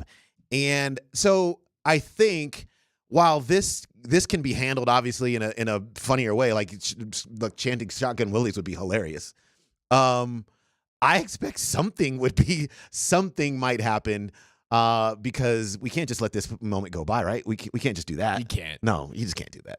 You can't just no. Like, no one got hurt. It's too much. There's it too was much funny reckless stuff and stupid and dumb, and it hurt his image. And it's not something that a face of the association needs to be doing. And he should have been chastised for it, suspended, lost money, and he did. Yes. And now it's time to make fun of you. Now it's time to make fun of you. Enough time has passed. That's right. And I would love that if it happens at Ball Arena. And that should be the extent of it. It should be the extent of it. Yeah. I'm in for it. I just am. If he hits like 2 or 3 deep threes in a row, is he making it rain? Yes, he is. Okay. All right. Well, fans at the game, you can do with that information what you will. I don't know if Adam Silver would love that. Nope, he probably wouldn't, but here we are. Probably would be a little bit upset with that type of celebration. Here we are. I'm just saying. Hey, listen, the NBA got upset with us, got upset with the morning show when we penned a fake note to the commissioner. We, as I say, we, Brett and Moj and Vic and Marty, penned a fake note to the commissioner about the Lakers getting way too many calls. I would assume that a Make It Rain celebration would rub Adam Silver in the commissioner's office he would hate it. quite the wrong way. I'm sorry, Commish, but that would be hilarious. And I'm in it for all the fun. So let's do it. Let's make it rain.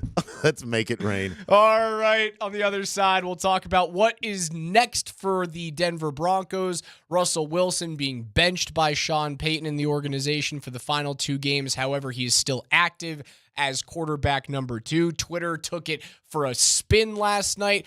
And if he's going to get cut, which all signs point to cutting Russell Wilson this offseason, to me it seems insane.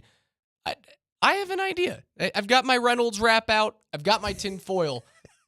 Why not do it all in 1 year? It's Dempsey and Company on Altitude.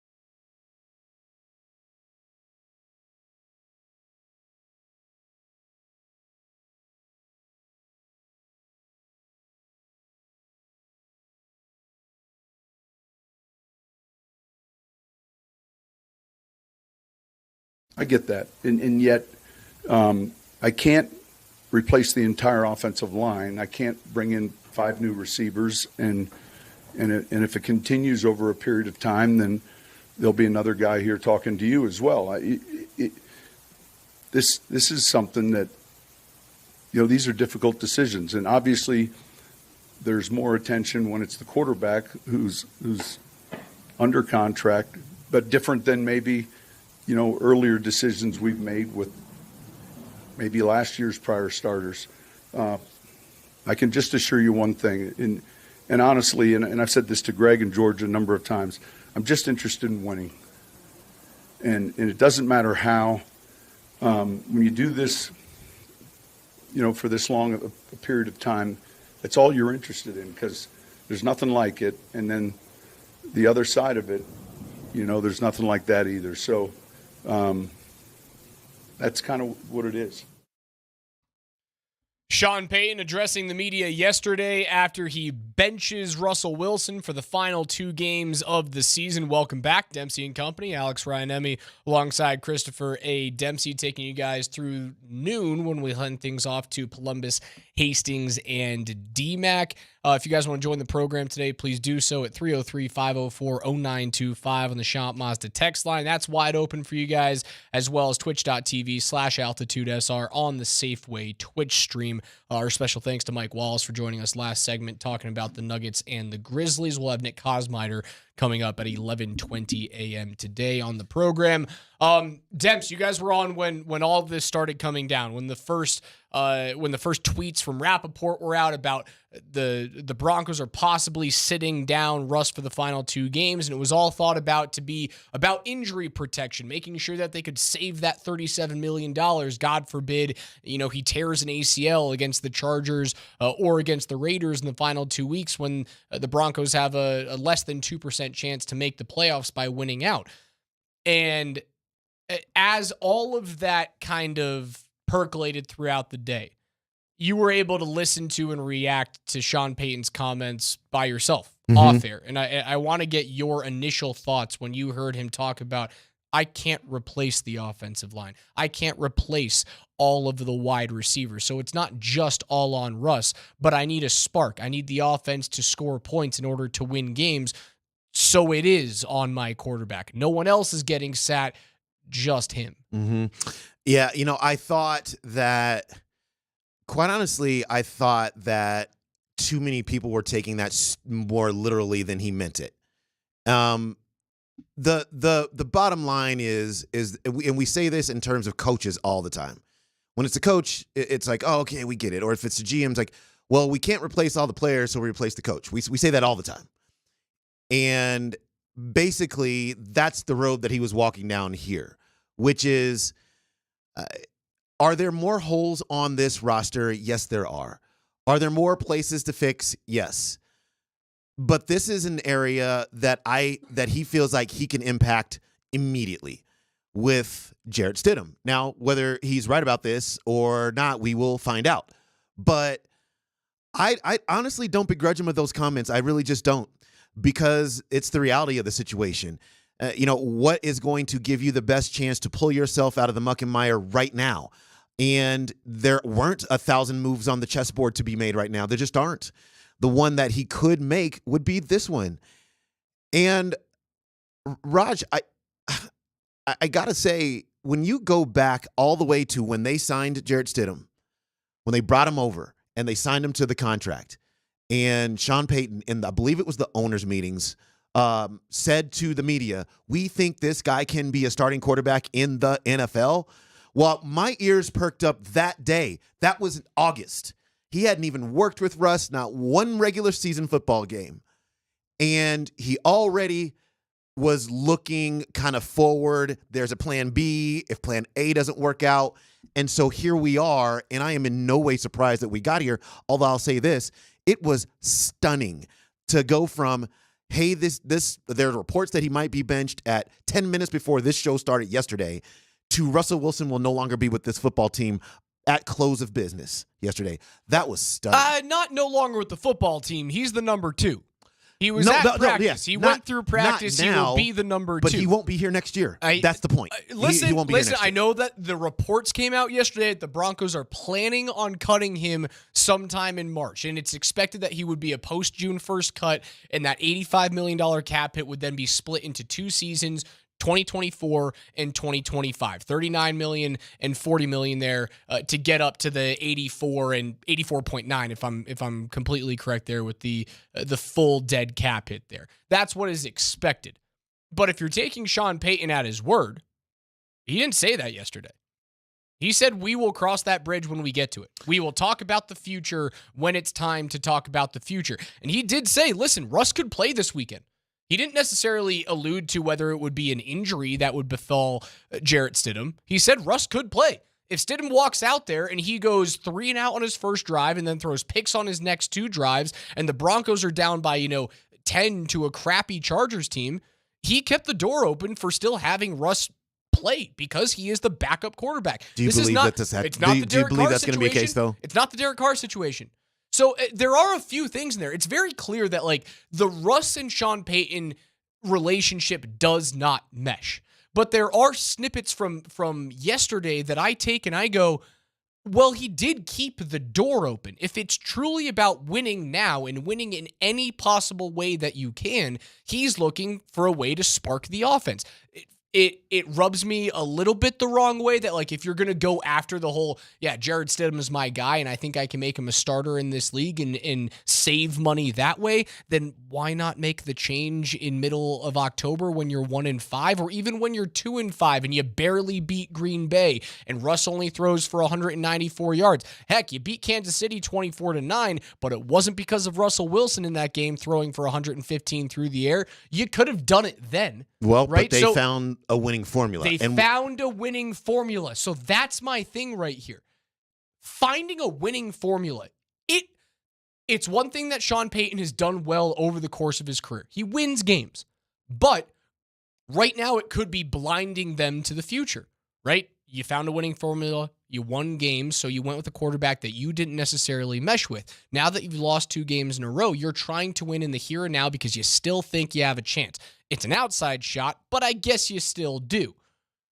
I worry that cycle will continue with Sean Payton as it has since 2015 came and passed with the Super Bowl championship. That Denver is never, ever truly willing to completely tear down and rebuild like they need to. I don't think they need to.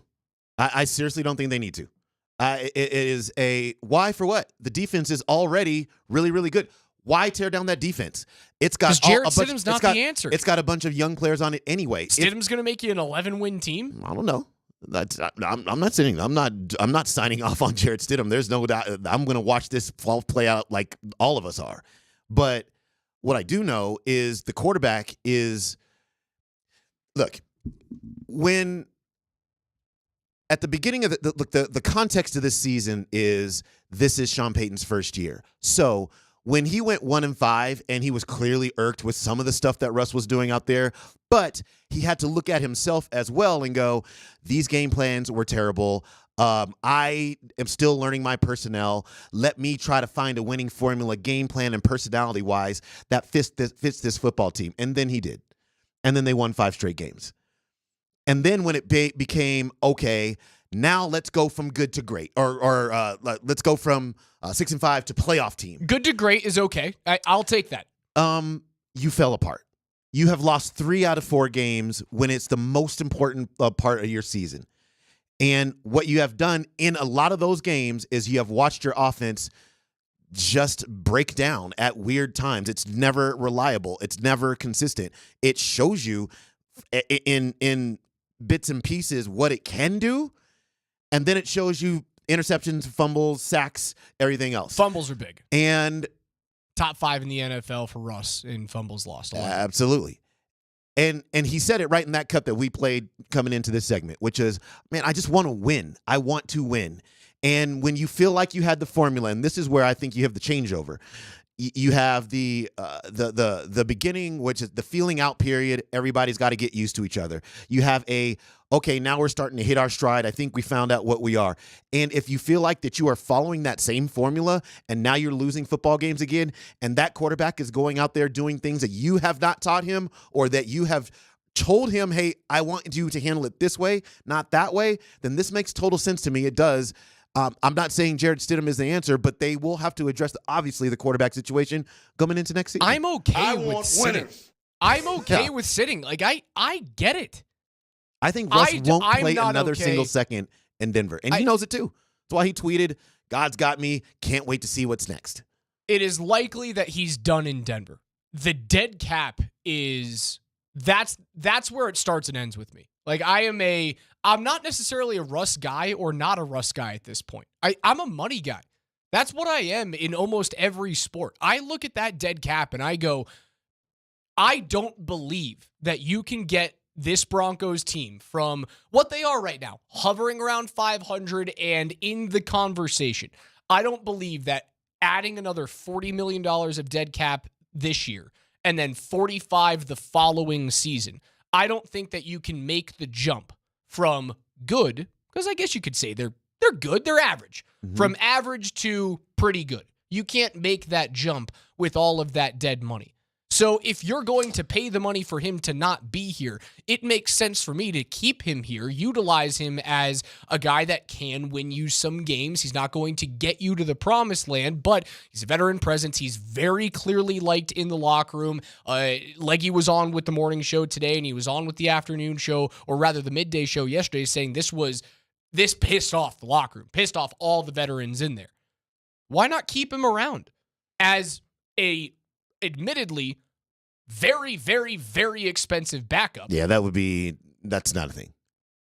So you're just going to eat $40 million and you're going to expect to get better. That is a wild, wild thought process that you have. Let me just ask you a question.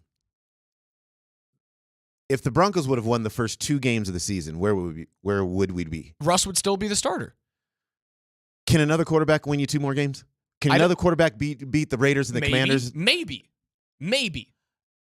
You're willing to throw $40 million down the drain in dead cap, which is, again, it will be an unprecedented cap hit in the history of the NFL to do this. It has never happened before. Yeah. You're willing to go on a maybe Jarrett Stidham or some quarterback to be named later is going to do that, because you're not going to go out and get Kirk Cousins because he's going to cost someone $35-40 million a year. You're not getting Baker Mayfield because he's not leaving Tampa Bay and he's going to cost too much money. So it is Jarrett Stidham at $4 million or one of the second round grade quarterbacks in the upcoming draft, because you're not getting Williams. You're not finding a way to move up in the draft and draft Drake May. You're not going to get Jaden Daniels, who's probably going to go top 7 as well.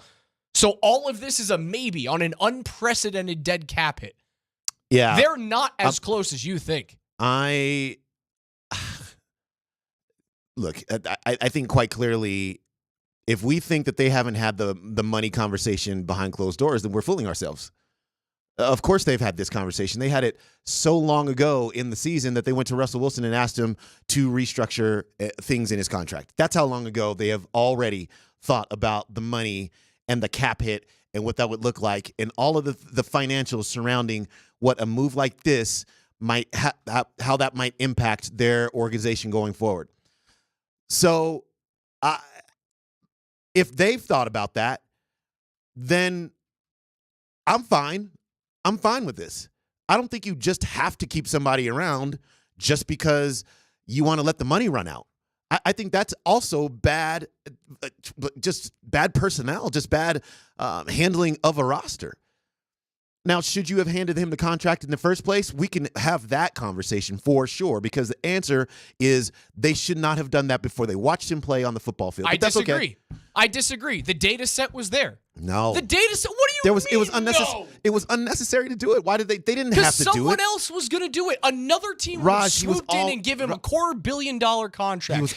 He was already a Denver Bronco. You didn't have to sign him to that contract. Dude, it was prior to the season starting. If you don't think that was do it. part of the trade, you're crazy. That's all well and good, but that is, to me, if we want to talk about the craziness of the contract, that's where it got crazy. But now, I'm on board with this. I am. We'll continue this on the other side. Dempsey and Raj in Altitude.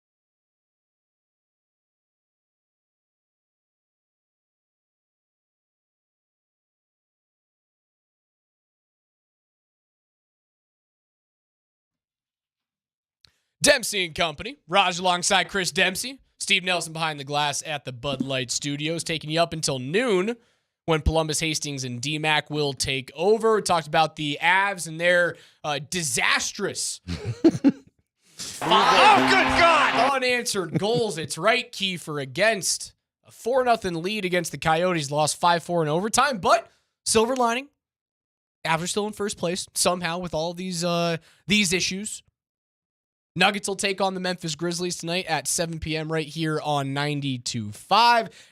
And obviously the conversation that's been carrying the week, Russell Wilson and the Broncos, Russ being sat down. And you and I are getting into this. You think that like the dead cap hit split over 2 years is the right way to go. Sean Payton wants to get his guy, whether that's Jarrett Stidham or a quarterback in years future.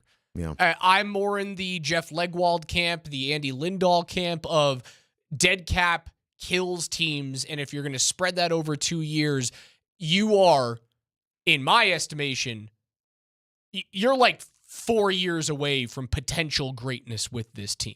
And stay with me here because, again, it has never been done. We're talking about unprecedented things. It would be nearly impossible to do this. Why not take the dead cap hit? And again, I'm the guy who says keep Russ here for a couple of years, let him be either like the best backup in the league or, he splits games, he goes in and you kind of ham and egg games and maybe you can make the playoffs. And you work with this roster that way. Year 2 under Sean Payton, maybe it gets a little bit better. And you have him and Jarrett Stidham and you do the same thing next year. And hopefully you win a couple of games that you should have at the beginning of the season. And you're not talking about a 2% chance to make the playoffs. You're talking about a 60% chance to make the playoffs at the end of December. However, if I am resigned to they're going to cut him, why not do the unthinkable and do it all in one season? Take all $85 million next year. Do not use the post-June 1st designation. It would be nearly impossible to put a football team together. They only have 6 draft picks, but stay with me here. If this team is at least 3 years away from true greatness, you know who's likely not going to be here in 3 years? Justin Simmons, Garrett Bowles, and Courtland Sutton. 3 veterans who no longer have guaranteed money on their contracts that you could either cut or trade away without it hurting you against the cap all that much. You could feasibly get young, cost-controllable players or draft picks that you would have to fill out a decimated roster due to it'd probably be near $100 million in dead cap hit. But after that one season, and you would probably be the worst team in the NFL, you get to wipe your hands clear of the worst trade and worst contract in the history of the NFL of Russell Wilson. And then going into 2025 in the draft, you would feasibly be selecting at least top 3 that year. When who comes out of the draft? Shedeur Sanders. You can then select your quarterback of the future, top 3. You don't have to worry about the dead cap hit. And then you are young, cost controllable, all within the vision of Sean Payton. You would have to extend Sean, and you would have to trust in that fact. You could talk me into it if you do it in 1 year. But they would be awful next season. Here's what I think I'm seeing from the Broncos and hearing from Sean Payton, which I have to say, if we're going to go back over the course of since he's been here, he has given us. He has not. He has shot us pretty well straight when he has talked about certain subjects, and then here's what we know about his actions. This is what I think, Raj. I think that he thinks that football team, as currently constructed, is not very far away from where it needs to be. And that is why Russell Wilson is not playing anymore, because he looks at a team and he says to himself, if we would have just done these 5 or 10 things right over the course of the season, even though this team isn't a Super Bowl contending football team, it would most certainly have been a playoff football team. And because he thinks that, that's why you split the dead cap money over a couple of years, because you don't want to become the worst team, because you don't think you're the worst team, because in fact, You think you are a playoff team. And in fact, you think you're probably just a competent quarterback away from being a playoff team. When we are actively watching in the NFL this season, backup quarterbacks everywhere, keeping their teams relevant. And star quarterbacks not playing to the standard, but their teams are still in contention because at least they're playing competent football for the most part. And what's getting under Sean Payton's skin the most is that he feels that he has hit on a plan that works. And if this offense, led by the quarterback, would just follow the script, then they would be in a different position right now. And so do you take an enormous cap hit next year? No, you don't, because you feel like you can get even a game managing quarterback can get you to where you need to be. And then you start adding the pieces. Is? Like, Russ's stats have shown to be, he's a game manager this year, man. But this is where I'll pat myself on the back, because this is where Russell's touchdowns and interceptions is always rolled out as but this is not Russell Wilson's fault, right? It's just it's huge. Like, his stats are great. His quarterback rating is pretty decent. All those things, right? But we know what we're watching every week on that. We know what we're watching. I agree. It does not pass the eye test. Right. Because that offense scares who? I just have a hard time. Nobody. I just have a hard time believing that Stidham is the guy that's going to pass the eye test. Because but Raj, there's not many Brock Purdy's out there, man. And then I think the Brock Purdy experience had 4 interceptions last week. Like, most quarterbacks in this league, most successful QBs in this league are first-round draft picks. Yeah, I don't think Look at this league. Raj, I don't think this is about Jarrett Stidham. Of the starters in this league are first-rounders. I know, but I think you're thin slicing this too much. This isn't about Jarrett Stidham. Because Jarrett Stidham could be Chris Dempsey, could be Raj, could be Dan Tanner, could be Steve Nelson. It's a person at that position who will do what is asked of him all the time. And so I know that we're going to go, is Jarrett Stidham the answer? And that's actually not the question. The question is can they find the individual? This is the last two games of this season. It feels an awful lot like when Josh McDaniels said I could find a varsity high school quarterback and make him an NFL starter. But Sean Payton has not said that. It feels a lot like it for a guy who has had one quarterback be uber successful in this league. He took on the challenge of, quote unquote, air quotes here, fixing Russell Wilson. I think he fixed him to the point that Russ can be fixed. This is who Russ is at the peak of 35 years. But Raj, he doesn't think that, though. Sean Payton doesn't think that. Like, he got Russell Wilson into a space there, to be sure. But at the end of the day, he couldn't continue working with him because there is something happening there that is rubbing him the wrong way, and he feels like it's costing them the opportunity to be the most efficient offense that they could possibly be given the personnel that they currently have. So if it's not Stidham, who is it? Is it Michael Penix Jr. with 2 bad knees? Is it J.J. McCarthy, who hasn't lit the world on fire, who actually might go back to Michigan next year? Is it Quinn Ewers or Bo Nix, who looked like the guy was going to go to like a group of 5 school before he transferred to Oregon and had like a Heisman-worthy season? Right? Bo Nix, after his freshman year at Auburn, was a bust. Yeah. So is it going to be that guy Bo Nix is like 26 years old at this point? So for me, like I feel as though, and granted, Sean Payton has the reputation for a reason, for being a genius offensive head coach. He gets the chance to throw that dart, but the percentages aren't necessarily in his favor if you're not selecting a quarterback in prime position in the first round. Yeah, no, that's true. Look, they are, because this is blown up in their faces, I mean, they're dealing from a position of weakness right now and desperation to whatever degree, right? I mean, this is, we know what the free agent landscape looks like at quarterback next year. It's terrible. We know what the draft landscape looks like. It's okay if you're in the top 5 picks in the draft, but they are not. And so Knicks will be 24 in February. Still very old. Yeah. And I don't know what kind of quarterback he would be. I mean, he's obviously a very efficient and heady quarterback for Oregon. I don't know how that translates for him to the NFL, but they are going to have to take a chance on one of those young guys that has some sort of flaw that will have him drop in the draft a little bit because they are dealing from a space of a little bit of desperation. And so for them, I think it's if you know that you can't work with a quarterback and he knows he can't work with Russell Wilson, fine. Let's start to see who you can work with. And that's why Jarrett Stidham's out there, because when he signed him, he thought he might be a good quarterback anyway. So now we might as well just give him the opportunity to show that and put that on the field against two teams that aren't lighting the world on fire. I mean, it's the LA Chargers with Easton Stick, and then it is the Raiders. Granted, they are playing much better under Antonio Pierce, but these are two tests that if Stidham passes them, then he now earns the opportunity to compete for the job next season. And he'll be on the roster. He's a $7 million cap hit next year.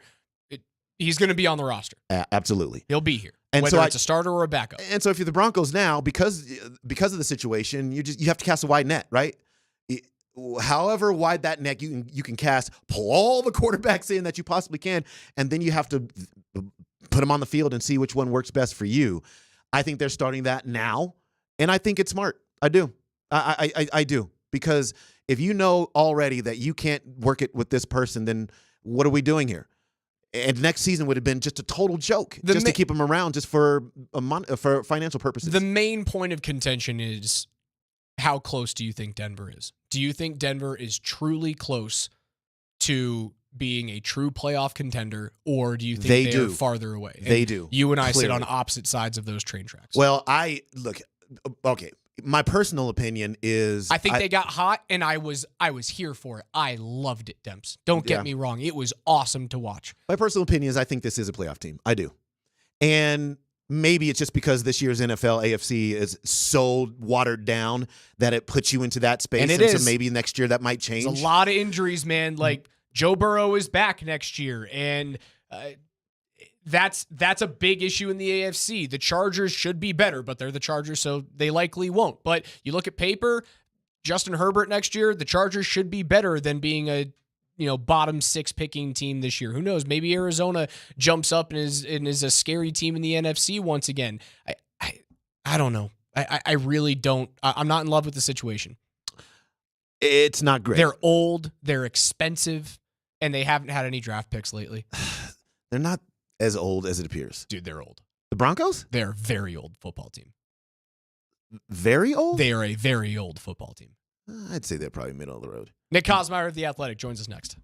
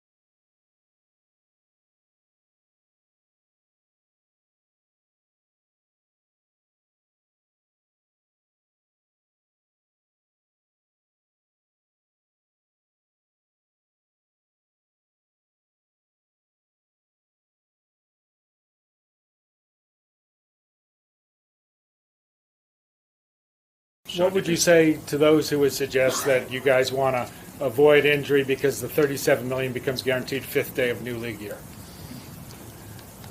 So what's the question? In other words, I don't have to. If he plays now and he gets hurt and he doesn't pass physical, I you're get on the hook that, for but $37 million. then why not last week or 2 weeks ago or 3 weeks ago or 4 weeks ago? I understand the question, and I think at the beginning I said I understand the economics here.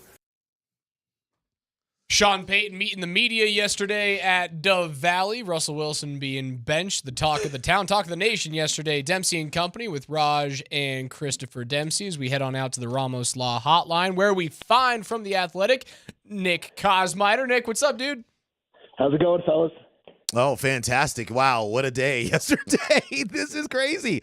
How about we just start very generally with you, and what's now that we've had a kind of a day to digest everything that is happening, how are you sorting through all this?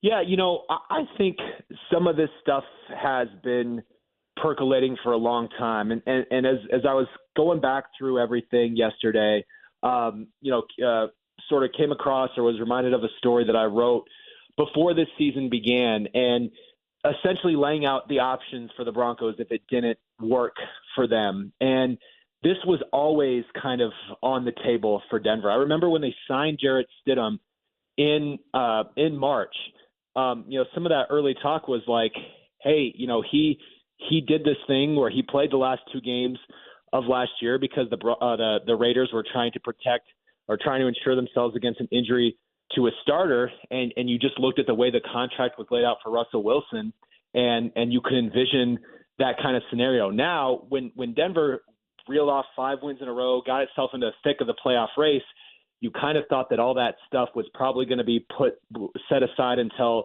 the offseason arrived. But, when they more or less fell out of the playoff race on Sunday night, this allowed them to trigger a plan that, again, I think has been in the works for some time. It became pretty clear early on to Sean Payton that, this was not the quarterback that he wanted to work with long time in Denver. And as you guys have started to understand and realize, he wields all the power in that building. And this was a choice that he made. He said it as much yesterday.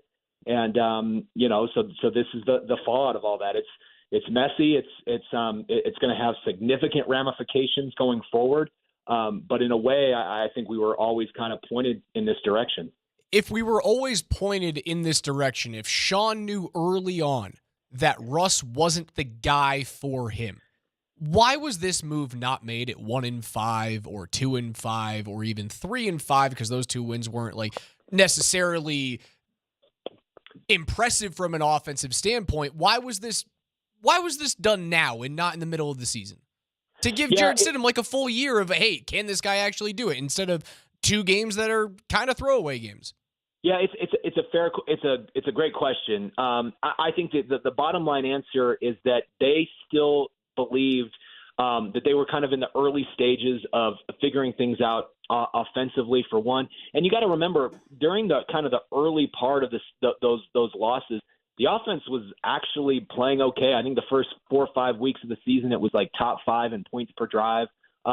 It wasn't that far off from being a pretty functional unit. The irony is that when they started winning is when the offenses sort of started to dovetail, because Sean Payton decided that the only way that we're going to win is if we stop turning the ball over, and we really just focus on, kind of playing this, constrained, dial it down offense. That's how we're going to try to get back into this season. And that's what they did. Now, 3 of the last 4 weeks, that element of ball security has not been there. And I think it sort of reached a peak. So again, you could have easily looked at this at 1-5 and said, hey, we've already decided that we're going to move on after this season. And, you probably would have had less, kind of less hand wringing, less curiosity about that. At that point, given where the Broncos were at the time, and given the game that Russell Wilson had just played in Kansas City, which was one of the worst of his career. So, it's a fair question, but the Broncos wanted to kind of continue on that path until they saw a different opportunity, and that's what they've done now.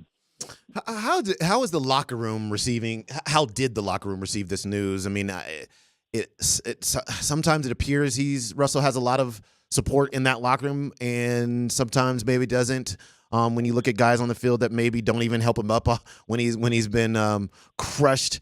How did this land there? And are they looking forward to the opportunity with Jarrett Stidham? I mean, how are they sorting through this as well? I think this is a team that likes and respects Russell Wilson. I don't think anybody has ever doubted his commitment, the way that he prepares, the way that he has led them. Is he the most relatable guy to every man in that locker room? Maybe not, but I do sense that there has been a genuine respect for how he has handled things. Mike McGlinchey, who's been one of his most ardent supporters, said after the Lions game, in which Sean Payton, right there on national television, jumped down his throat. He said, "Listen, Russ takes more crap than anybody, but he continues to rise above it." I think there's been genuine respect for him, and it was something of a somber scene in the locker room. There was not as many players in there as there usually are when we're let in there as a media corps. I think there was a lot of players who were mindful of not really wanting to talk on it, wanting to sort of keep to themselves. Those who did kind of just said, look, the coaching staff thinks we need a spark. We obviously do need a spark offensively, and this is the direction that they're going to go. So we're going to ride with it. That was kind of the sentiment that we got from Adam Troutman, from Mike McGlinchey yesterday, to in another extent from Jerry Jeudy. But I think, I think Jarrett Stidham has been a guy that behind the scenes has been, relatable to players. Jerry Jeudy spoke highly of him. They locker next to each other. So I definitely think that they're going to give him his full support. They know what this opportunity over these final two games means for him, but also means for a lot of players. Like, there is no doubt once you decide that you're just going to, part ways with a quarterback whose 5-year, $245 million extension hasn't even kicked in yet. That's a clear message to anybody that, like, if you're not meeting the standard, regardless of what your contract says, you're gonna be moved on from that. That's simply the way that Sean Payton has, outlined and illustrated that he's going to operate. So I think there's an awareness of that, but yeah, I definitely think it hit a lot of players as a pretty big surprise yesterday. How much of that somber attitude in the room is based on Russ being respected as a veteran and what you just said of, like, if Russ can be cut, anyone can, therefore the veterans might have like some seeds of distrust starting to sow? Well, and I think part of it too is that Russell Wilson is clearly not solely responsible or even close to solely responsible for this lag. I mean, Sean Payton's play calling, has really been pretty curious. He's constrained the offense at times to a degree in which it's just very hard for anybody to operate, much less a quarterback who, kind of has a style that he plays. It's definitely has been something of a round peg, square hole situation for a while now. And I think it's become more so over the last few weeks. And so I think part of that is that, maybe a little guilt among players who say, hey, it definitely wasn't on him. He's the one that's taken the brunt of it. So I think a lot of it was empathy there. Justin Simmons said, look, a situation like this happens, I look at myself and say, shoot, what could I have done? So I think that's all part of it. And yeah, there is that sense of, like, man, this is not joking around. The expectations of what we have to be here are real. And, if I want to be a part of it, we gotta win. So I think it's all jumbled into some of the feelings that we saw yesterday. What it's harder. This is a harder question to kind of get at, but what irked Sean Payton the most about Russell Wilson? Like, what is it? The ball security, okay, but we watched Josh Allen turn the ball over a bunch, and like Sean McDermott still loves him. Where was the disconnect there? What was Russ not doing as consistently as he should have been on that field that may have put Sean Payton's mind more at ease with him, the relationship, and going for it with him? Yeah, I mean, it simply comes down to not being able to navigate the offense to the degree that they need to be. Like, one of the things that really has bothered Payton is how efficient Denver is in the red zone and particularly in, like, goal-to-go situations when they're right on the doorstep of the end zone. Like, he the way that he evaluates quarterback, it's not just raw numbers.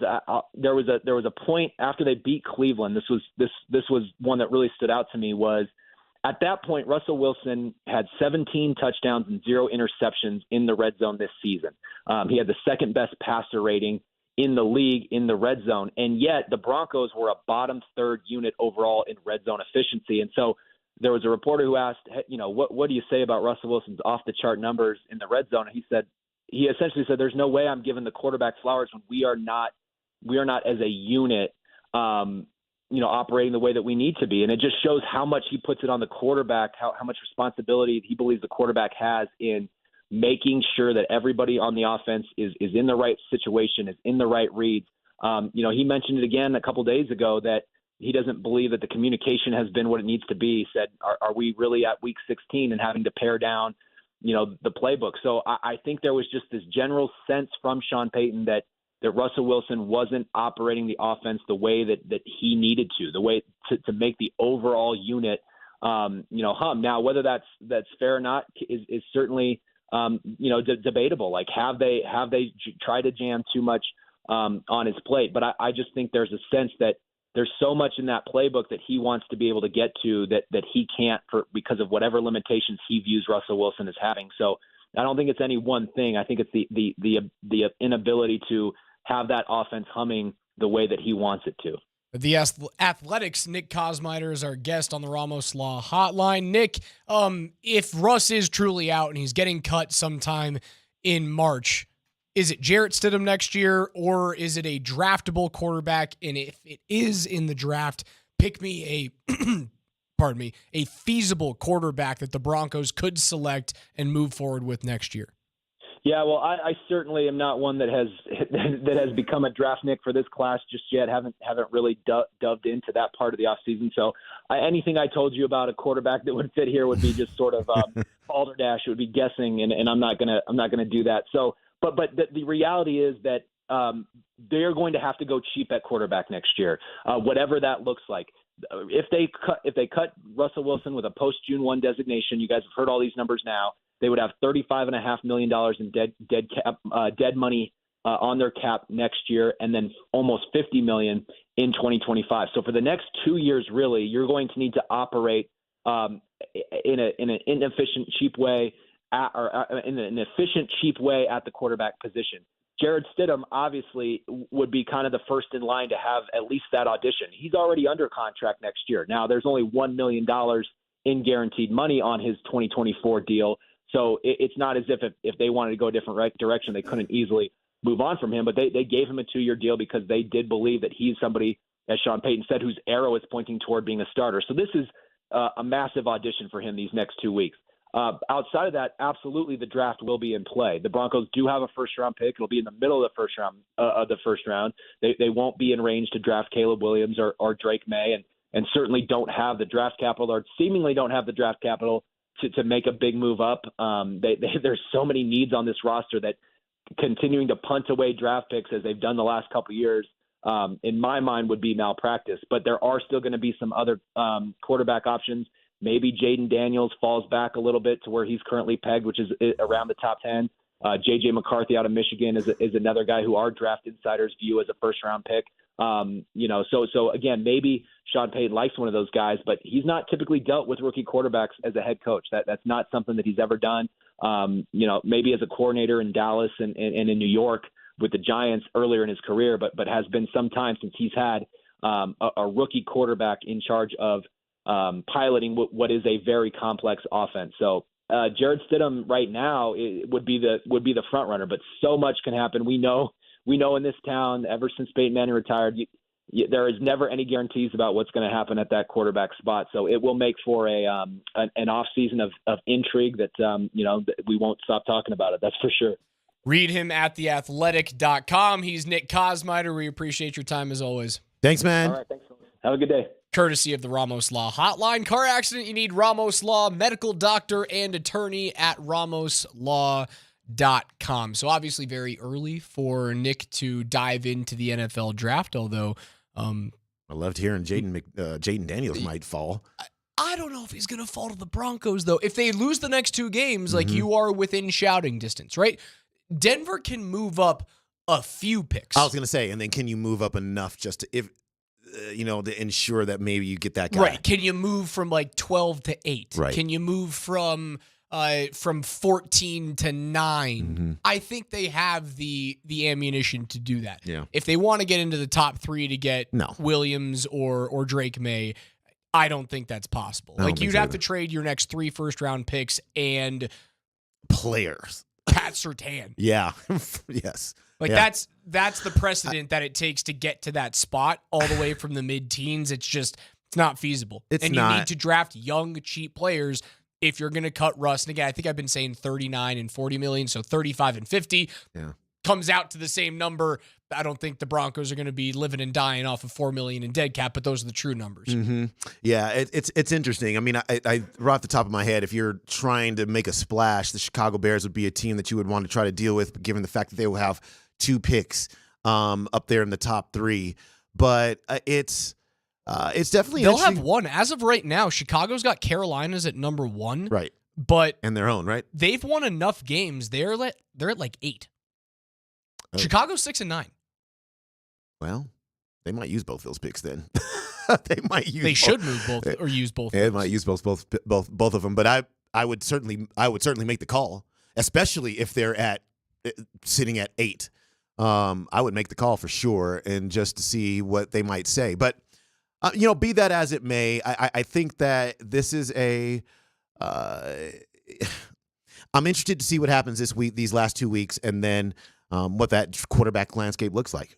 Do you entertain the idea of, like, if Chicago's going to select a quarterback, and all signs point to that like Justin Fields just like isn't going to work there?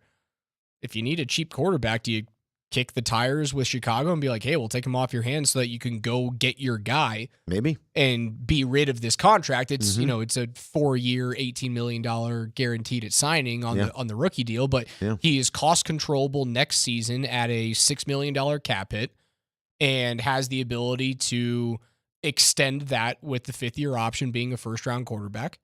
I don't think he's very good, but like, you need to be cheap, so beggars can't be choosers. True. Yeah. No, you're exactly right.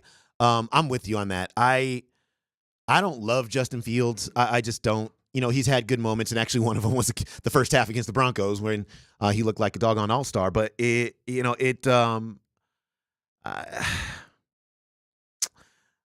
I want to see Jarrett Stidham, and then I want to see what else they can do. But you're right. This is not going to be.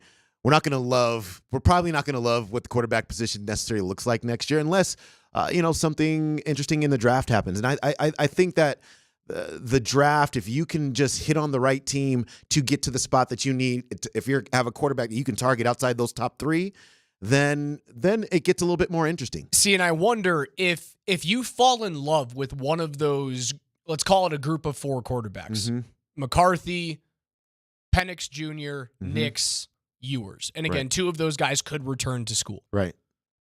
If you fall in love with one of those guys and it's clear that they're going to fall into the early 2nd round where you don't have a pick, or they might be selected late 1st round, there is a world in which you could trade down and go get your quarterback and then stockpile some more picks, where you need to continue to get more talent in on this roster. You need more offensive linemen. You need a pass rusher.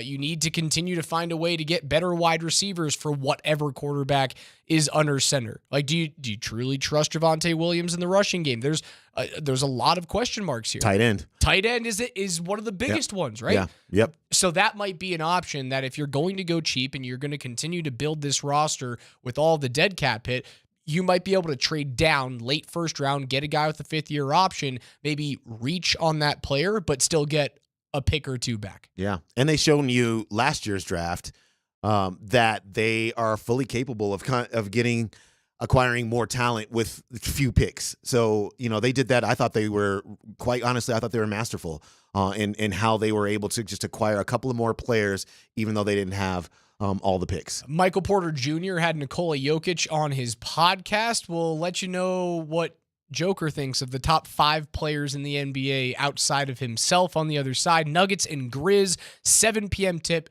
6:30 pregame. We'll also touch on the debacle that happened out in Arizona with the Avs on the other side with Raj and Debs.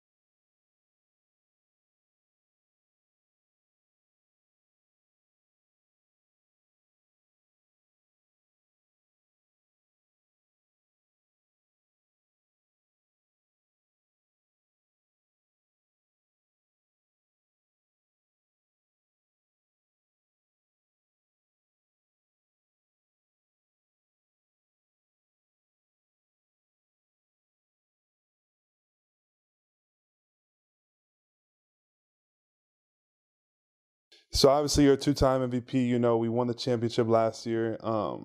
And one thing I've always been impressed with is how you continue to get better and better and better as years go by. How do you stay motivated now that you have achieved so much at so young? That's actually a nice question. I think the motivation is actually becomes your lifestyle of being obsessed with the success. I think winning is a lifestyle for us right now. I'm thinking about the team right now. I think we can win every game, and I think it's like winning is kind of lifestyle, and you're getting obsessed with winning and that lifestyle. It's really, we have fun when it's winning, and we have we fun. talked about that yesterday.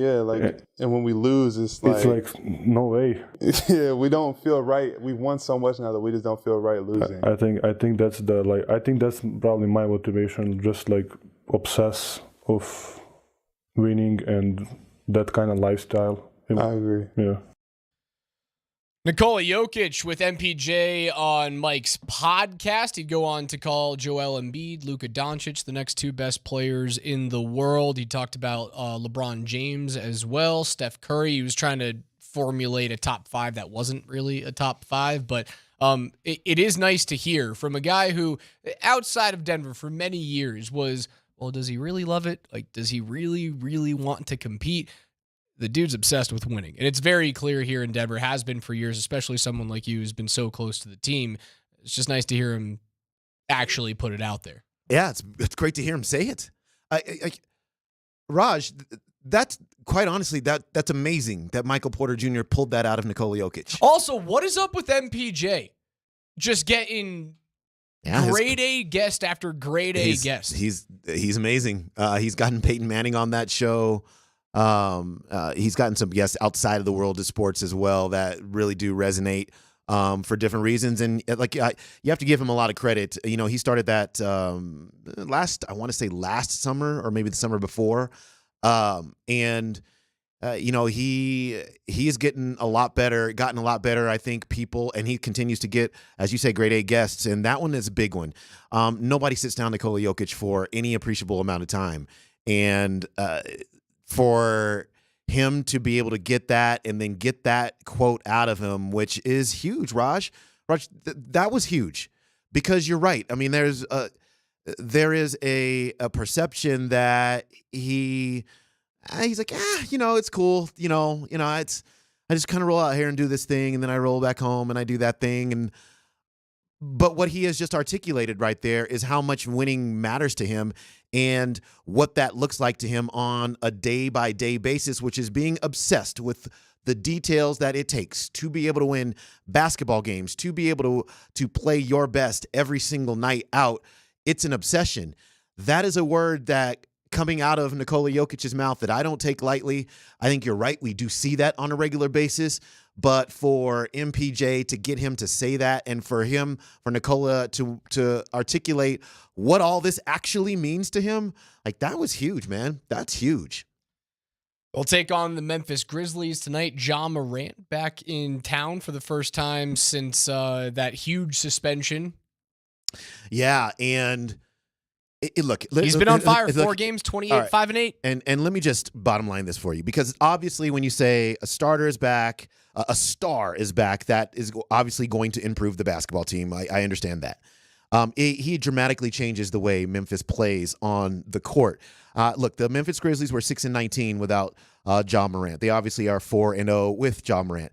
Team plus minus of minus 6.8 without him.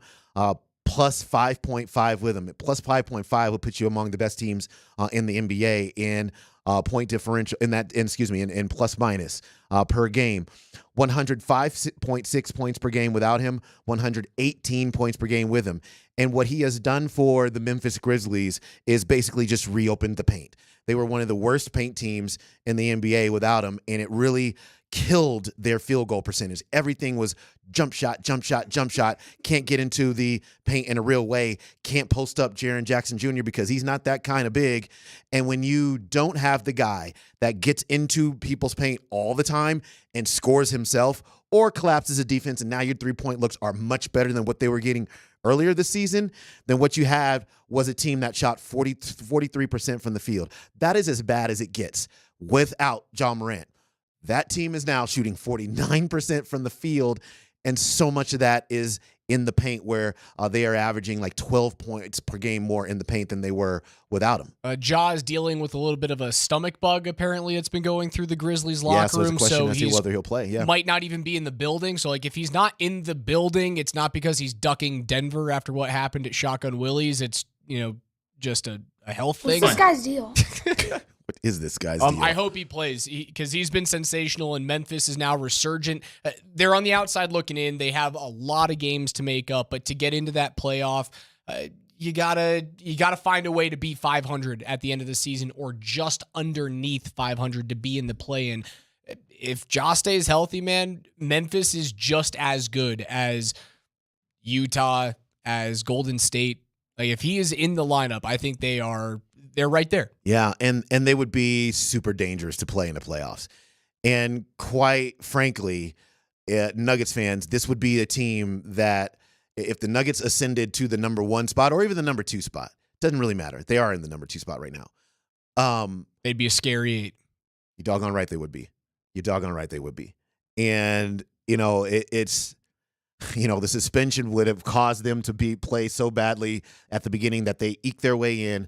They're the 7th or the 8th seed, and then you get that team in the first round. And Ja's 30 games lighter on Ja's legs. Right. So you look at the suspension, you go, oh, there's actually something that helped the Grizzlies on this way. Right. And look, the flip side for Memphis is they're going to have to push so hard to get there that what will they have left if they get into the playoffs?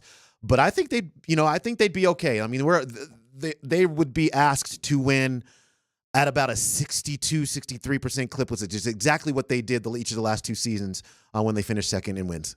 As we get out of here, final thoughts on what happened in Arizona with the Avs last night, man. Because it was a game in which I didn't have it between the pipes afterwards, so I was kind of watching as a fan for once. Were you itching to tell you? No, I almost called Springer, was like, dude, we're going into the studio to talk about this thing. My wife was like, honey, you're in bed, sit down, you can talk about it at 10 a.m. I ripped into Georgie. Again, he gave them a chance to win, but you got to save 3 out of those 5. But the Avs need to make a move. Sakic and McFarland have to make a trade. You must go out and get a top 6 forward, because this group, regardless of being first in the Central right now, which again, first world problems, it ain't it. They're doing things that'll kill them in the playoffs. They are, and it's.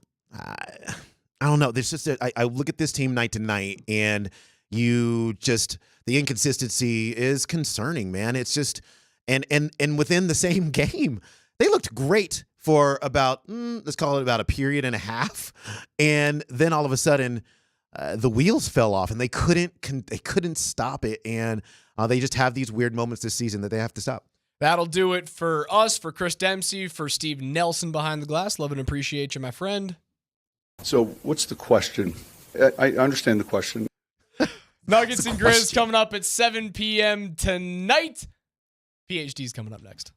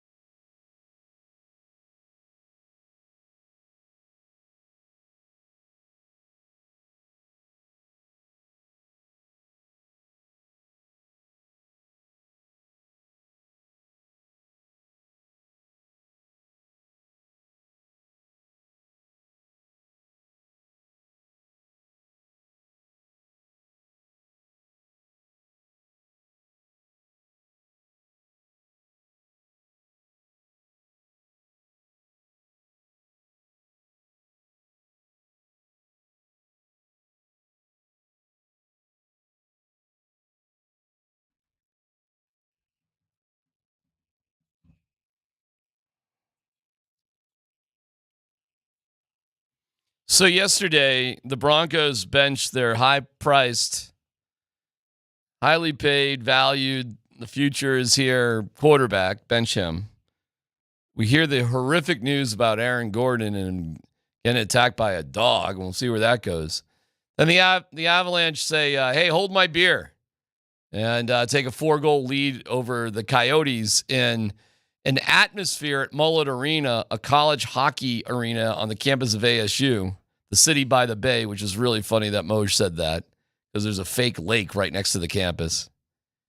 And they say, 4-0, I guess we're done. Lose 5-4 in overtime. Ugh. Georgie was happy, though. Oh, yeah, he was thrilled. Georgie was fired up after that. I mean, you saw all the passion coming out, the energy, smacking the boards and everything with the stick. You know, he was pretty fired up about it. Yeah, he keeps his head. He keeps his cool. Listen, man, I don't think Georgie is like a bad goalkeeper, but they're not winning with him. No. And there's some odd things about that dude that are just hard to put your finger on. And Cale Makar, after the game, comes out and says, we have a problem handling adversity. Okay. Well, you know what? I do think Georgie's got issues going on. We've been talking about it for a month or so now. And when you see guys have that type, listen, it's human. I'm not judging them. You have a meltdown like that. It's human nature. How many times you see a football player come to the sideline, throw his helmet on the ground, whatever. But, you know, there is something to be said about adversity and losing your mind. There's something to be said about it. Yeah. It's then Bednar afterwards was just really kind of, I thought Georgie played good. I don't know. He didn't seem real bothered by it. So I'm like, okay, if you're not bothered by it, why should any of us be bothered by it? You obviously have a leadership issue, obviously. I think the entire Avalanche organization right now is refusing to even believe that there is anything going on. There's a little head in the sand sort of thing going on. Everything's cool. Don't worry about it. We're great. Everything's awesome. No problems. We're cool. We can get into that in a little bit. The Nuggets are back at home tonight. They have a cool back-to-back. Usually the back-to-backs are like home and then away. This is a back-to-back where both games are here. I want to warn the citizens of Glendale, Ja Morant is back. Or actually, maybe that's a good thing. Hey. Maybe people are kind of pumped about that. Didn't get that Christmas bonus. It's coming. Glendale, man. Maybe is the parade route for Ja Morant planned already?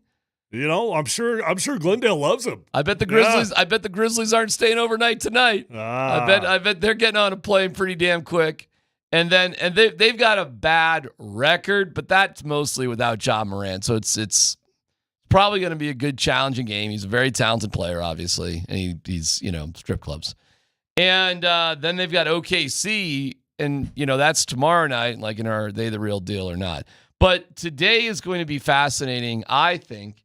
And it gets going because the viewing period starts here. I'll just assume Russell Wilson is still there.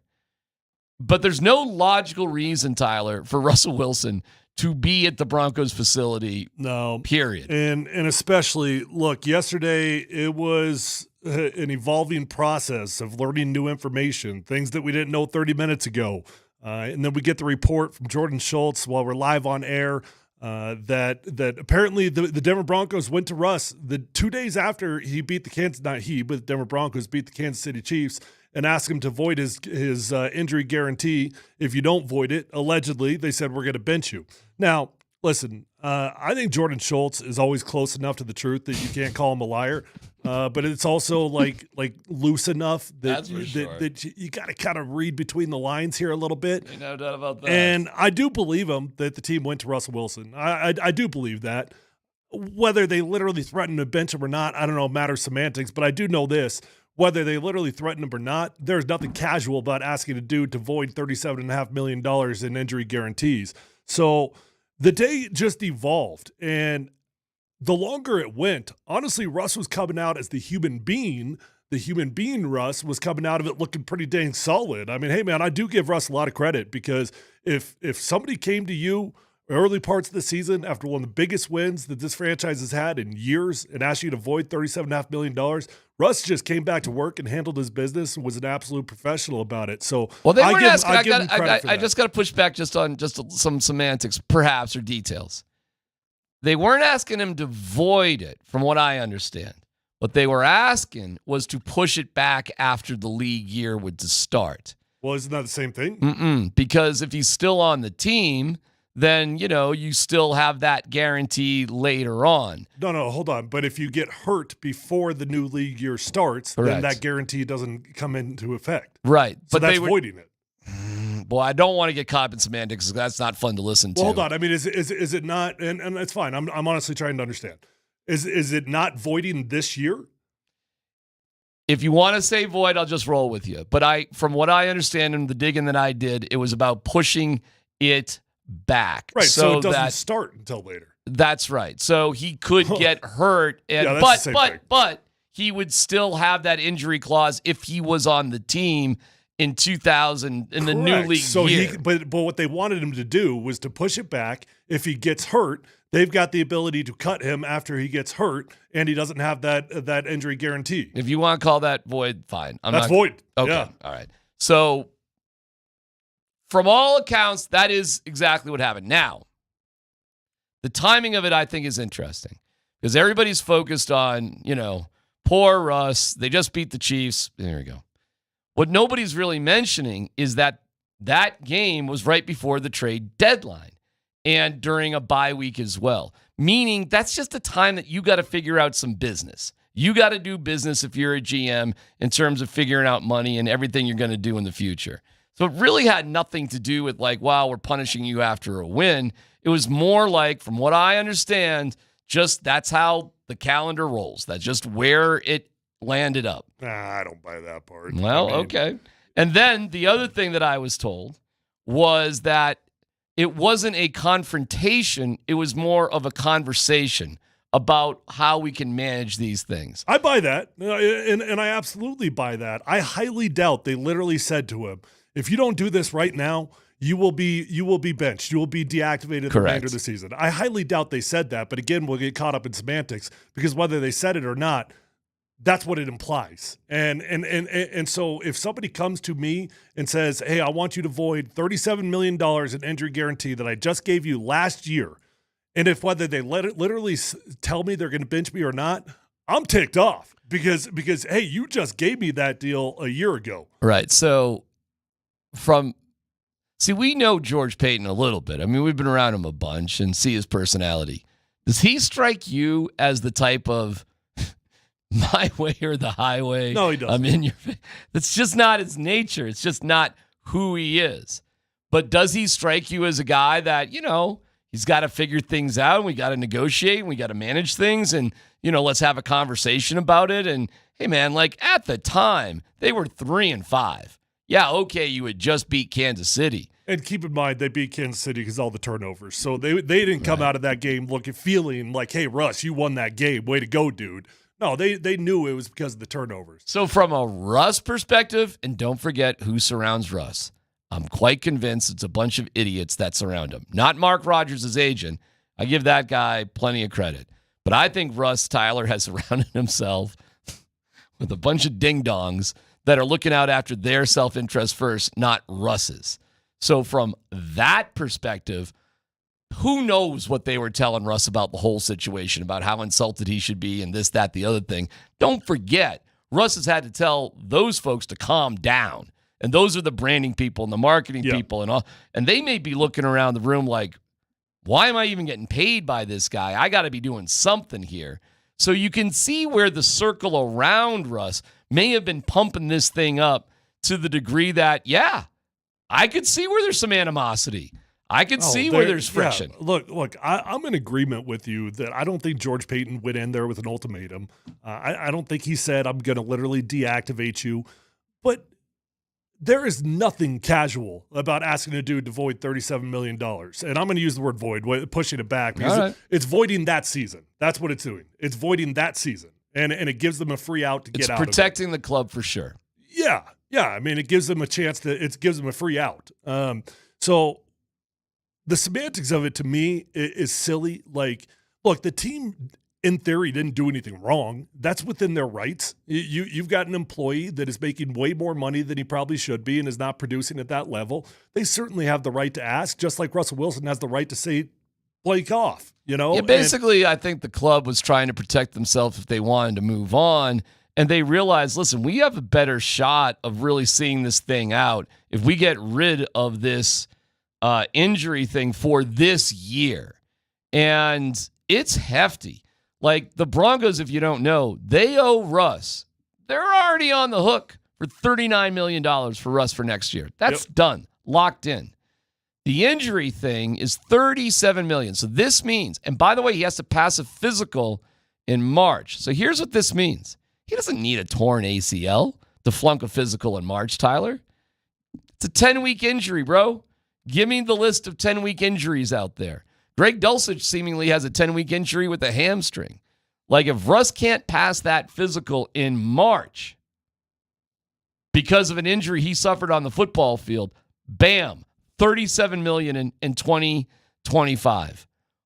As long as he's documented it. Right. He won't be able to go in there with a ghost injury now. It would have to be something that is medically in his file already. And I'm sure he's been in the training room. And I'm sure if he wants to try hard enough to fake an injury, he could come up with a way to do it.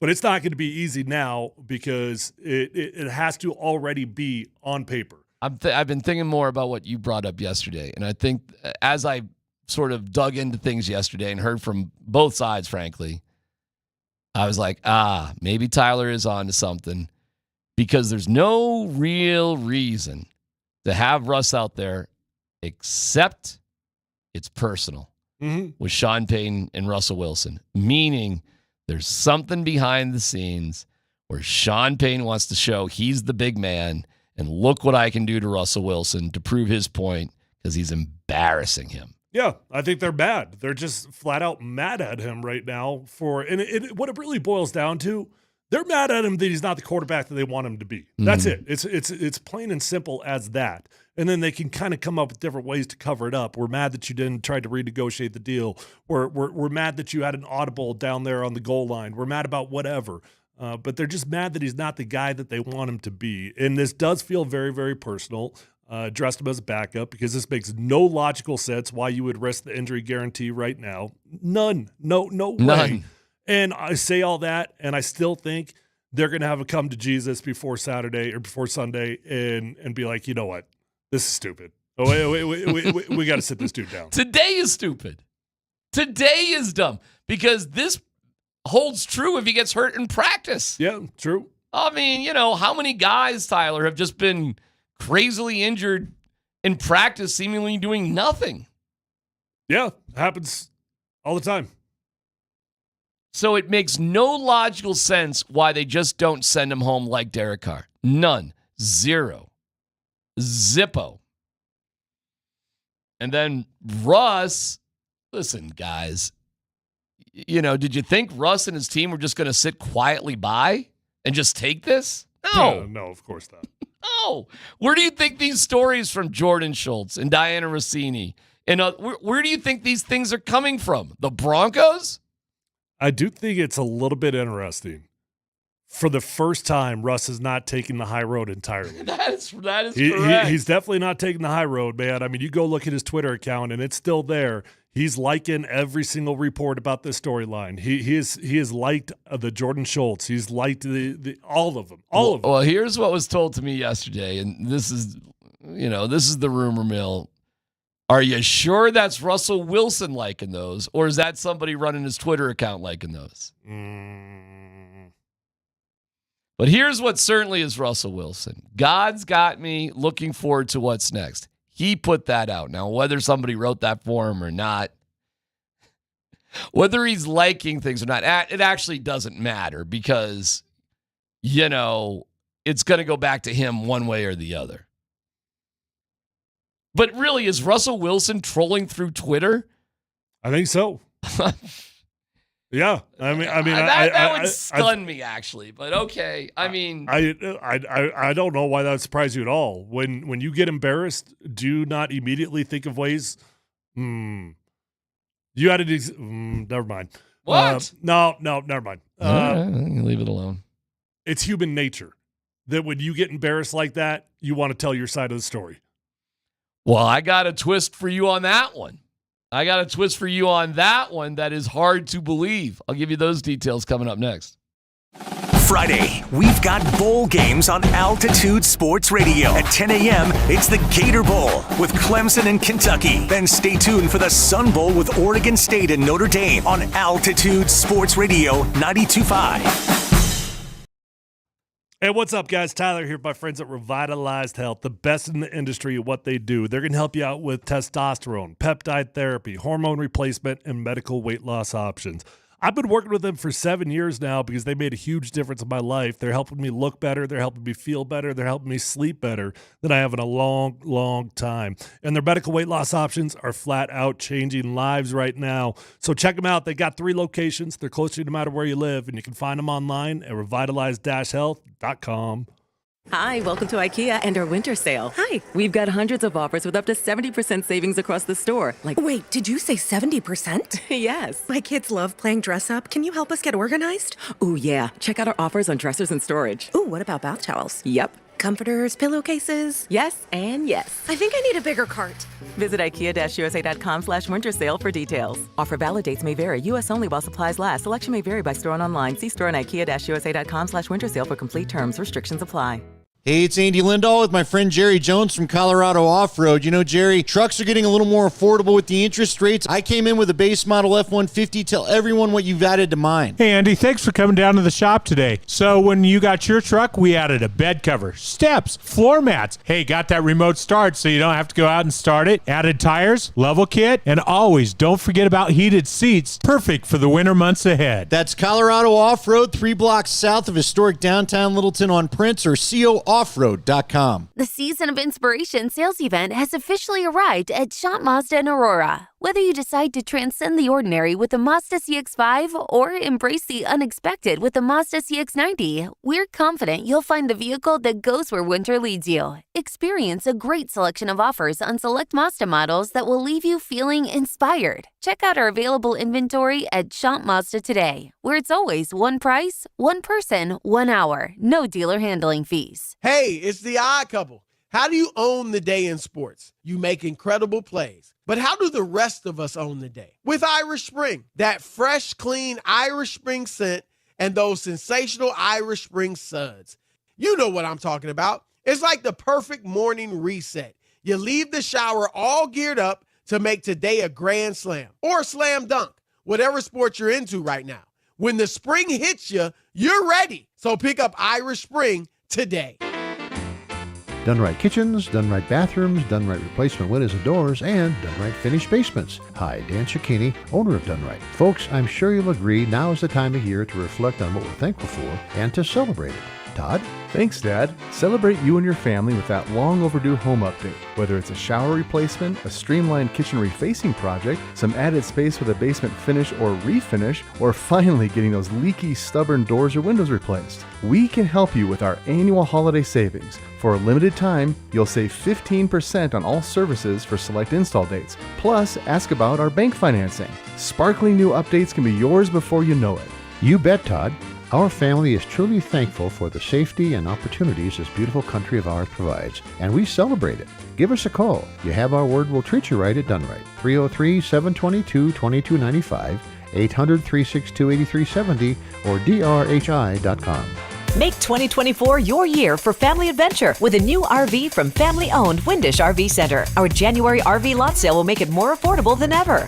Shop any Windish RV location or Airstream of Colorado for special prices on every RV. We have all the top brands including Airstream, Grand Design, Keystone RV, Jayco, Alliance RV, and Forest River. It's a new year for new adventures in a new RV from Windish RV. Shop our lot sale January 11th through 13th or visit windishrv.com and airstreamofcolorado.com. Altitude Sports Radio 92.5. Watch the show on Twitch. Go to twitch.tv/AltitudeSR. Brought to you by Safeway. Mark Springer here for Bet365, and at Bet365, we don't do ordinary. We believe that every sport should be epic. Every basket, every game, every point, every play. From the moments that are legendary to the ones that fly under the radar. Whether it's a three-pointer at the buzzer to tie the game or a player goes 2 for 2 at the foul line. Whatever the sport, whatever the moment, it's never ordinary at Bet365. 21 plus only, must be present in Colorado. Please gamble responsibly. If you or someone you know has a gambling problem and wants help, call 1-800-GAMBLER. Hey, Doc, nice office. Quick question. If you had to choose, would you give yourself a root canal or run payroll? Run payroll, no question. Seriously?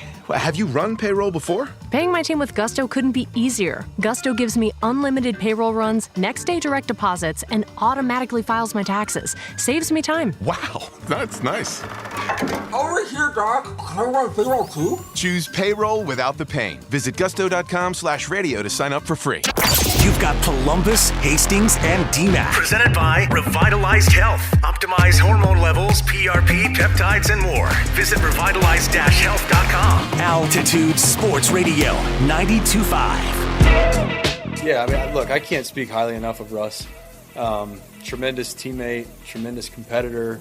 I've been extremely fortunate in my career to be around some incredible human beings and incredible quarterbacks, and he obviously fits that category. So, today, obviously it's a tough day, but we've had great interaction today, and that sort of thing. So, like I said, I can't speak highly enough about him. That's your new starting quarterback, Jarrett Stidham. Swarthy looking fellow, huh? That Jarrett Stidham. Looks like he's in a movie. Got a little flow going on there. Taller fella at 6'2". The one thing, just hearing him and watching his stuff yesterday, it's a confident dude.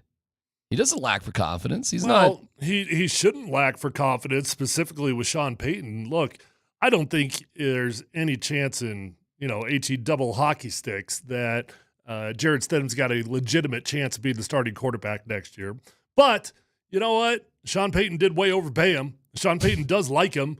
I mean, dude, there's no way that Jarrett Stidham should be making $10 million per year right now. Absolutely no way. His resume says he should be making $10 million per year. So he's got a coach that likes him. I do think that Sean Payton is legitimately intrigued by him, but that doesn't add up to him actually being the starting quarterback next year. Let me give you some fun stuff from what I understood from inside the locker room. And Aaron Anderson will join us, Dan, what time? 1:20, something like that? Yeah, Aaron's great. And he was talking to me last night about just what the vibe was inside the locker room. So he goes, well, there's Russ. Sitting at his locker. There he is. His locker is very prominent, by the way, in the Broncos locker room. It's like that door coming out of the training room area. Yeah. His locker's like right there, like right in the middle of the locker room. Like you can't miss it. Sometimes the quarterbacks have been tucked away a little bit, or I don't know. I don't know if you like this or not, the way they do the locker room. You realize that everything's all split up. Like it's not by position group. They've just got it all garbled up. You like that or not? Or you like being with your guys, there in the locker room? I've done both. I like being with the guys. I like being with the offensive line. Right. Certain coaches, they go out of their way to be like, everybody's going to mingle. Everybody's going to be with whoever. There's probably something to be said about that. But yeah, I prefer being with my boys. All right. I just point that out to point out the location of Jerry Jeudy and Jarrett Stidham. They're because there's lockers in the middle of the locker room. So Judy's locker faces another wall, not where Russell Wilson sits. But you realize Jeudy, like me and you, right here. This is like Jeudy to Jarrett Stidham the whole year. It's like right here. And there's got to be something about, guys you're close to like that, your proximity. And Stidham's actually not really all that close to Russ. They can kind of see each other, but they're across the way, meaning there's just sort of this weird space there in the locker room. Garrett Bowles, Aaron goes up to Garrett. I'm not talking. All upset, all huffy. Garrett kind of storms off, doesn't Garrett Bowles like that, right? Jeudy talks forever. Jeudy goes on and on and on. He has no problems talking. I saw a little bit just interesting moment in the viewing period that the media was out there yesterday. Okay. I wasn't out there. I'm just looking at video on Twitter and stuff. Yeah. And there was just a little interesting moment. They're in stretch, and Russ and Stidham are right by one another. Russ is in front of him. He gets through the line first, and he's kind of just walking around doing a thing. And Jerry Jeudy walks right over. Now Stidham's right on Russ's left-hand shoulder. Jerry Jeudy walks over to Jarrett Stidham, and he just kind of puts two hands on his chest, and he's shaking him like, hey, attaboy, way to go. Just a little bit interesting to me. It was kind of like a little hype sesh for Jarrett Stidham, but directly in front of Russell Wilson's face. Yeah, it's an interesting vibe. So so what do you do with Russell Wilson talking? So Aaron said he wasn't sure what to do, and it was announced. Now follow this. Russell's not talking today. Yeah, I saw that. But apparently, thank you, Dan. Appreciate it, brother. He is talking. Apparently, he is talking later this week.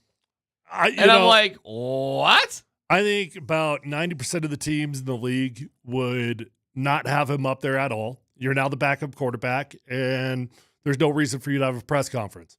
I respect the Broncos for doing it, though. I really do. Hold on. I don't know if the Broncos are officially doing this or not. Oh, I read it as like he was having an official one. I don't. That wasn't confirmed. I mean, I can do some digging here during the commercial break. I could easily be off on that. That's just the way my brain read it.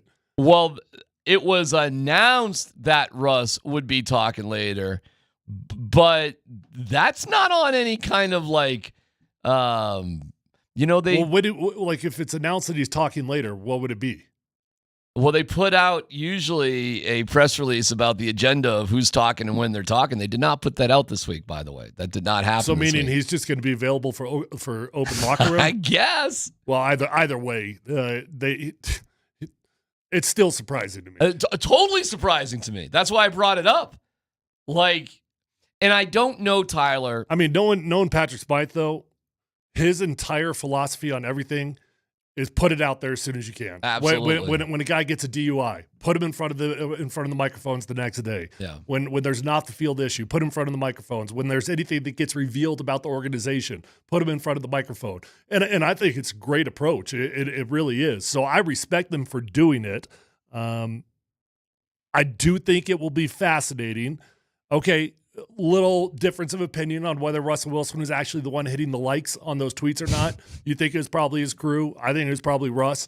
But it will be interesting to see, does he have any little slight jabs in there? Because Russell Wilson, his entire career, has just been the high road guy, and I give him a ton of credit for that, dude. I really do, man. I respect a human being that can just over and over take abuse, and whether it's fair or not, that wears on somebody to take the high road. And my gut tells me there'll be a few jabs in there. The tweet he put out, looking forward to what's next. I mean, what's next theoretically is the Chargers. Oh my God. I mean, okay. Do you think that tweet was Russ? Yeah, I do. Okay, well, that was 100% a shot. That was looking forward to what's next. Hey, you haven't been released yet, pal. Right, exactly. Yeah. What's next? What's next is the Chargers. Yeah. So, listen, again, it's like, did Russ like it? Was somebody in his camp like it? I don't know. He's putting out tweets about, I'm looking forward to what's next. Look at the comments under that. Broncos. I think you were, and if this is a personal thing, the Broncos need to take the high road. If this seriously is a personal thing, if this is Sean Payton saying, I'm the man, look what I can do, whatever, or if it's not that and the Broncos are, I guess, Tyler, trying to be nice, you need to just move on and cut ties, period. And I think they're conflicted because they have sold the storyline as we need a spark. That's the storyline, right? So the storyline is we need a spark so we can make the playoffs. We need a spark on offense so we can beat the Chargers and then so we can beat the Raiders, right? Yeah. So the storyline is we're still alive. We're in the hunt and we're trying to go win these games. And if that is the storyline, you cannot deactivate Russell Wilson because absolutely he's the best backup option, 100%. So the storyline is we're alive, we're in this thing. But if you deactivate Russell Wilson, that doesn't add up with the storyline that we need a spark. Well, right, because nobody's buying it. I mean, nobody's buying this. Everybody realizes what the truth is. Everybody gets. You don't believe your source yesterday? Which one? Which one? Because I talked to like a half dozen people. The one. Oh no, I believe I do believe that's where they're. Yes, I believe that's the storyline. The key word is spark, by the way. But yes, I believe that's what they're all. Yes, but it's just a little short-sighted because I don't think they realize, hey, Russ and his team are going to fight back. Fight's a strong word. But you're going to get pushback from Russ and his crew. And likely, Tyler, every single person in Seattle is like, yep, that's the Russ we remember. Because it ain't just Russ, is it? It's his agent, it's his team, it's his marketing, it's whatever. It's this corporation of Russell Wilson. And people feeling bad for Russell Wilson, this is the crew that I really shake my head at. And listen, I have empathy for somebody getting demoted or losing their job. Trust me. But feeling sorry for him? And that's where I'm just like, hey, man, there's working folk out there.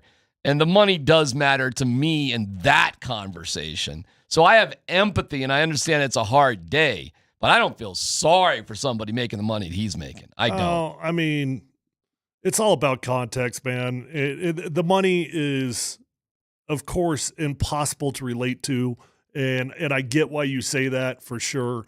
But I think what people are feeling sorry for him about is not so much that he lost his job, although, of course, there's going to be Russell Wilson defenders until the day they die. I mean, this is a very controversial subject, and if you think Russell Wilson's a great quarterback, yeah, you're going to feel sorry for the guy. But I think 90% of the sympathy that is coming in right now is specifically related to the storyline of him being asked to void his injury guarantee after the Kansas City game. And that's where it does get a little bit interesting because, man, I'm telling you, I actually chatted with 3 or 4 former players last night, and to a man, every last one of them said, man, I would be irate. I would be irate if they came to me like that. And no, I wouldn't be quiet. People would know what they just asked me, you know. And so for him to go about his business as respectfully as he did the remainder of the season, if the storyline's true, and right, that's a big if too. You know, because you have to understand, Schultz and Rossini got all their information from the Russell Wilson camp. Okay, sure. All of it. Sure, I think the origins of the story, there's a lot of facts in it, and so you could believe, like, I don't believe that they told him that day, hey, we're going to deactivate you unless you renegotiate this thing. But there's no difference to me. I mean, whether they actually said that or not, when they come to you that early in the season after a win like that, yeah, that's offensive. But at the same time, I say that, I'm riding the fence, I suppose. But at the same time, the franchise didn't do anything wrong necessarily, other than it's a tough moment for a dude. Mm-hmm. And business is business in the NFL. And business happens with players all the time. And Peyton Manning was, Elway want him to take a $10 million pay cut. I mean, it's not like the first time players have been insulted by teams trying to restructure things in their deal. And listen, man, the Broncos at the time were 3-5. Yeah, it was a great win over Kansas City for sure. They're 3-5. You had Buffalo, Cleveland, and Minnesota in front of you. Where'd you think that season was going? You got the trade deadline coming up on Tuesday after that game. We dealing Jerry Jeudy? How are we managing the cap? What are we doing here? How are we going to do what we need to do for the next couple of years? There's a bunch of decisions that needed to be made by that Tuesday. There was. So I understand players being insulted by the whole thing. I mean, I do get that. But teams have been insulting players. I mean, like, yeah, but for years. Just because it happens doesn't take away the fact that it's insulting to the human being. Look, man, I've been a part of this thing. I know this firsthand from my own personal experience. It happens all the time. Teams will bench you. Teams will deactivate you specifically for money, unrelated to performance. It literally happened to me when I was in Washington. I had a $1.5 million bonus if I played in 85% of the snaps. I was one half of football away from getting $1.5 million bonus. I've been starting the entire season, and all I needed to do was play one half of football, and I'm getting $1.5 million. My coach calls me into the office that day. We just got eliminated from the playoffs. And my coach calls me into the office the next day, and he says, hey, look, I'm not going to BS you. I love you too much. I respect you too much to tell you anything but the truth. They told us about your bonus, and we were told we got to sit you down because they don't want to pay it. That sucks. I did not get benched for performance-related reasons. I got benched because we were out of the playoffs, and they didn't want to pay me $1.5 million. Right. So it happens all the time, but just because it happens all the time, you think I wasn't ticked off? I'm sure you were. You think I'm not holding on to that animosity today? You think for the rest of my life I'm not looking at that feeling like I got wronged? All right, let me ask you about that. Wrong. Could you have gone to the NFLPA and had them No, there's nothing I can do. Nothing you can do. Absolutely nothing I can do. Okay. They're well within their rights to do it. They're just a bunch of a-holes. Okay, all right. So one thing that was pointed out to me is that, because there is a story in Pro Football Talk that there was talks with the NFLPA about the situation, and that had been ongoing. But it was also pointed out to me by somebody else that, well, listen, did the NFLPA do anything? No, there was nothing to do.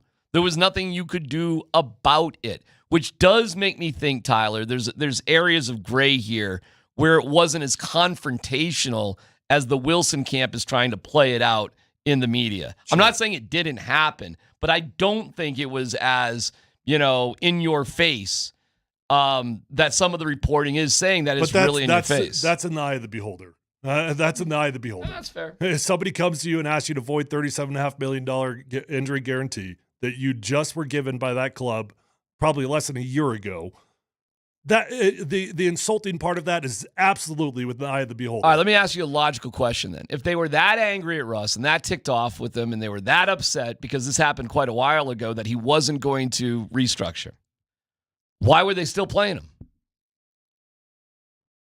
Yeah, there's not a great answer for that. I don't know. I mean, they were playing him because they still wanted to win ball games, and they knew that he gave them the best chance of winning ball games.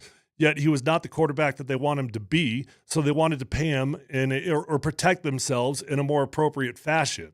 So I think all those could be true. You're still trying to fight for playoffs. You're still hoping to have a great season, and you're still mad that he's not the quarterback that you signed him to be. I wonder, too, if Sean Payton this was the I told you so moment from Sean Payton where he was finally like, guys, I told you. I tried to make it work. I did everything I possibly could, but I told you. I told you about this a long time ago. I told you so. And I saw J.J. Watt like, what are the Broncos going to do? They have the Broncos have a ton of choices. I don't know if they're great choices, but you can always, play Stidham. You can start Stidham next year. You can draft a quarterback, Tyler. I think they're drafting in 13, 14, something like that. Yeah, I think it's 14. If you want to move up, trade Patrick Surtain. But don't tell me there's things you can't do. There are definitely things you can do.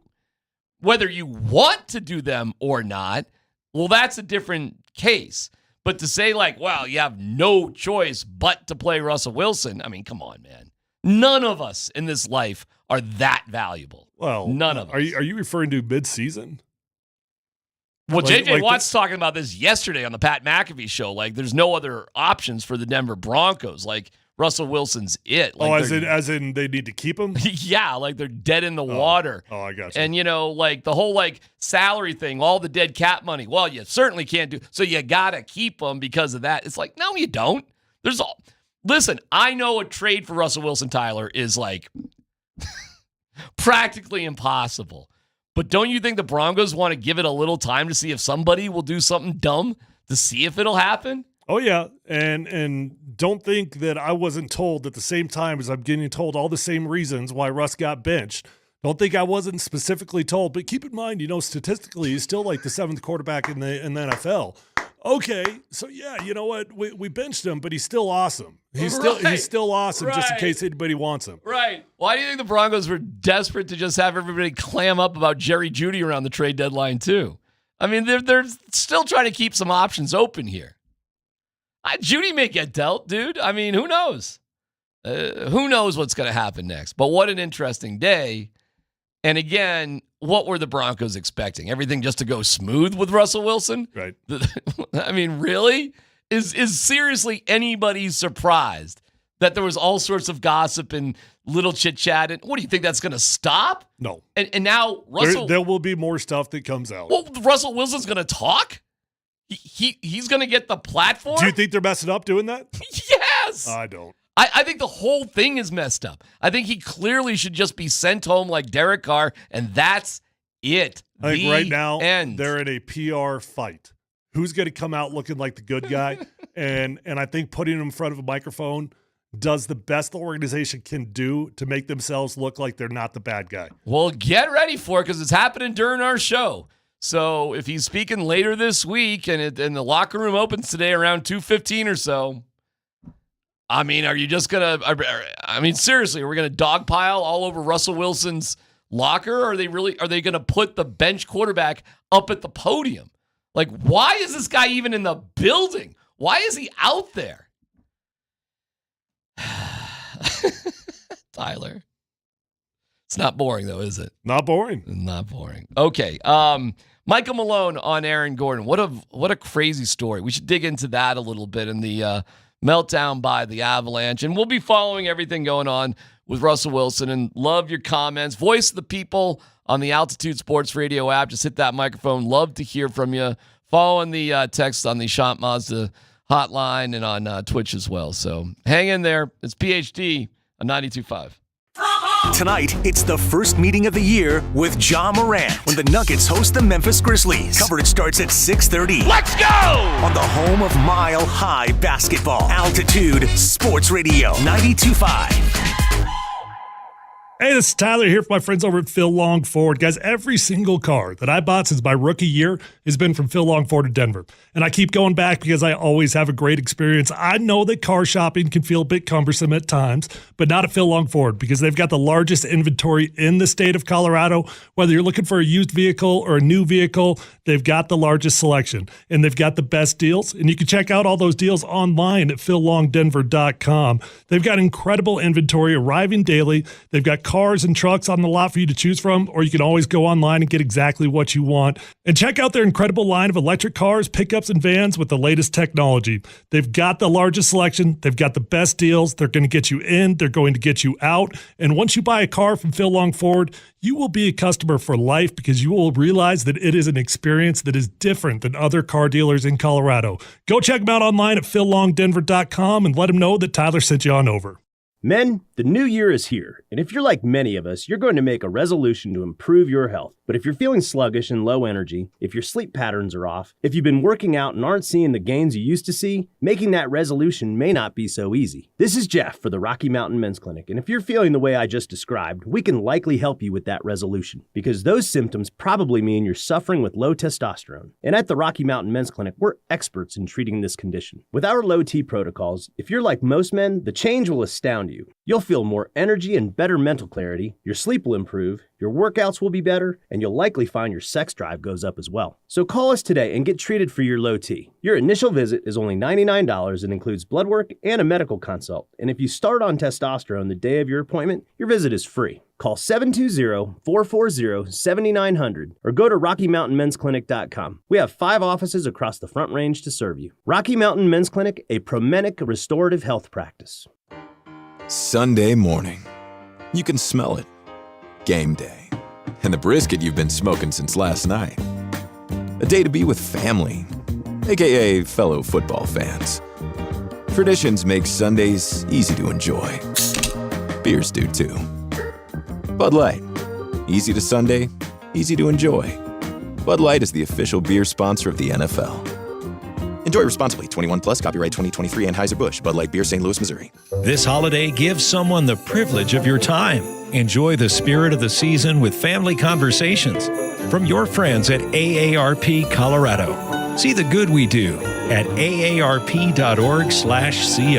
Any jewelry store can sell you a diamond, but there's only one family jeweler in Colorado that was literally built on them. In fact, we've sold more diamonds to more couples for more years than any other jeweler in Denver. I'm Bruce Williams. And I'm Steve Williams. That's why we built Williams Jewelers, 2 stores totally dedicated to celebrating your love. All the world's top bridal designers, 10 times the certified loose diamonds at our diamond bar. And Denver's true diamond experts who will share their knowledge and passion on how to get the most diamond for your money guaranteed. So whether you're looking for the perfect diamond engagement ring or that second diamond celebrating a love of many years, we have the perfect diamond for you. And that's why every day more couples say will you with Williams. Williams Jewelers, we can make diamonds a part of your life. Williams Jewelers, where Colorado shines. In Cherry Creek North on 3rd Avenue between Fillmore and Detroit, and in Inglewood at Broadway and Bellevue. More Denver sports talk in 60. Altitude Sports Radio 92.5. Sadness,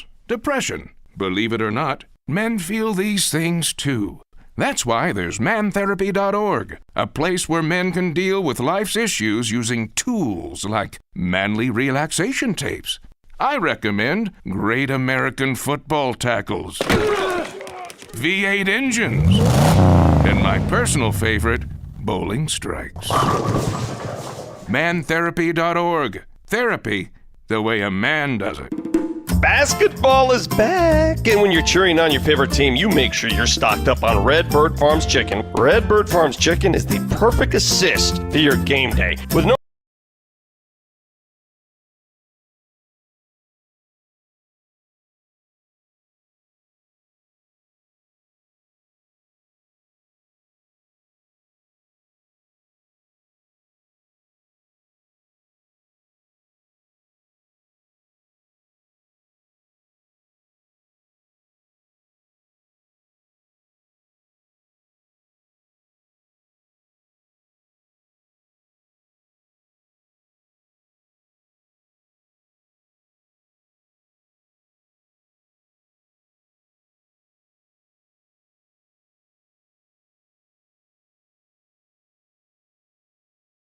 And here we go. Denver basketball across the way. Pope looks in. He throws it in over to Aaron Gordon inside the arc. Guarded by Podziemski. Back behind him over to Porter. Porter goes to the right hand. Back behind him. The ball deflected out to Jokic. In the paint, Casey. Got 2 hands on the alley-oop to Aaron Gordon. Good ball movement there by Denver. The Nuggets are back in the lead on their first possession in the third quarter, 55-54. Man, this Aaron Gordon story, first of all, Aaron Gordon's such a great dude. He is an amazing player, great teammate, little soft-spoken, but super interesting to listen to. Also, I just saw it on my drive-in. I saw Katie Wingy put it out there. I am going to listen to Curious Mike's podcast from Nikola Jokic start to finish. I don't know how long that bad boy is, but I kind of can't wait to watch it. Michael Porter Jr., Tyler, has put together very sneakily and quietly a hell of a podcast. He had AG on there for like an hour. He had Peyton Manning in there. I thought he's already had Jokic, no? He recorded it a while ago, and it's just coming out now, I guess. Gosh, I could have sworn I saw stuff. Was it with Jokic. before? You did it before? Yeah, maybe Okay. they were just like promoting it or something, but I could have sworn I saw this a long time ago. I'm just catching wind of this one today, but maybe. I'll go back and listen to that one too. But this is a long form. We're sitting down, talking about stuff. Has Jokic ever done anything kind of like this? With That's anybody? a great question. Has Jokic ever done more than a 10 or 15 minute press conference? Like, has he ever done a one-on-one with somebody? Dan, you're saying he's done this before in Serbia, is that right? I believe he's done these types of things just in Serbia. Well, that makes sense, I guess. But, I mean, he's just not that. I think it shows respect to Michael Porter Jr. Hey, man, I listened to the Bones Highland. Well, what are you going to do? You're going to podcast. say no to a teammate that asked you to come on your podcast? Right. I guess not. The Peyton Manning one was just like awkward. It was like that skit with Chris Farley back in the day with Paul McCartney. Like, you remember when you guys did Abbey Road? Peyton got so awkward that he took it over. He just started asking himself questions, basically. Peyton couldn't help it. You know, I'll show you how to do this. All right, anyways, about AG. This story about a dog, a family dog, and it's Christmas, and they're having fun. And I saw Aaron. He looked great. He's wearing this pink suit. Like, I mean, the clothes that he can pull off, Tyler, are incredible. And I saw him with his family, taking some pictures in the tunnel, walking out of Ball Arena. I was just like, that's a great dude. Look at him. Like, what an amazing life. And you can see, you know, you got a dog over, and it's probably not his dog, but a dog he's somewhat familiar with. And then what a horrible, horrible incident. And here's what Michael Malone said about it. Oh, we got this? No? Yes? We're getting there. You can hear it? We cannot hear it in here. I can't. But you're saying this is on the air. Is that right, Dan? New technology. Tell me if I'm good to go here, Dan, or you need a second. Well, you're going to have to tell me what he says, because I don't know what he says. Well, you can hear it, but we can't hear it. All right. How about Can you people hear it? Can you people hear it? I think the people could hear it, but we couldn't. Dan, can you just play it yourself? Can you just fire it off? Right now it's open-ended. We're not going to put any pressure on him. You know, we need him to heal, inside and out. Going through something like that is not something that is just easily, you come back from easily. That's something where you have to heal, from the physical, but you also have to heal from the mental and what you just kind of went through. So, as I told him, we want him back. We know we're better off with him, but I want to support Aaron Gordon and make sure when he comes back, he's ready to come back and play at the level that we know he's capable of. So until he's able to come back, we have plenty of guys that can step up and fill that void. Man, this is a crazy story. This is, first off, he needs 21 stitches, right? Is that what it is? 21 stitches on his face and on his hand, right? I guess, yeah.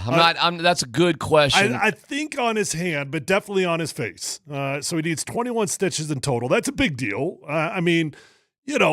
But at the same time, like, guys get stitches all the time and they play sports. So the phrasing in there, the way that he said it, that he needs time to heal, both physically and mentally. Yeah, that's pretty fascinating, man. I mean, look, I guess it's a traumatic experience anytime you get bit by a dog, I suppose. But the way he says that, it just really makes you wonder, what is the full background of whatever the hell happened there? Yeah, man, it does bring up a lot of very logical questions. There was a terrible story years ago. Remember Kyle Dyer, who is the news anchor on Channel 9?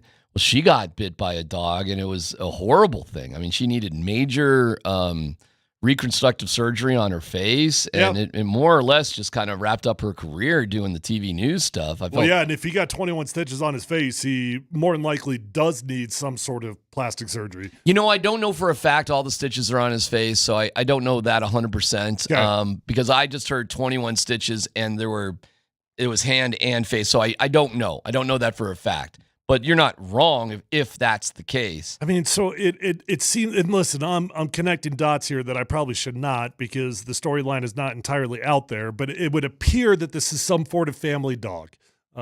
His dog, his parents' dog, whatever. It's a dog that he knows that he's been around before. And gosh, man, it's like, I'm such a dog person. It's hard for me to even understand how a dog that is like your dog, how that could happen. Well, let me ask you, as a dog owner, because I'm not. I'm a cat guy, and when cats attack you, it makes sense. I still have. See that? I'm still a little scarred up from the cat. Yeah, cats are evil. Right, but we all know that as cat owners. Correct. We're not delusional. How betrayed how emotional would that be if your dog turned on you for some reason? Well, there's got to be something. Like, the only time that I could think of, and I've had a couple dogs that have been very, very aggressive, and you've had to manage it, and sometimes it's scary, right? And especially perhaps around a kid or something. Oh yeah, for sure.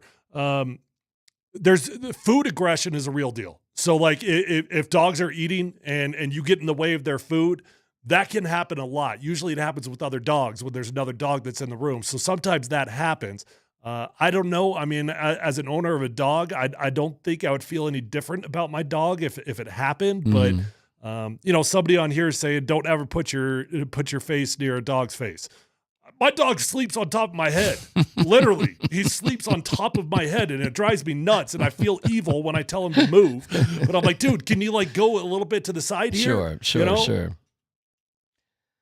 Well, what a story. And last time AG was out, Holiday replaced him as a starter, and they kind of mixed up the minutes. Hey, do you have Dan, you have KCP and Peyton Watson talking about it too? I bet happened. Totally theoretical. Total speculation. What's that? I bet the dog got in a fight with another dog, and he tried to break it up. Okay.